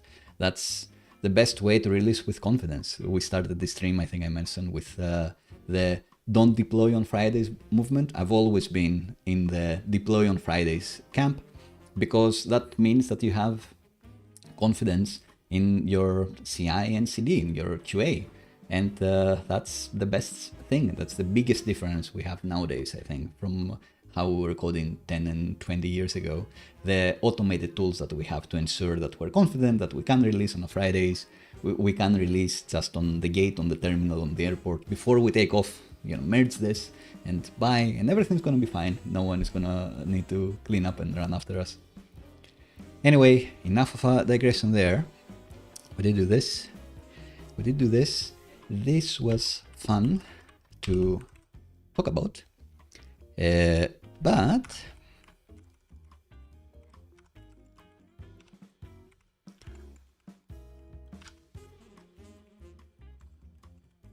finish up navigation smoke test. Here, we're doing it. Thanks again, Jorge. So, did this go green in the end? I'm not sure. I think it doesn't because we need to implement the layout system as well. And is there a back button so we can confirm that we go back to having browser cat before? Maybe not. We'll see. What we're saying is that we want this page to have different meta tags and this page to have a different title as well. Maybe we can get around the simplest solution again. So don't do anything fancy with layouts and just say that the title is register.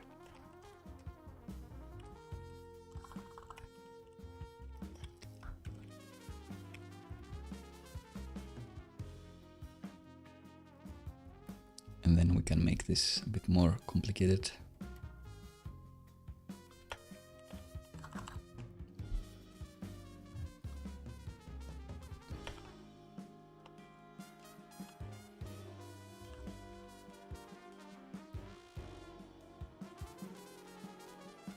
Passed. And then it'd be great to have a button. Do we want a button so they can come back to the page to be like convinced that they want this? I guess so. I was thinking that if they have no other option, should we make it easy for them to go somewhere else from here? But I guess clicking here and going back to read more about the product is better than then bouncing out the website. So let's offer that.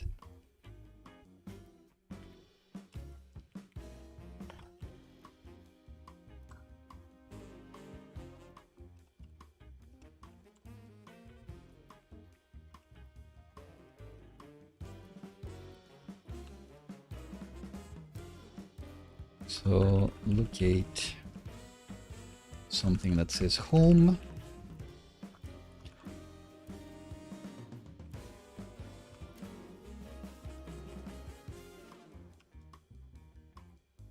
And click it, and then we're back to this,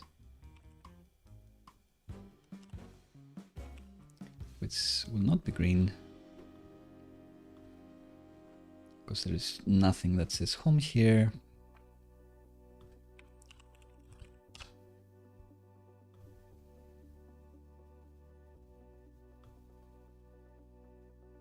Do we want this to be like a logo? Maybe.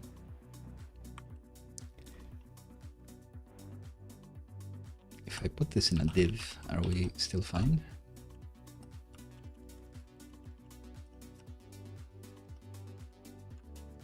If I put this in an H1, are we still fine?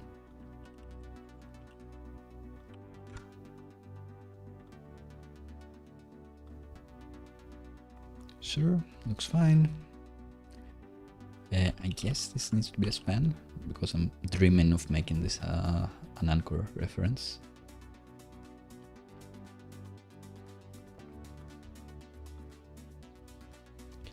And maybe this is the time to do like a lib components logo type.svelte, which is going to be all of these, kind of these. This is going to be a span. This is going to have text LT.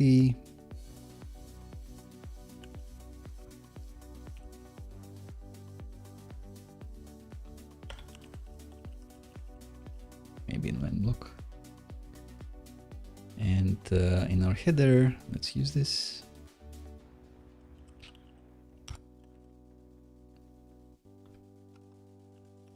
Language TypeScript.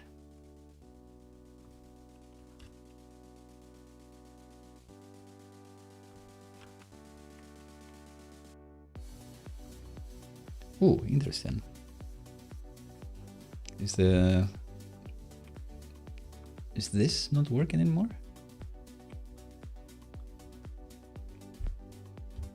What's TypeScript saying? Did they remove the $lib alias? That's amazing.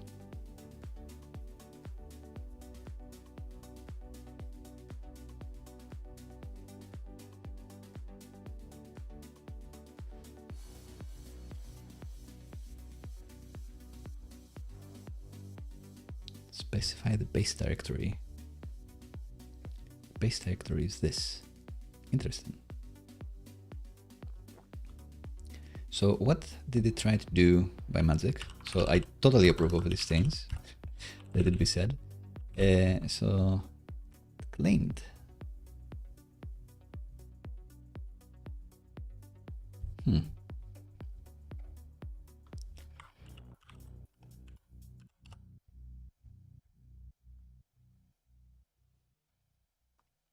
Simple alias to this. But it's not, is it? It doesn't exist. You made it up.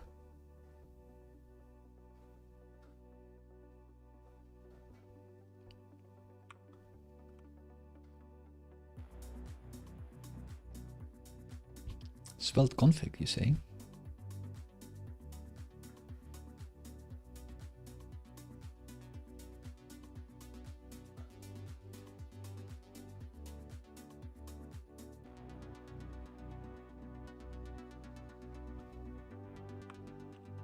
So yeah, it feels like this would magically work with just $lib, but did I need to have the lib layout, the lib directory for this to be generated? Maybe.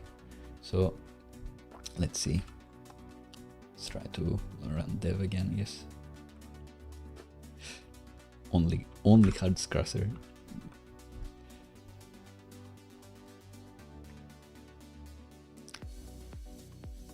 Because TypeScript auto-imported this correctly, so it feels like it's correct.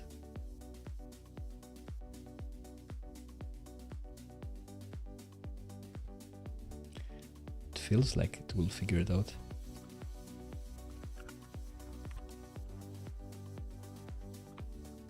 Oh, it did.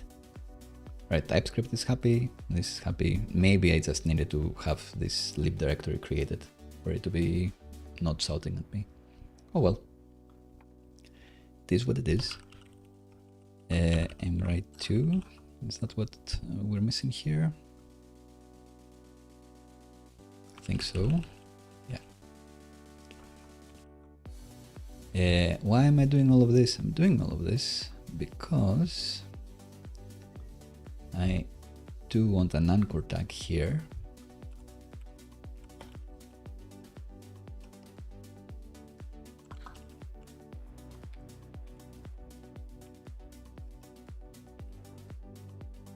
With a logo type.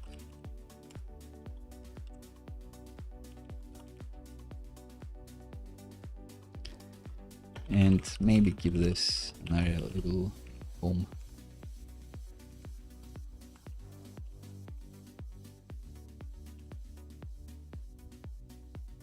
And then our test.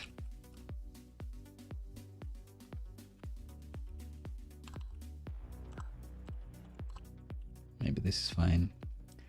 And we can run this and see we've done enough.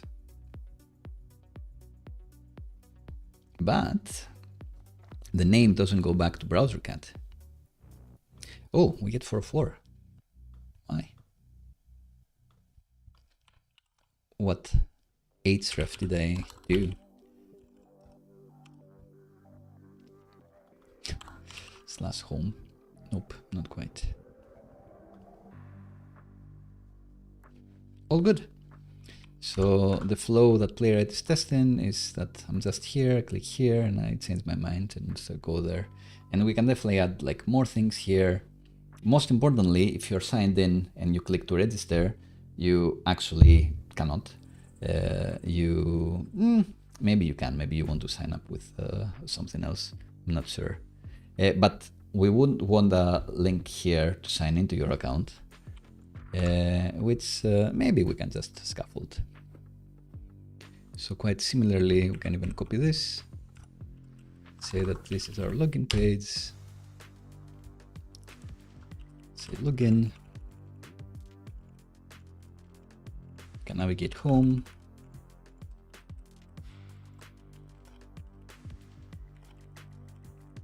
we may add third-party providers like GitHub or something here.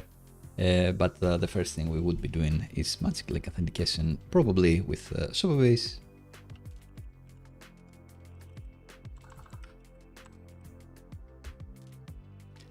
We want the apostrophe here.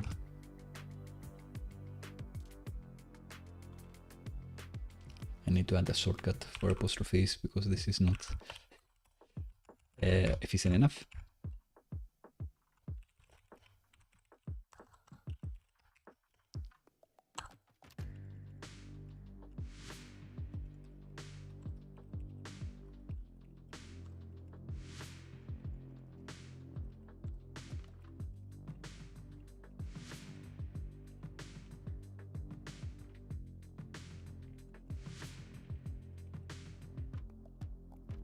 No credit card required.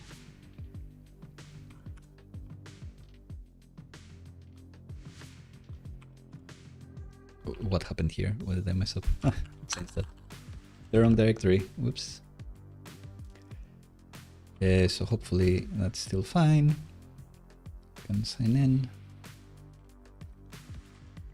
And something I do like from Techy Cat as well is that I've made the anchor tags have a cute underline, I think. So let's see if we can copy that over. App CSS. So vanilla links look like this. It's kind of fun. It happens to look nice here, maybe not here. We'll see. Maybe is there like a decoration on?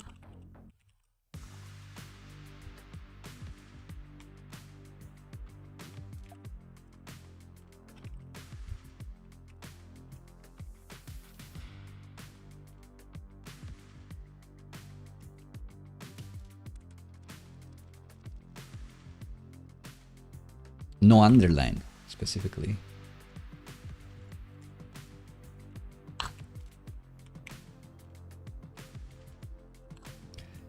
Guess if it's an anchor, you need to target it more simply. Oops, it's quite a lot to type in, but hey, it's worth it if your app looks nicer. Famous last words. Bit more HTML characters is fine, so long as your app looks nicer. So now you can click here, and yeah, the actual functionality will be built in the future.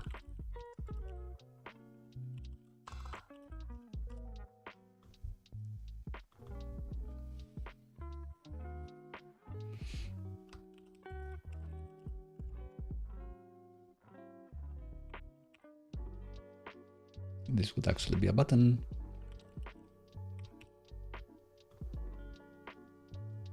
But it doesn't really matter what we say. We want this to be like a scaffold. We won't be launching on product hunt today, clearly.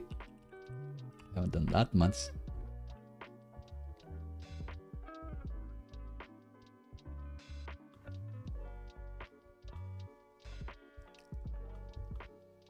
Login doesn't appear here, so maybe we can actually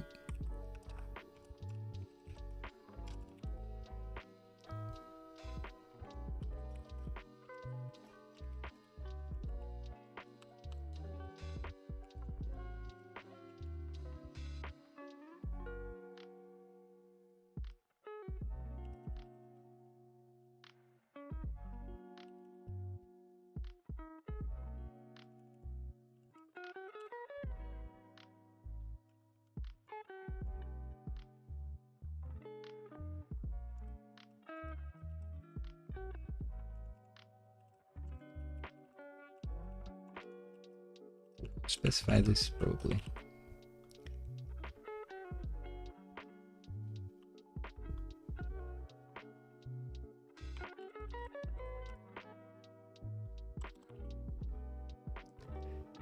Right, so what are we greening? Are we not? What's happening? Can't find this. It's fair enough. When we click to register, where do we go? Sign in.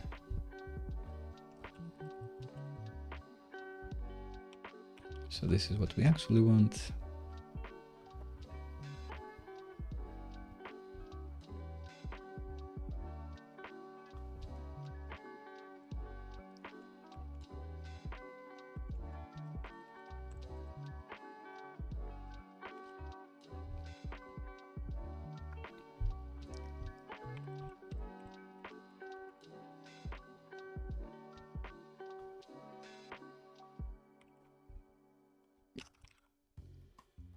These flows, I think, are the most important to test. So if it looks like we're copy pasting too much, I think it's gonna be worth it.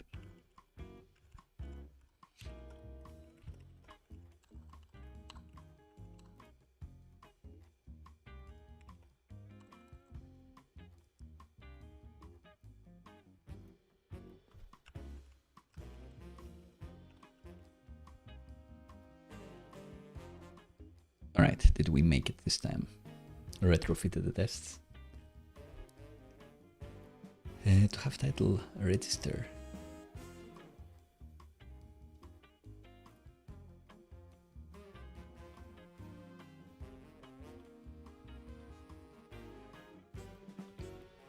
Here, did I not click this? Ah, we found the problem. Marile, thank you so much for being the very first person to have contributed something to this channel. Give me your Steam handle and I'll get you a game for sure. Sadly, it's not gonna be Monkey Island because I know that you have that already. That's a very cool emoji as well. It matches our app colors quite. It's kind of teal and emerald. Thank you so much. This prioritizes me having like nice overlays whenever someone does a super chat or super emoji or subscribe or something like that.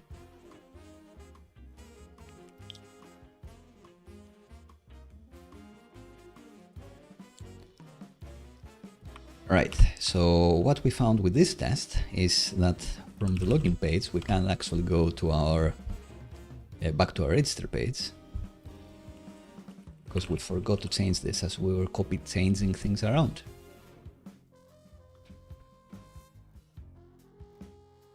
So even if we leave these things without actually having a proper conversion flow, I think we'll be far enough. If someone does end up there, it's gonna look like a website. It's not gonna be completely broken. Like, not amazing. I would not soft launch this. It needs a bit more work, but not too much.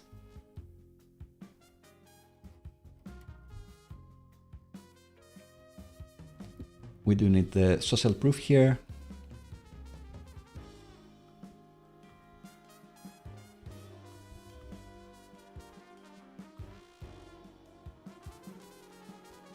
All right, Playwright, I think successfully set up for now.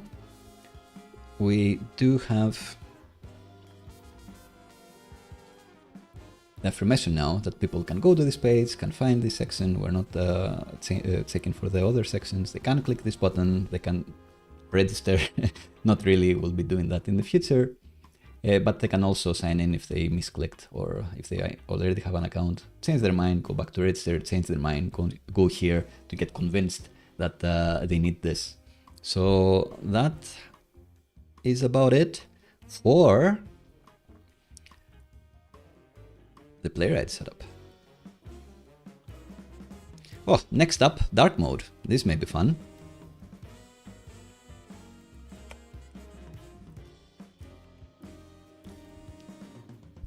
So now our website is stunning white, maybe too stunning.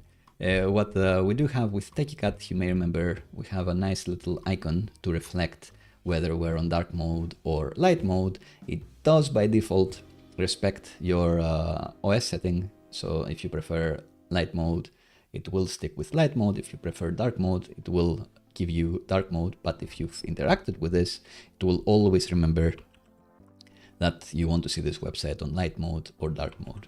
And the way I design the websites, it's like so light. To use light mode, it kind of takes me aback. Maybe it makes my face shine a bit more. Maybe it's a good thing. In any case, that's what we'll want to have there. I think it's a cool way to prove that you have a real app and a real website if you have a dark mode, because it's not the most trivial of things to set up. And a great way to get our CSS variables sorted. And so that's what we'll be doing next. So is there anything else we need with Playwright? Maybe we need to check our GitHub action, actually. So all this excitement for dark mode.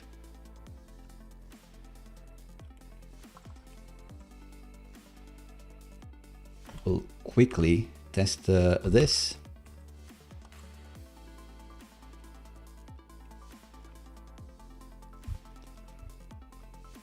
So the command we added did add a GitHub workflows Playwright. So that tells the GitHub CI thing, GitHub Actions, to actually run. This workflow, we only want it to run against the main branch. This is an alias that you don't need to have anymore for language inclusivity. And the job that it's going to have, it's just a test job. It's going to run Ubuntu, check out version 3, set up node version 3. The node version is going to be 16. Install the dependencies, install Playwright browsers, and then run the test command and upload some artifacts. But the artifacts are going to be whatever is in the Playwright report, which we don't want because we don't have HTML report or anything like that. What would be useful is to actually upload the failing test that we are recording. If you remember in the Playwright config, we did say retain videos on failure. So if you have a failing job, it will have a directory that is going to have those tests that you can then download and check to see why did the Safari mobile break. That's a great way to debug that. So let's do it. In order to retain the correct directory, I am going to go to Playwright once again, to the Techy Cat Playwright config, and double check that the path of the videos is test results, not test reports. So I think that's the only difference that we need to account for. So here we go. In the Playwright action, the only change we should need is this.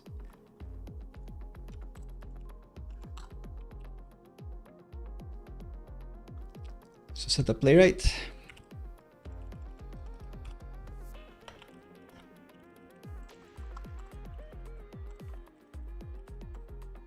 So Playwright will run every time we push to the main branch and every time we do a pull request against the main branch.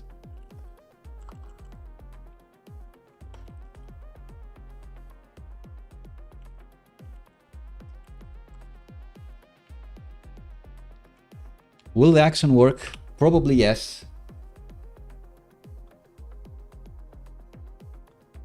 $2 are on the line. For sure. That'd be a fun bet.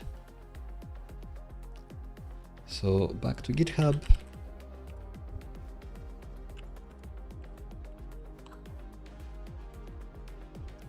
Browser sort project. We'll see that there are two things running now that we push to main. The Vercel deployment, which we've seen works perfectly very fast, and the Playwright tests one, which is the big question: is it gonna run in the end? Is it gonna be fine?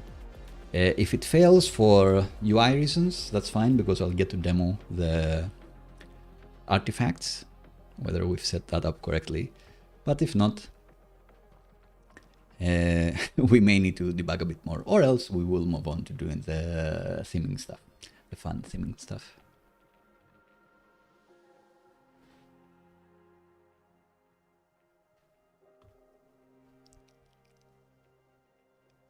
So, let's say Renaissance.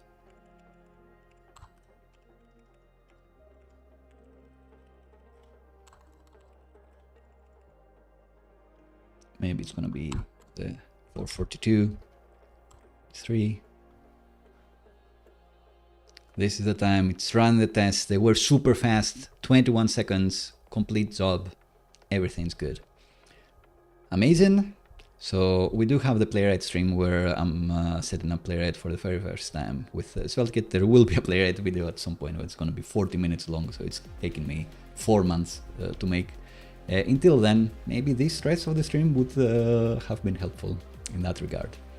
I do have a video on dark mode though, and it would be funny if I refer to it as I am coding the dark mode. But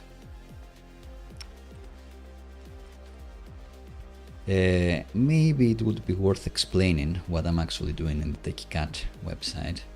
So it's all based on defining our own base color for text, the muted color, which is also like if base color is dark black, this is a bit lighter gray, but still pretty dark. A surface 1 color, so the background of the app color, and the surface 2 color, which is the card background color, and a shadow color, and all of those change according to the color scheme.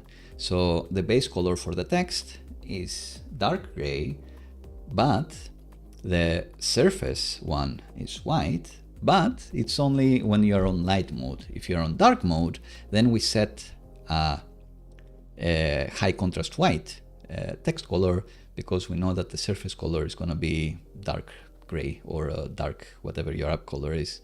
So that's the fundamentals of how it works and how we're gonna try to make it work again. So good luck to us.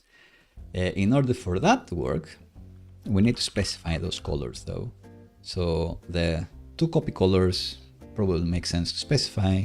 The surface colors also make sense to specify. The way you do that with Tailwind nowadays is by having a handy helper method like this one that says that whichever this color is, it's going to be an HSL of this CSS var divided by the alpha value. So Tailwind will be passing this, the alpha value to this. This is a magic string. You definitely need this for Tailwind to know where to pass in the alpha value.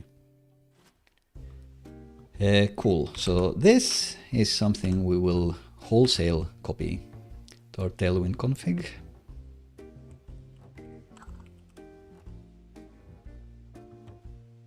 This handy method, it used to look worse, but in more recent versions of Tailwind, they've made it much more pleasant to the eyes. And what we're saying is that we'll have 2 copy colors, really. I guess we can copy that wholesale.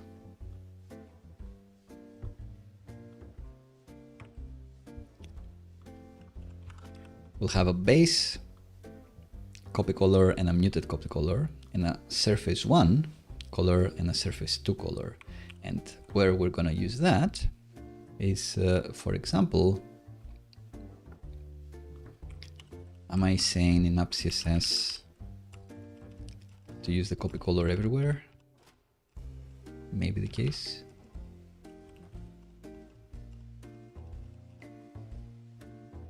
So inside the app content, I am creating a new stacking context, and I'm saying that the background surface is going to be our surface 1, and we're going to have our copy color for the text, and we'll be applying transitions to the colors.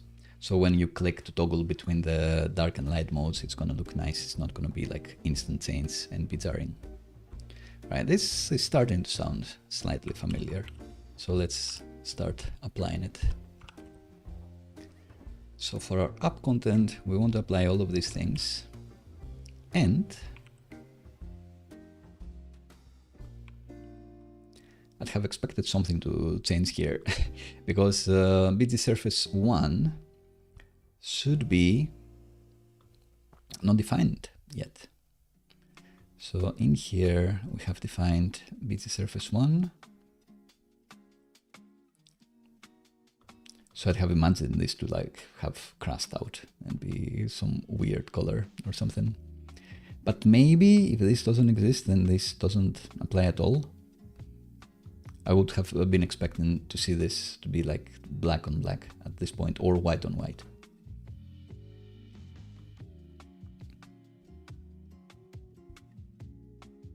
Until we start specifying things.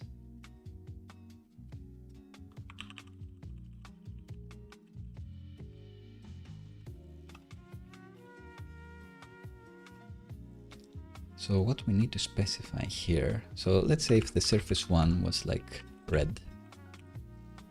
Okay, so that kinda works. And if the copy color was green, then yeah, so it looks horrible, but at least we know that it kinda works.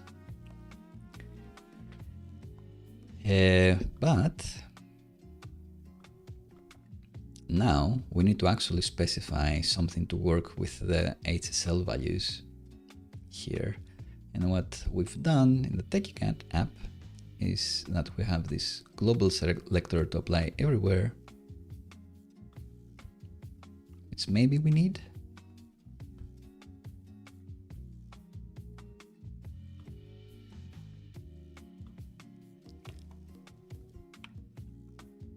We definitely need to specify this on root for one. Still in the base layer and think I'm not.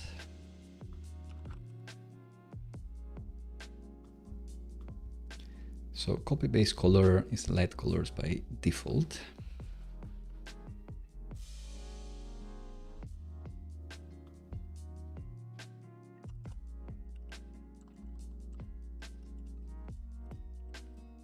And on everything,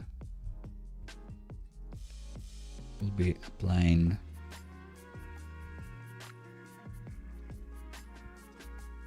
these things. Not the easings, but yes to the common CSS vars.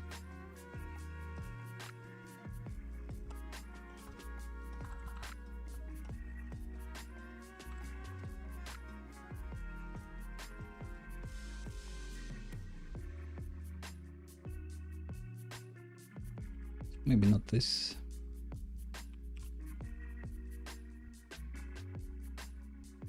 A header height.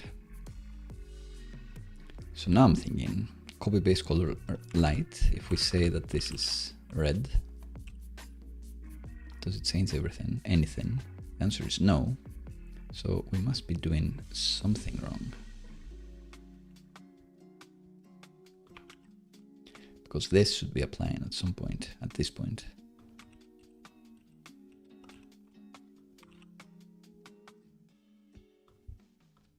On the root, this worked when we said the surface is going to be red. not it just happened to work? They removed something, just making it work.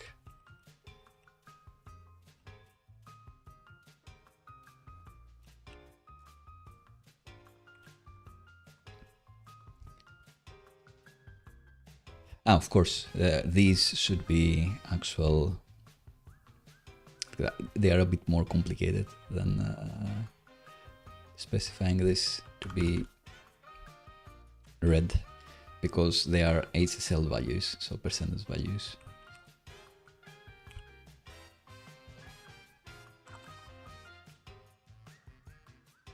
But this one I would have expected to make the surface color to be dark. Interesting. I'm still pretty sure that we are importing this file because we have the text decorations and everything. So what are we missing to apply the copy base color, for example? If we just say copy base color, we just say that the surface one color is red, it works, but the moment we try to make it work with alpha value, it doesn't work. So what are we forgetting? This root specification doesn't seem to be applying. Then again, I have so many things here. Color scheme.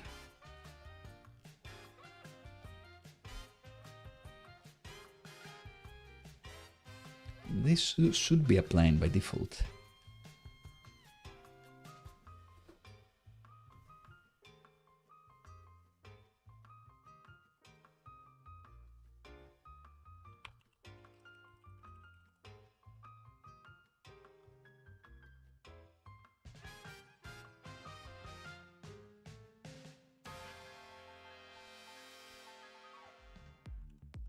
Is it not?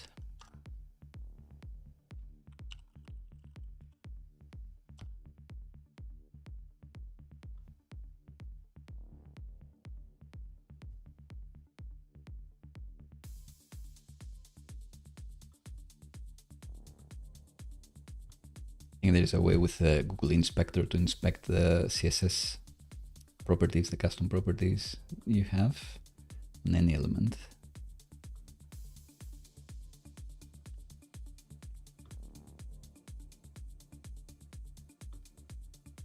So yeah, it looks like this is a thing.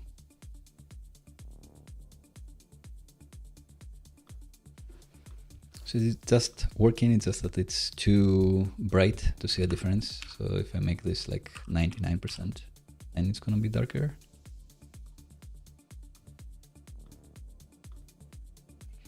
Yeah, you can see that it does change after all. Yeah, this is a bit grayer. So if the base color is like 100%. Oh dear, Jorge, thank you so much for the coffee. This reminds me to take a sip. I will need to run the exchange right there, because maybe I will need to buy you a PlayStation for this, not just a Steam game on sale. But I appreciate it for sure. I do have a link to the Discord in the comments. Feel free to join and feel free to message me. I'm not joking about this. Message me a handle. I may give you in return something nice as well. And right, so this is kind of working. The thing that we want to do is that when we are on dark mode, then we want to go to this color, right? So if the color scheme is dark, I guess you can see that the background becomes this dark there. Because at some point,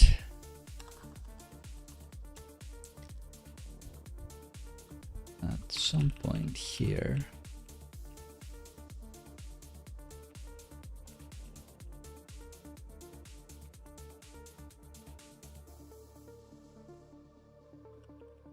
So if we manage to switch to dark mode, the surface becomes this. But why is this gray? Have I specified like PG gray or something here? Who knows? Ah, of course, I am applying PG surface 1 on all the app content. I don't know why. Why did I do that? Maybe I don't need it.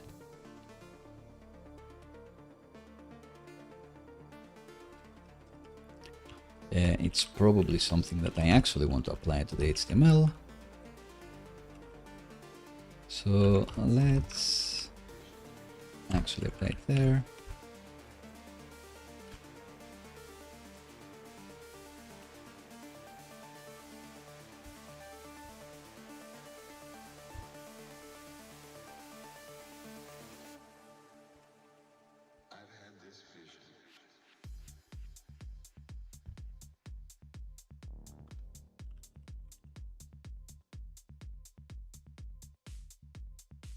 How big is the HTML? Maybe that's a question.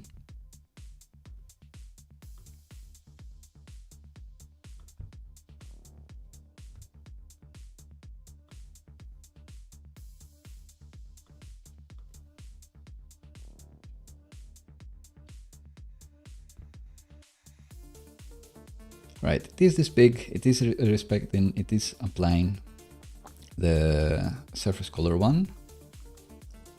If we make the skin light, you can see that it only hits things that are inside the app container. So I guess that was our problem before.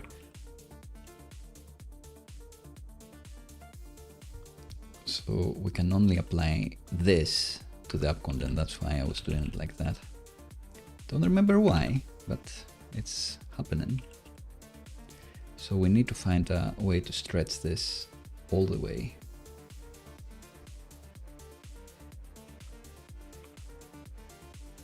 With min height 100%. Am I doing anything like that?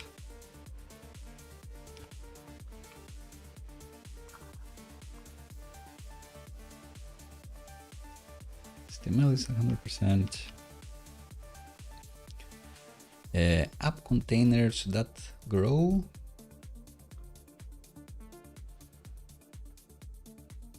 Well, that's a great idea. Marily says I should have a timer so that we know how long we've been at it. Spoken like a true product person, for sure. Feature to add. I have said that maybe an app to make in the future would be a Mac app, where much like I have all these little icons up top, it would be great to have a little icon that says the agenda item dynamically somehow. And then I just click on it and it puts a timestamp in a file somewhere, so I can put the chapters properly on YouTube afterwards. And it would have the actual time there. So we are at 5 hours at this point, and it would say like start of chapter 440, and now you're on 501. And that would make it more fun. Although maybe this would be like too tiny to read up there, and large numbers and large countdowns are always more fun.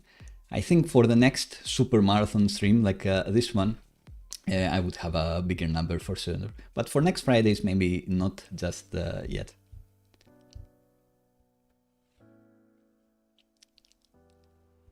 And right, so how do we stretch this thing to go all the way? And I will go to like dark mode. Do I have surface? Am I applying surface something else somewhere? Maybe not.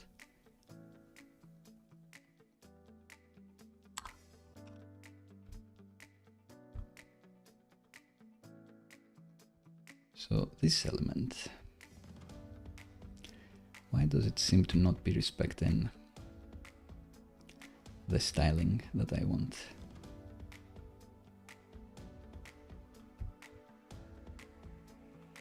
What is this element even?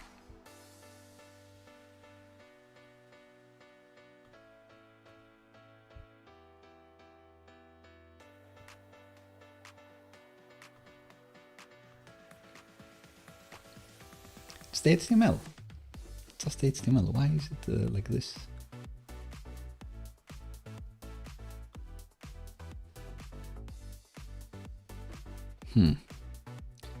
Question for later, I suppose. Just base. Maybe that's like an OS thing, actually. Yes, of course, it's an OS thing, so that's why I've been having trouble. So the OS default is this dark color. What I should be changing here, just test things out, is making this dark, and then everything goes dark. All right, I'm back. Like the coffee is slowly working. So we want to say that if we have the .dark class applied, then switch everything to dark. And also, if you prefer the color scheme dark with a media query, we can check this. And the class that everything is nested in is the auto class. Then also say that the color scheme is dark, which will change some native browser elements to OS defaults, and also use the dark mode there. So now this looks kinda fine. And if I manually add the class dark here, we flip to dark mode, which makes everything look like at least 10% cooler. How do we do this programmatically? That's the first problem to solve. And then we'll be solving the how do I stretch this to be at least 100% of the content, at least 100% of the screen. You'd think that just saying that minimum height of the app content should be 100 viewport height or something, so it would work, but sadly it does not. Is there a different hack that I've applied anywhere? Don't think so. Oh well.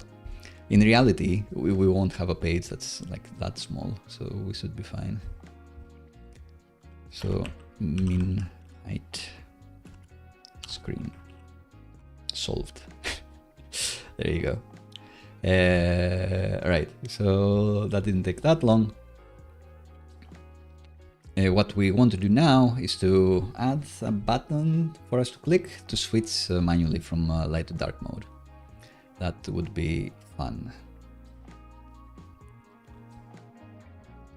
And for that, we will probably copy wholesale our dark mode toggle,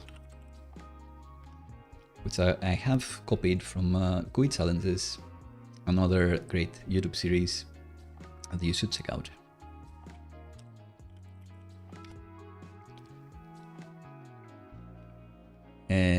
That's where I found this super complicated SVG that is worth it because SVG animations are the most lightweight animations you can get around with most of the time. So let's copy our theme toggle icon wholesale.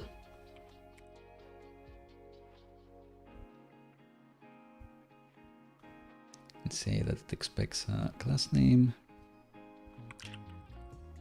And according to the class name, does stuff.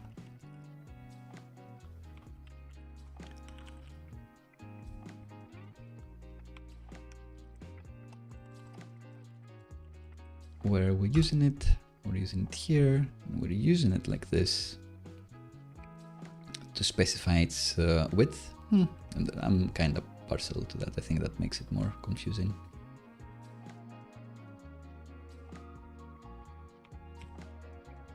So I think I'll just add the Tailwind class here.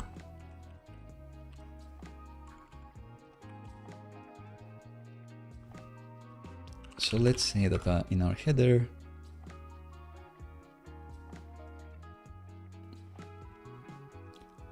we also want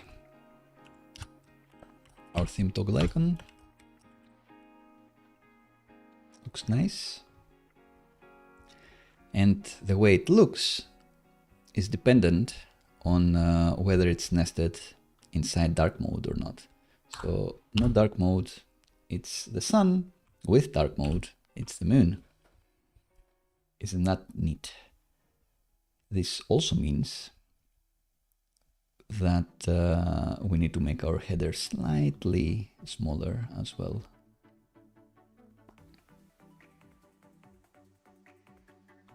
So maybe the thing that we'd be dropping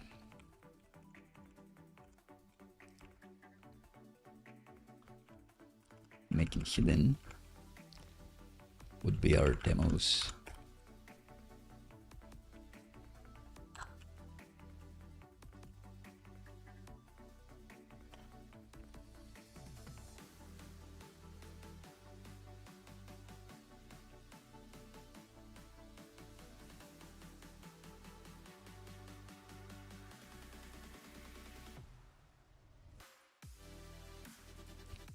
And here we want yet again a bit more gap.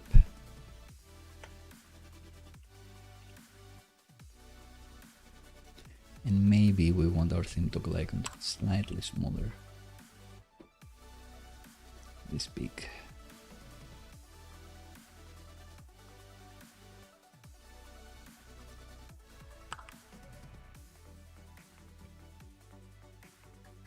Still should be enough to click. Hopefully. And what we'll be doing with our theme toggle is encasing it inside of a button. Because once we click it, we'll want to change our dark mode. So toggle theme from the previous theme to the next theme. How will we calculate that? We'll figure out. Let's say from dark.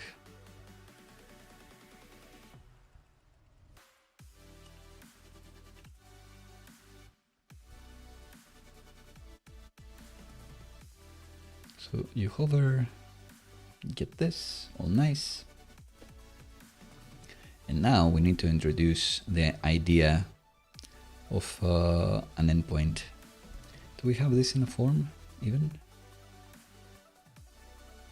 Yes.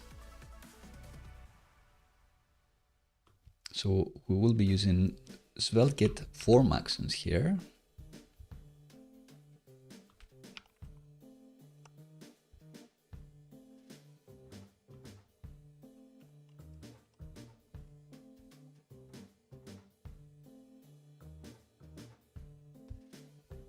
And at this point,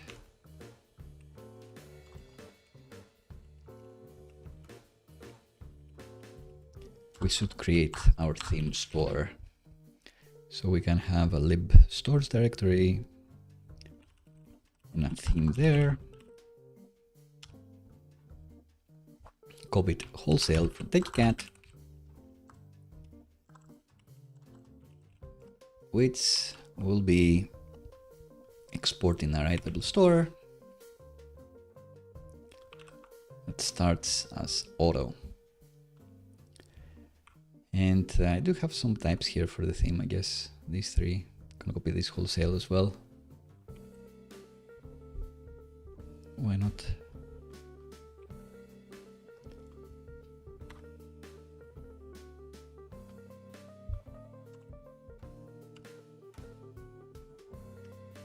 It's gonna be a writable Svelte store.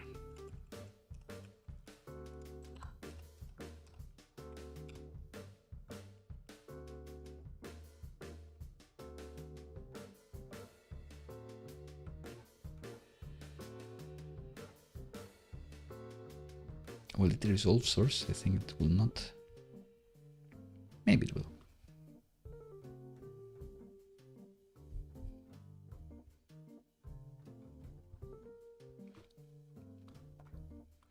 So it starts as auto. It means that we can import the theme in this file.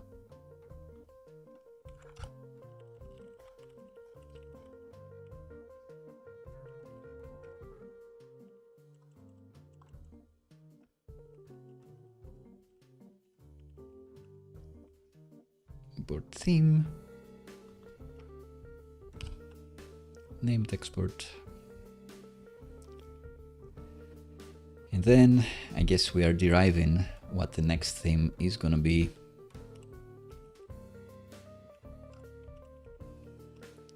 According to what it currently is.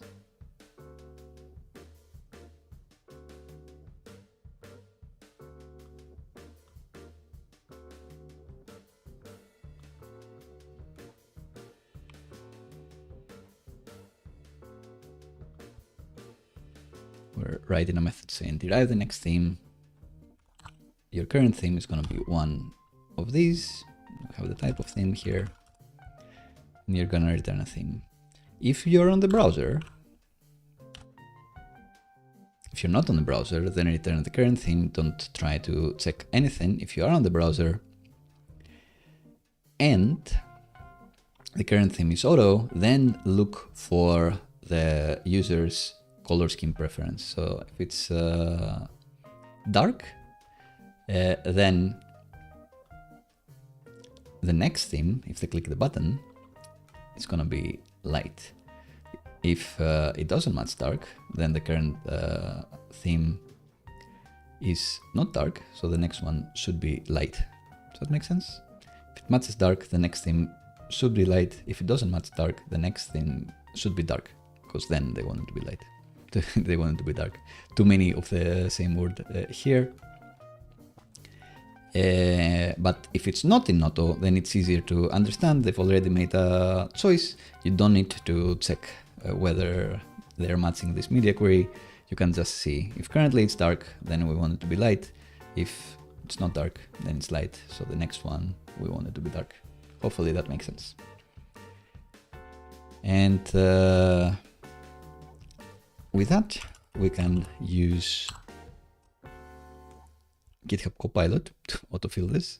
Instead of copy pasting, actually run this method to calculate that the next theme is whatever it needs to be. Sweet. And we need to import this enhance action. When we click the button, our theme is going to be the next theme. And also on our layout component, we are gonna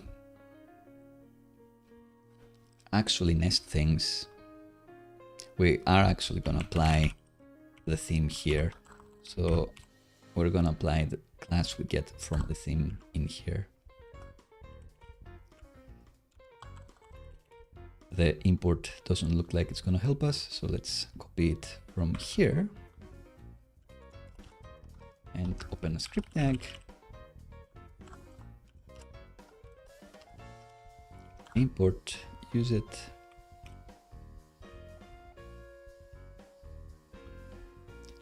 And that should be fine.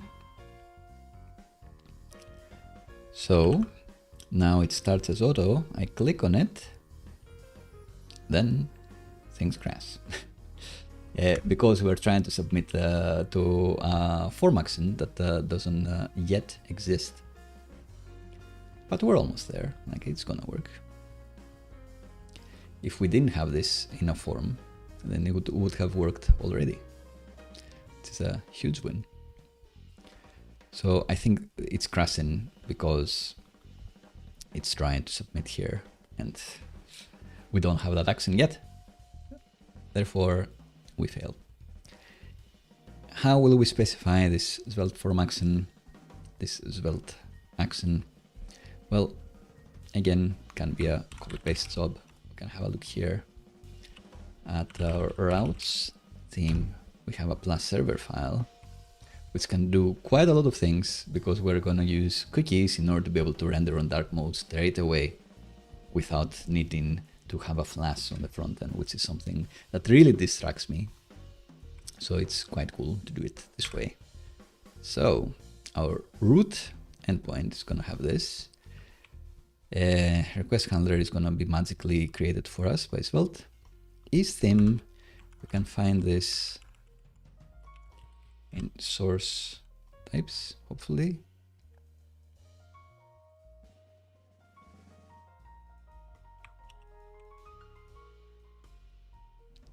Then you can say that if something posts here, 10 years in seconds. Cool.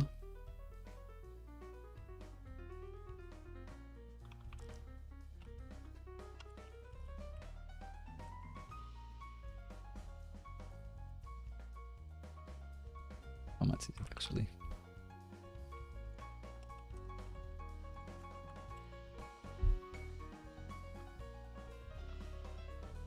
We can have a file that has all of these fun ones here. So now, when we post to the theme, we're gonna be adding some cookies that we'll be reading later, afterwards. Do we actually ever delete these cookies? Maybe not.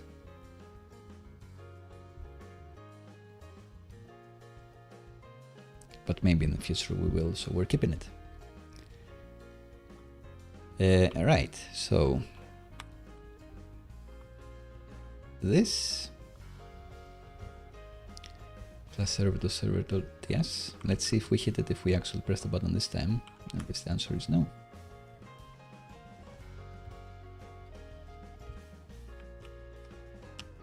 Restart the server just in case.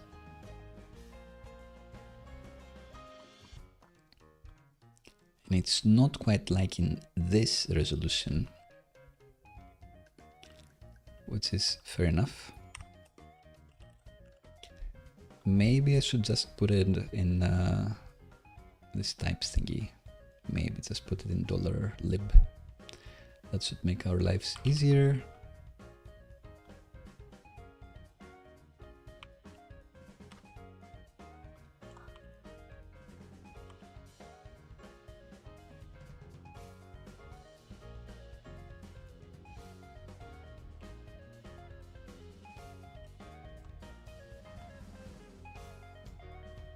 Right, so we are exporting this, so I would have expected that server file to be quite happy at this point. But it seems like it doesn't really like it still. Slightly disappointing. But maybe it's just TypeScript problems. In reality, it's going to be different. Guess not. So what is actually happening here?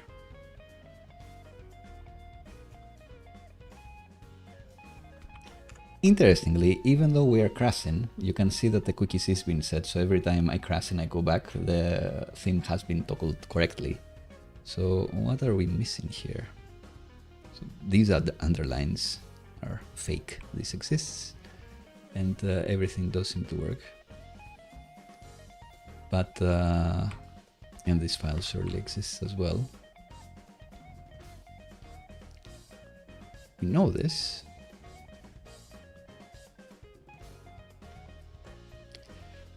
But for some reason,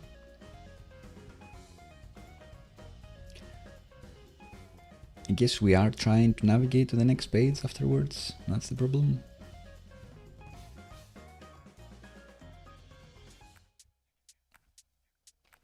Let's check again. So let's look at that, our network request, what is actually happening. When we click this, oh, we're getting a 404 still. Even though we have this server. Why is it trying to navigate there?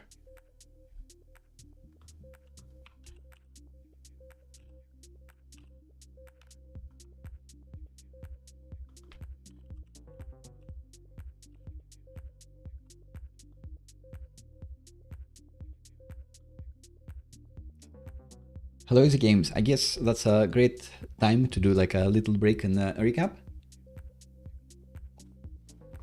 We are coding a new SaaS, a new software as a service type of thing, where it's gonna look much better by the time we're trying to sell it, but we're still some of the way through for what we're hoping to accomplish, and we have made some concessions when it comes to design in particular. But the idea is that you as a customer will be able to hit our API with a title or subtitle and maybe an image or something like that, and you'd be getting a dynamic social preview image for you to add in your meta tags, and then when you share your link to your blog post or to whatever else, you're gonna get an awesome social preview image that's gonna stand out. So you share your link on Discord and it looks awesome, people click on it, click through, convert, all of that.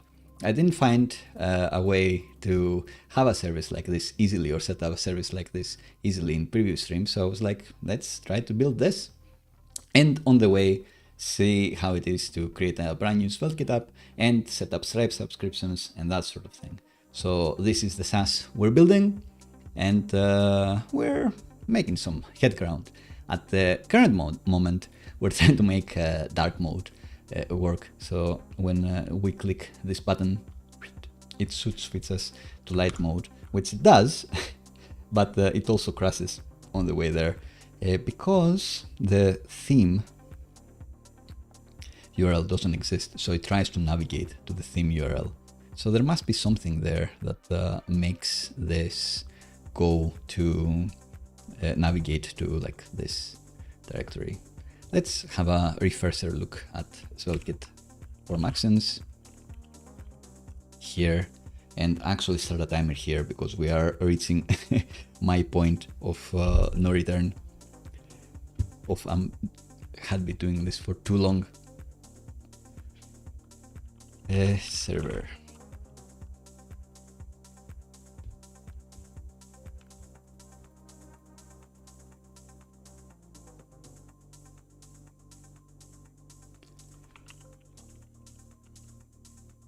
So using hands, are we bringing it in from the right place? Yes, we are, from app forms. Great. And if we just do this, then what happens? Maybe we need to just return an empty callback, and then it's not gonna try to navigate to that page. Sounds about right to me.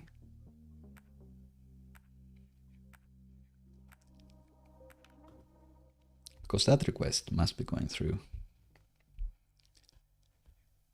So here, so maybe no need to do like enhance or anything like that. Maybe we do. But if we have an anonymous method here, does it still try to navigate? No. All right, cool. Sweet. We're not getting a nice animation with our SVG, so I wonder what we may be doing wrong there, but we'll figure it out. And we want to sanity check the result type here, I suppose.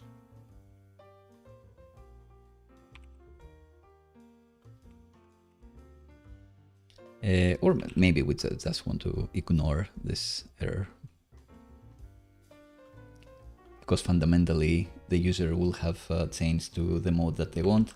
If they refresh the page and the backend hasn't quite worked as they expected, then that's going to be their problem, which we're going to be fixing next. Although it is worrying me a little bit that we're not doing the nice animation. Ah, of course, I had this variables set.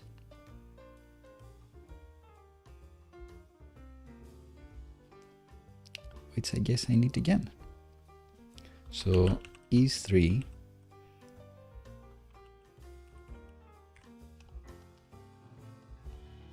just call it is and transition duration long. Let's copy them.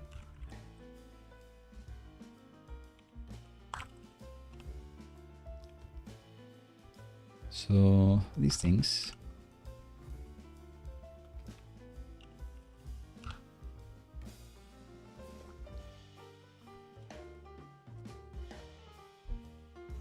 then for easings, only when this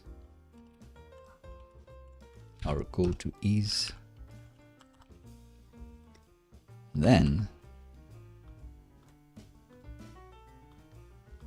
like the moon to sun isn't amazing, but sun to moon is quite cool. Did we miss something else? Are we using the other transition too?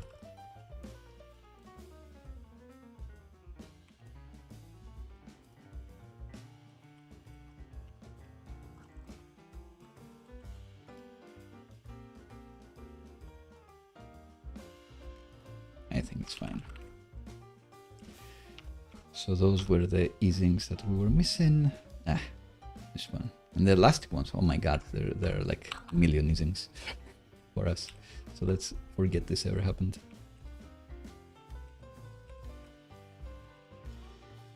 And just copy wholesale the easings that we have in this project. It's not that many more lines of code to ship. Now we remember why we have them.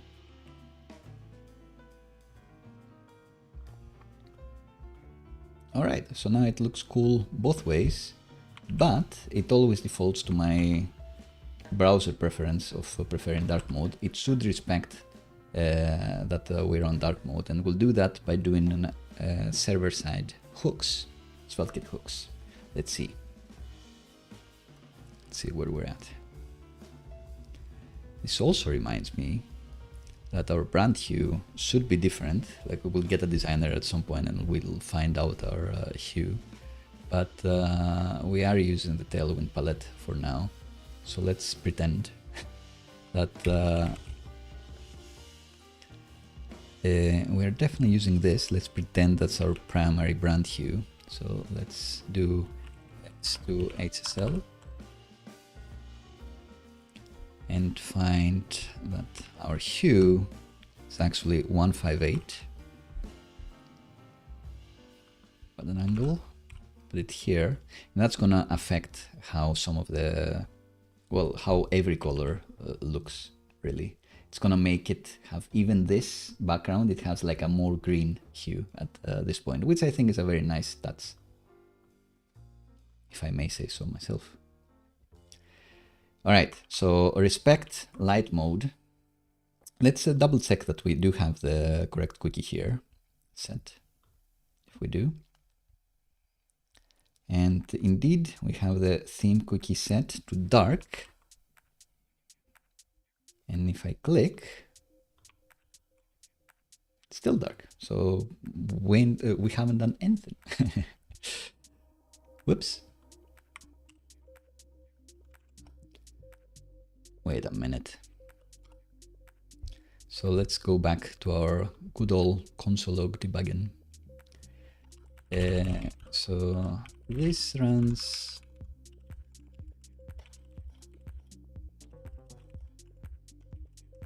in cookie 2.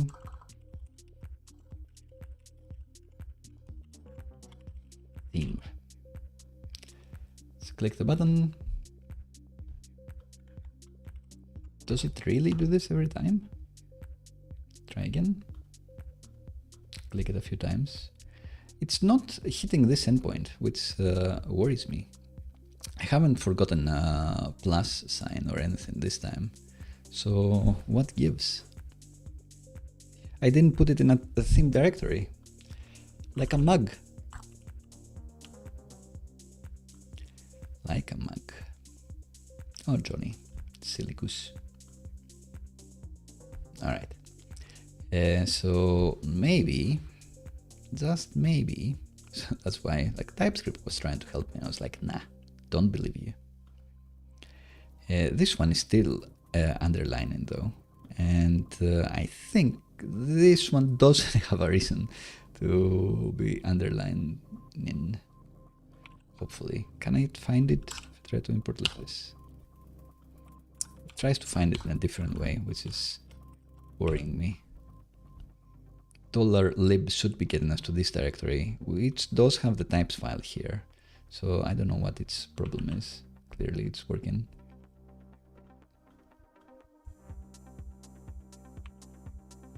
Oh well. So now theme cookie set to light because we press the button, but every time we refresh, like we never read this cookie, so we always start on my preference, on auto, which goes to my preference. To save that, we're gonna do SvelteKit hooks.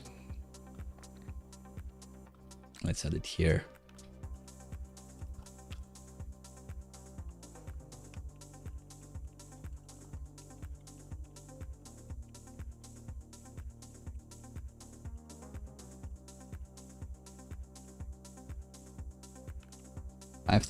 I think that's gonna be the last thing we do, given that it's past 7 p.m. here and we've been going for almost 6 hours.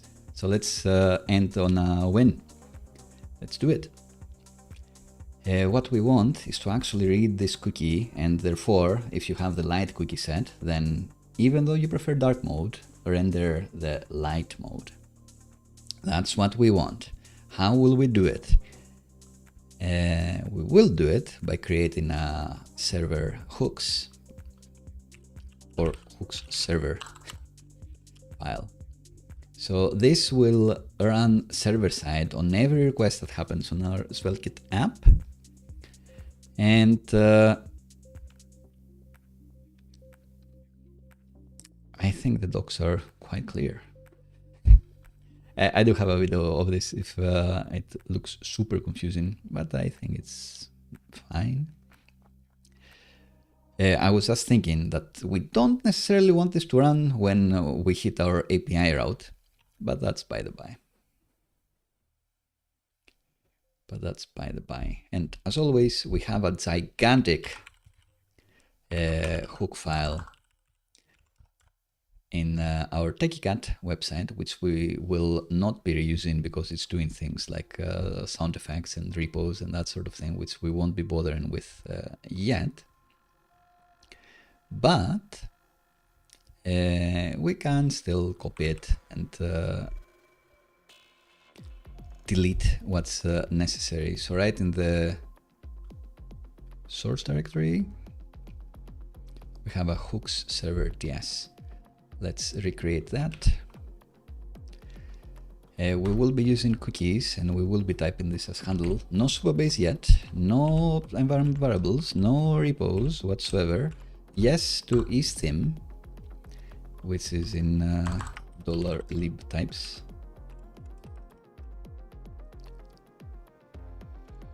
Maybe I can find it like this and then it's going to be definitely happy. Get theme from cookies. We want this method. It will be checking, we pass the cookies to this method and it's checking whether it has a theme cookie. If it's a valid theme, it returns it. If not, it goes to auto. So if you somehow set like grapefruit as your theme, then it's not gonna work. No sound effects, no Supabase clients, no craziness to refresh your session or anything like that.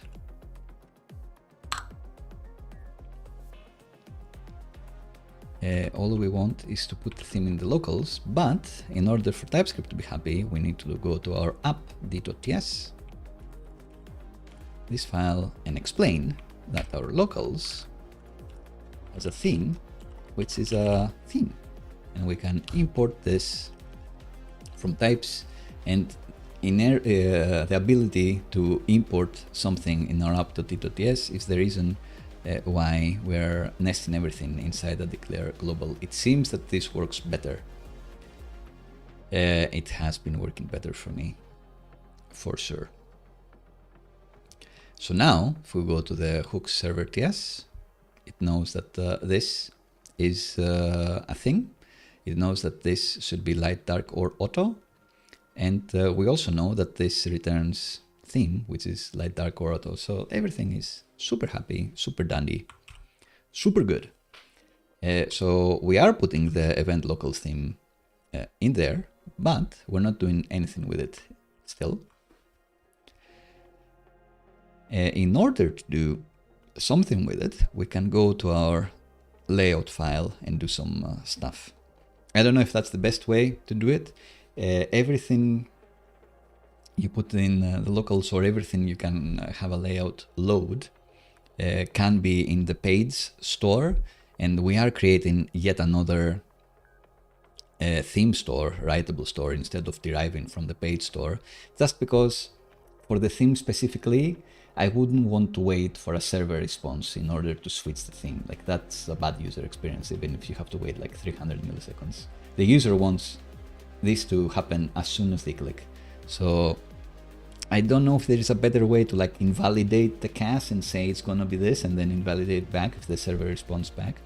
But I haven't found that way. So for now, what we will be doing is the same thing we do here, where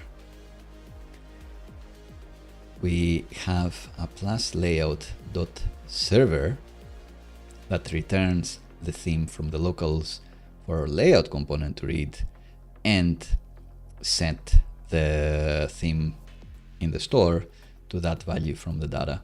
So let's do that step by step. We already have a layout here. We're gonna create a layout server.ts. And this layout is the one that actually has the theme container, and the app container is actually reading from the theme. And this is gonna be returning a method. And I just want to double check. Method is gonna called load. It's gonna be layout server load.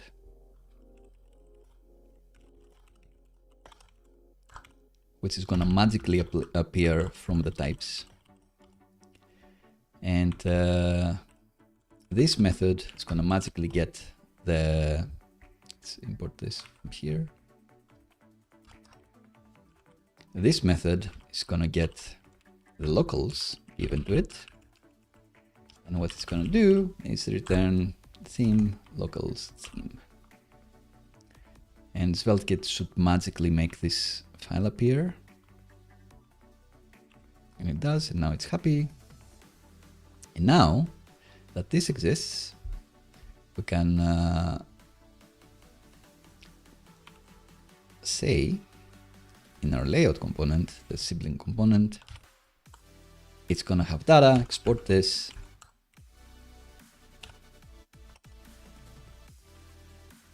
And all we wanted to do is, like on mount, I suppose, or on first render, say that the theme is the theme that you got from the data. So whatever you loaded, this is what you're gonna use the first time this renders, which should mean that when we click to light mode now and refresh, we stay in light mode, because our theme cookie here, you can probably see it just about in my face, above my face. It's now light, it's now dark. So we respect it. It's light again, we respect that. If that wasn't set, so the first time we hit the website, it's the user's choice of what they prefer. And you can see that even now, no flicker, we don't flick to like the dark state, which some sites do, and I find super annoying. So yeah, this is dark mode working, and it looks decent. Doesn't look too shabby, if I may say so myself.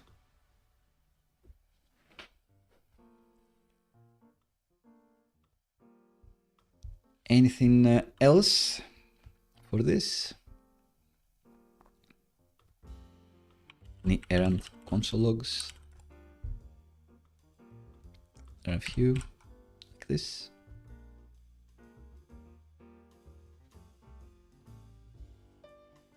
So at this point, this should know that this is not null, right? Because it should be, we should be early out here, so I don't know why this is. Because it doesn't know what is theme is for some reason. I wonder.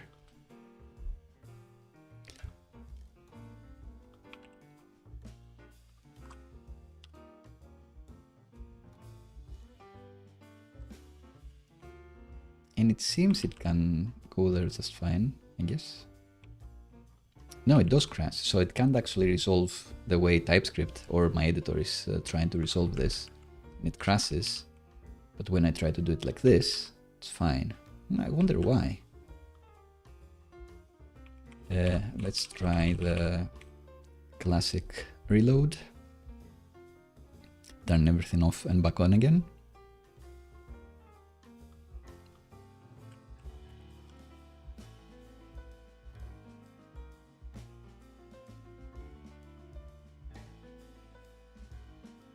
So I expect this to be resolved.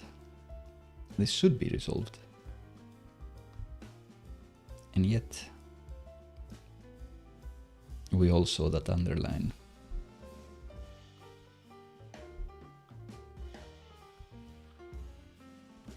Seems happy now, can navigate to this file, so just VS Code problems. Never TypeScript problems, always VS Code problems. The other thing you may have seen, we have the like copy 1 and copy 2. Don't do this right. So here, I guess I always want this to be white. Fair enough. Do I do it in a different place? Yes, and here again, I always want it to be white, which is fair enough. Do I have a gray? Guess not.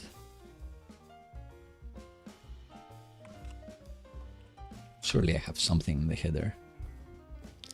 I have a cheeky span in the header that just has this, and I'm using gray here, so I don't know what that is about. But should I make this like surface 2? See what happens. Surface 1? Can we even see it? Copy 1? Copy base? Copy muted?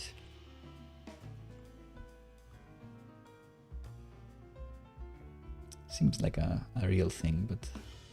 Ah, right. Doesn't look too bad. Doesn't look that different from the others, but now it respects what our scheme is. So I like it better.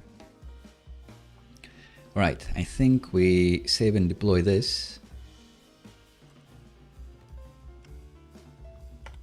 Implement dark mode.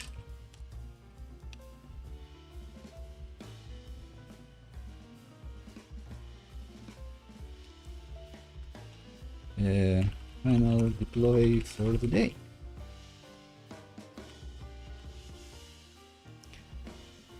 So we've pushed this, we haven't raised a PR yet, we're just pushing straight to main for speed, I guess. But it should deploy at some point. Let's see any notifications, it's all me. Nothing too bad. But eventually, already, it's too fast to believe. And yet, if we go to browser.cat, try to autofill too much.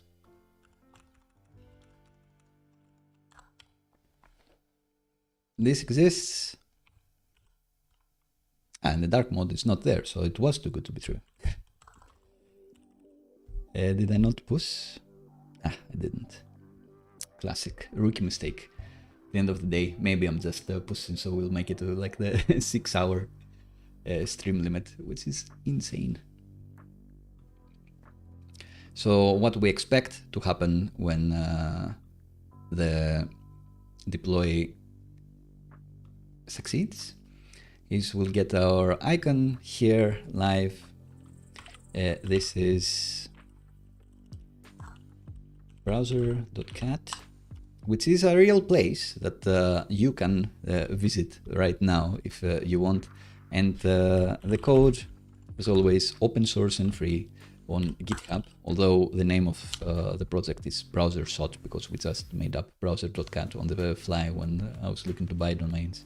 Right, we're there, dark mode, here,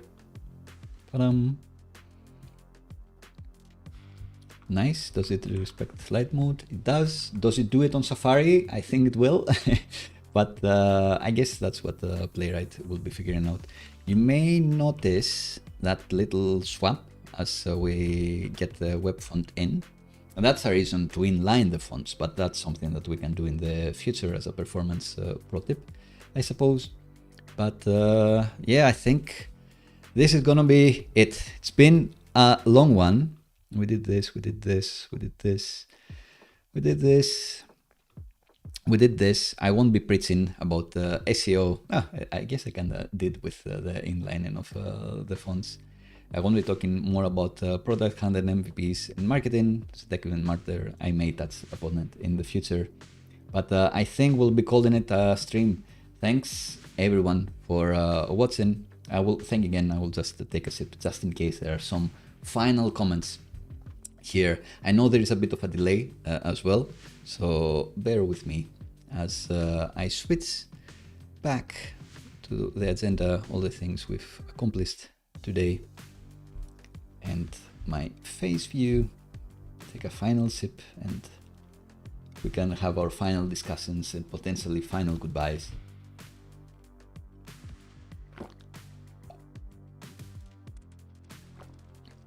Until next time, of course, which will probably be next Friday. We'll definitely be doing something next Friday, another stream, and most likely following up on this app, adding more features, making it more real. Subscriptions may be coming then. Maybe offline I'll have some designs ready so it won't look as bad. Maybe it will look more professional. Do let me know in the comments. In the comments of any video or the Discord, you can find in the description as well, whether it is fun to see me try to do design on the fly or you'd rather this be ready and we just get on with it. I'm not sure. You let me know as always and I try to improve. I aim to please. Alright, I think this is gonna be it. The goal for today was to have this be the longest stream we've ever done, which we've beaten easily. Like I think 3:30, maybe borderline 4 was our longest one for now. I really wanted to pass the 4-hour mark for today, maybe make it to 7 o'clock here at Barcelona time. And we are at 5 hours, 48 minutes in, almost 4:30. So pretty good. Thanks everyone for watching. Let me know what you found interesting as well. Let me know what you'd like me to dive into the next stream, but also what you'd like a more streamlined, dedicated video like I'd say often, like I'm known to do as well, where it's like 5 minutes, meta tags, let's go, bam. This is what you get instead of me trying to cool stuff on the fly. It's been a pleasure. It's been... my voice is feeling it slightly, but as far as morale and energy goes, I feel great. It's been an awesome time and can't wait to do it again. Have a lovely day, have a lovely Friday, have an awesome weekend. I'll see you around.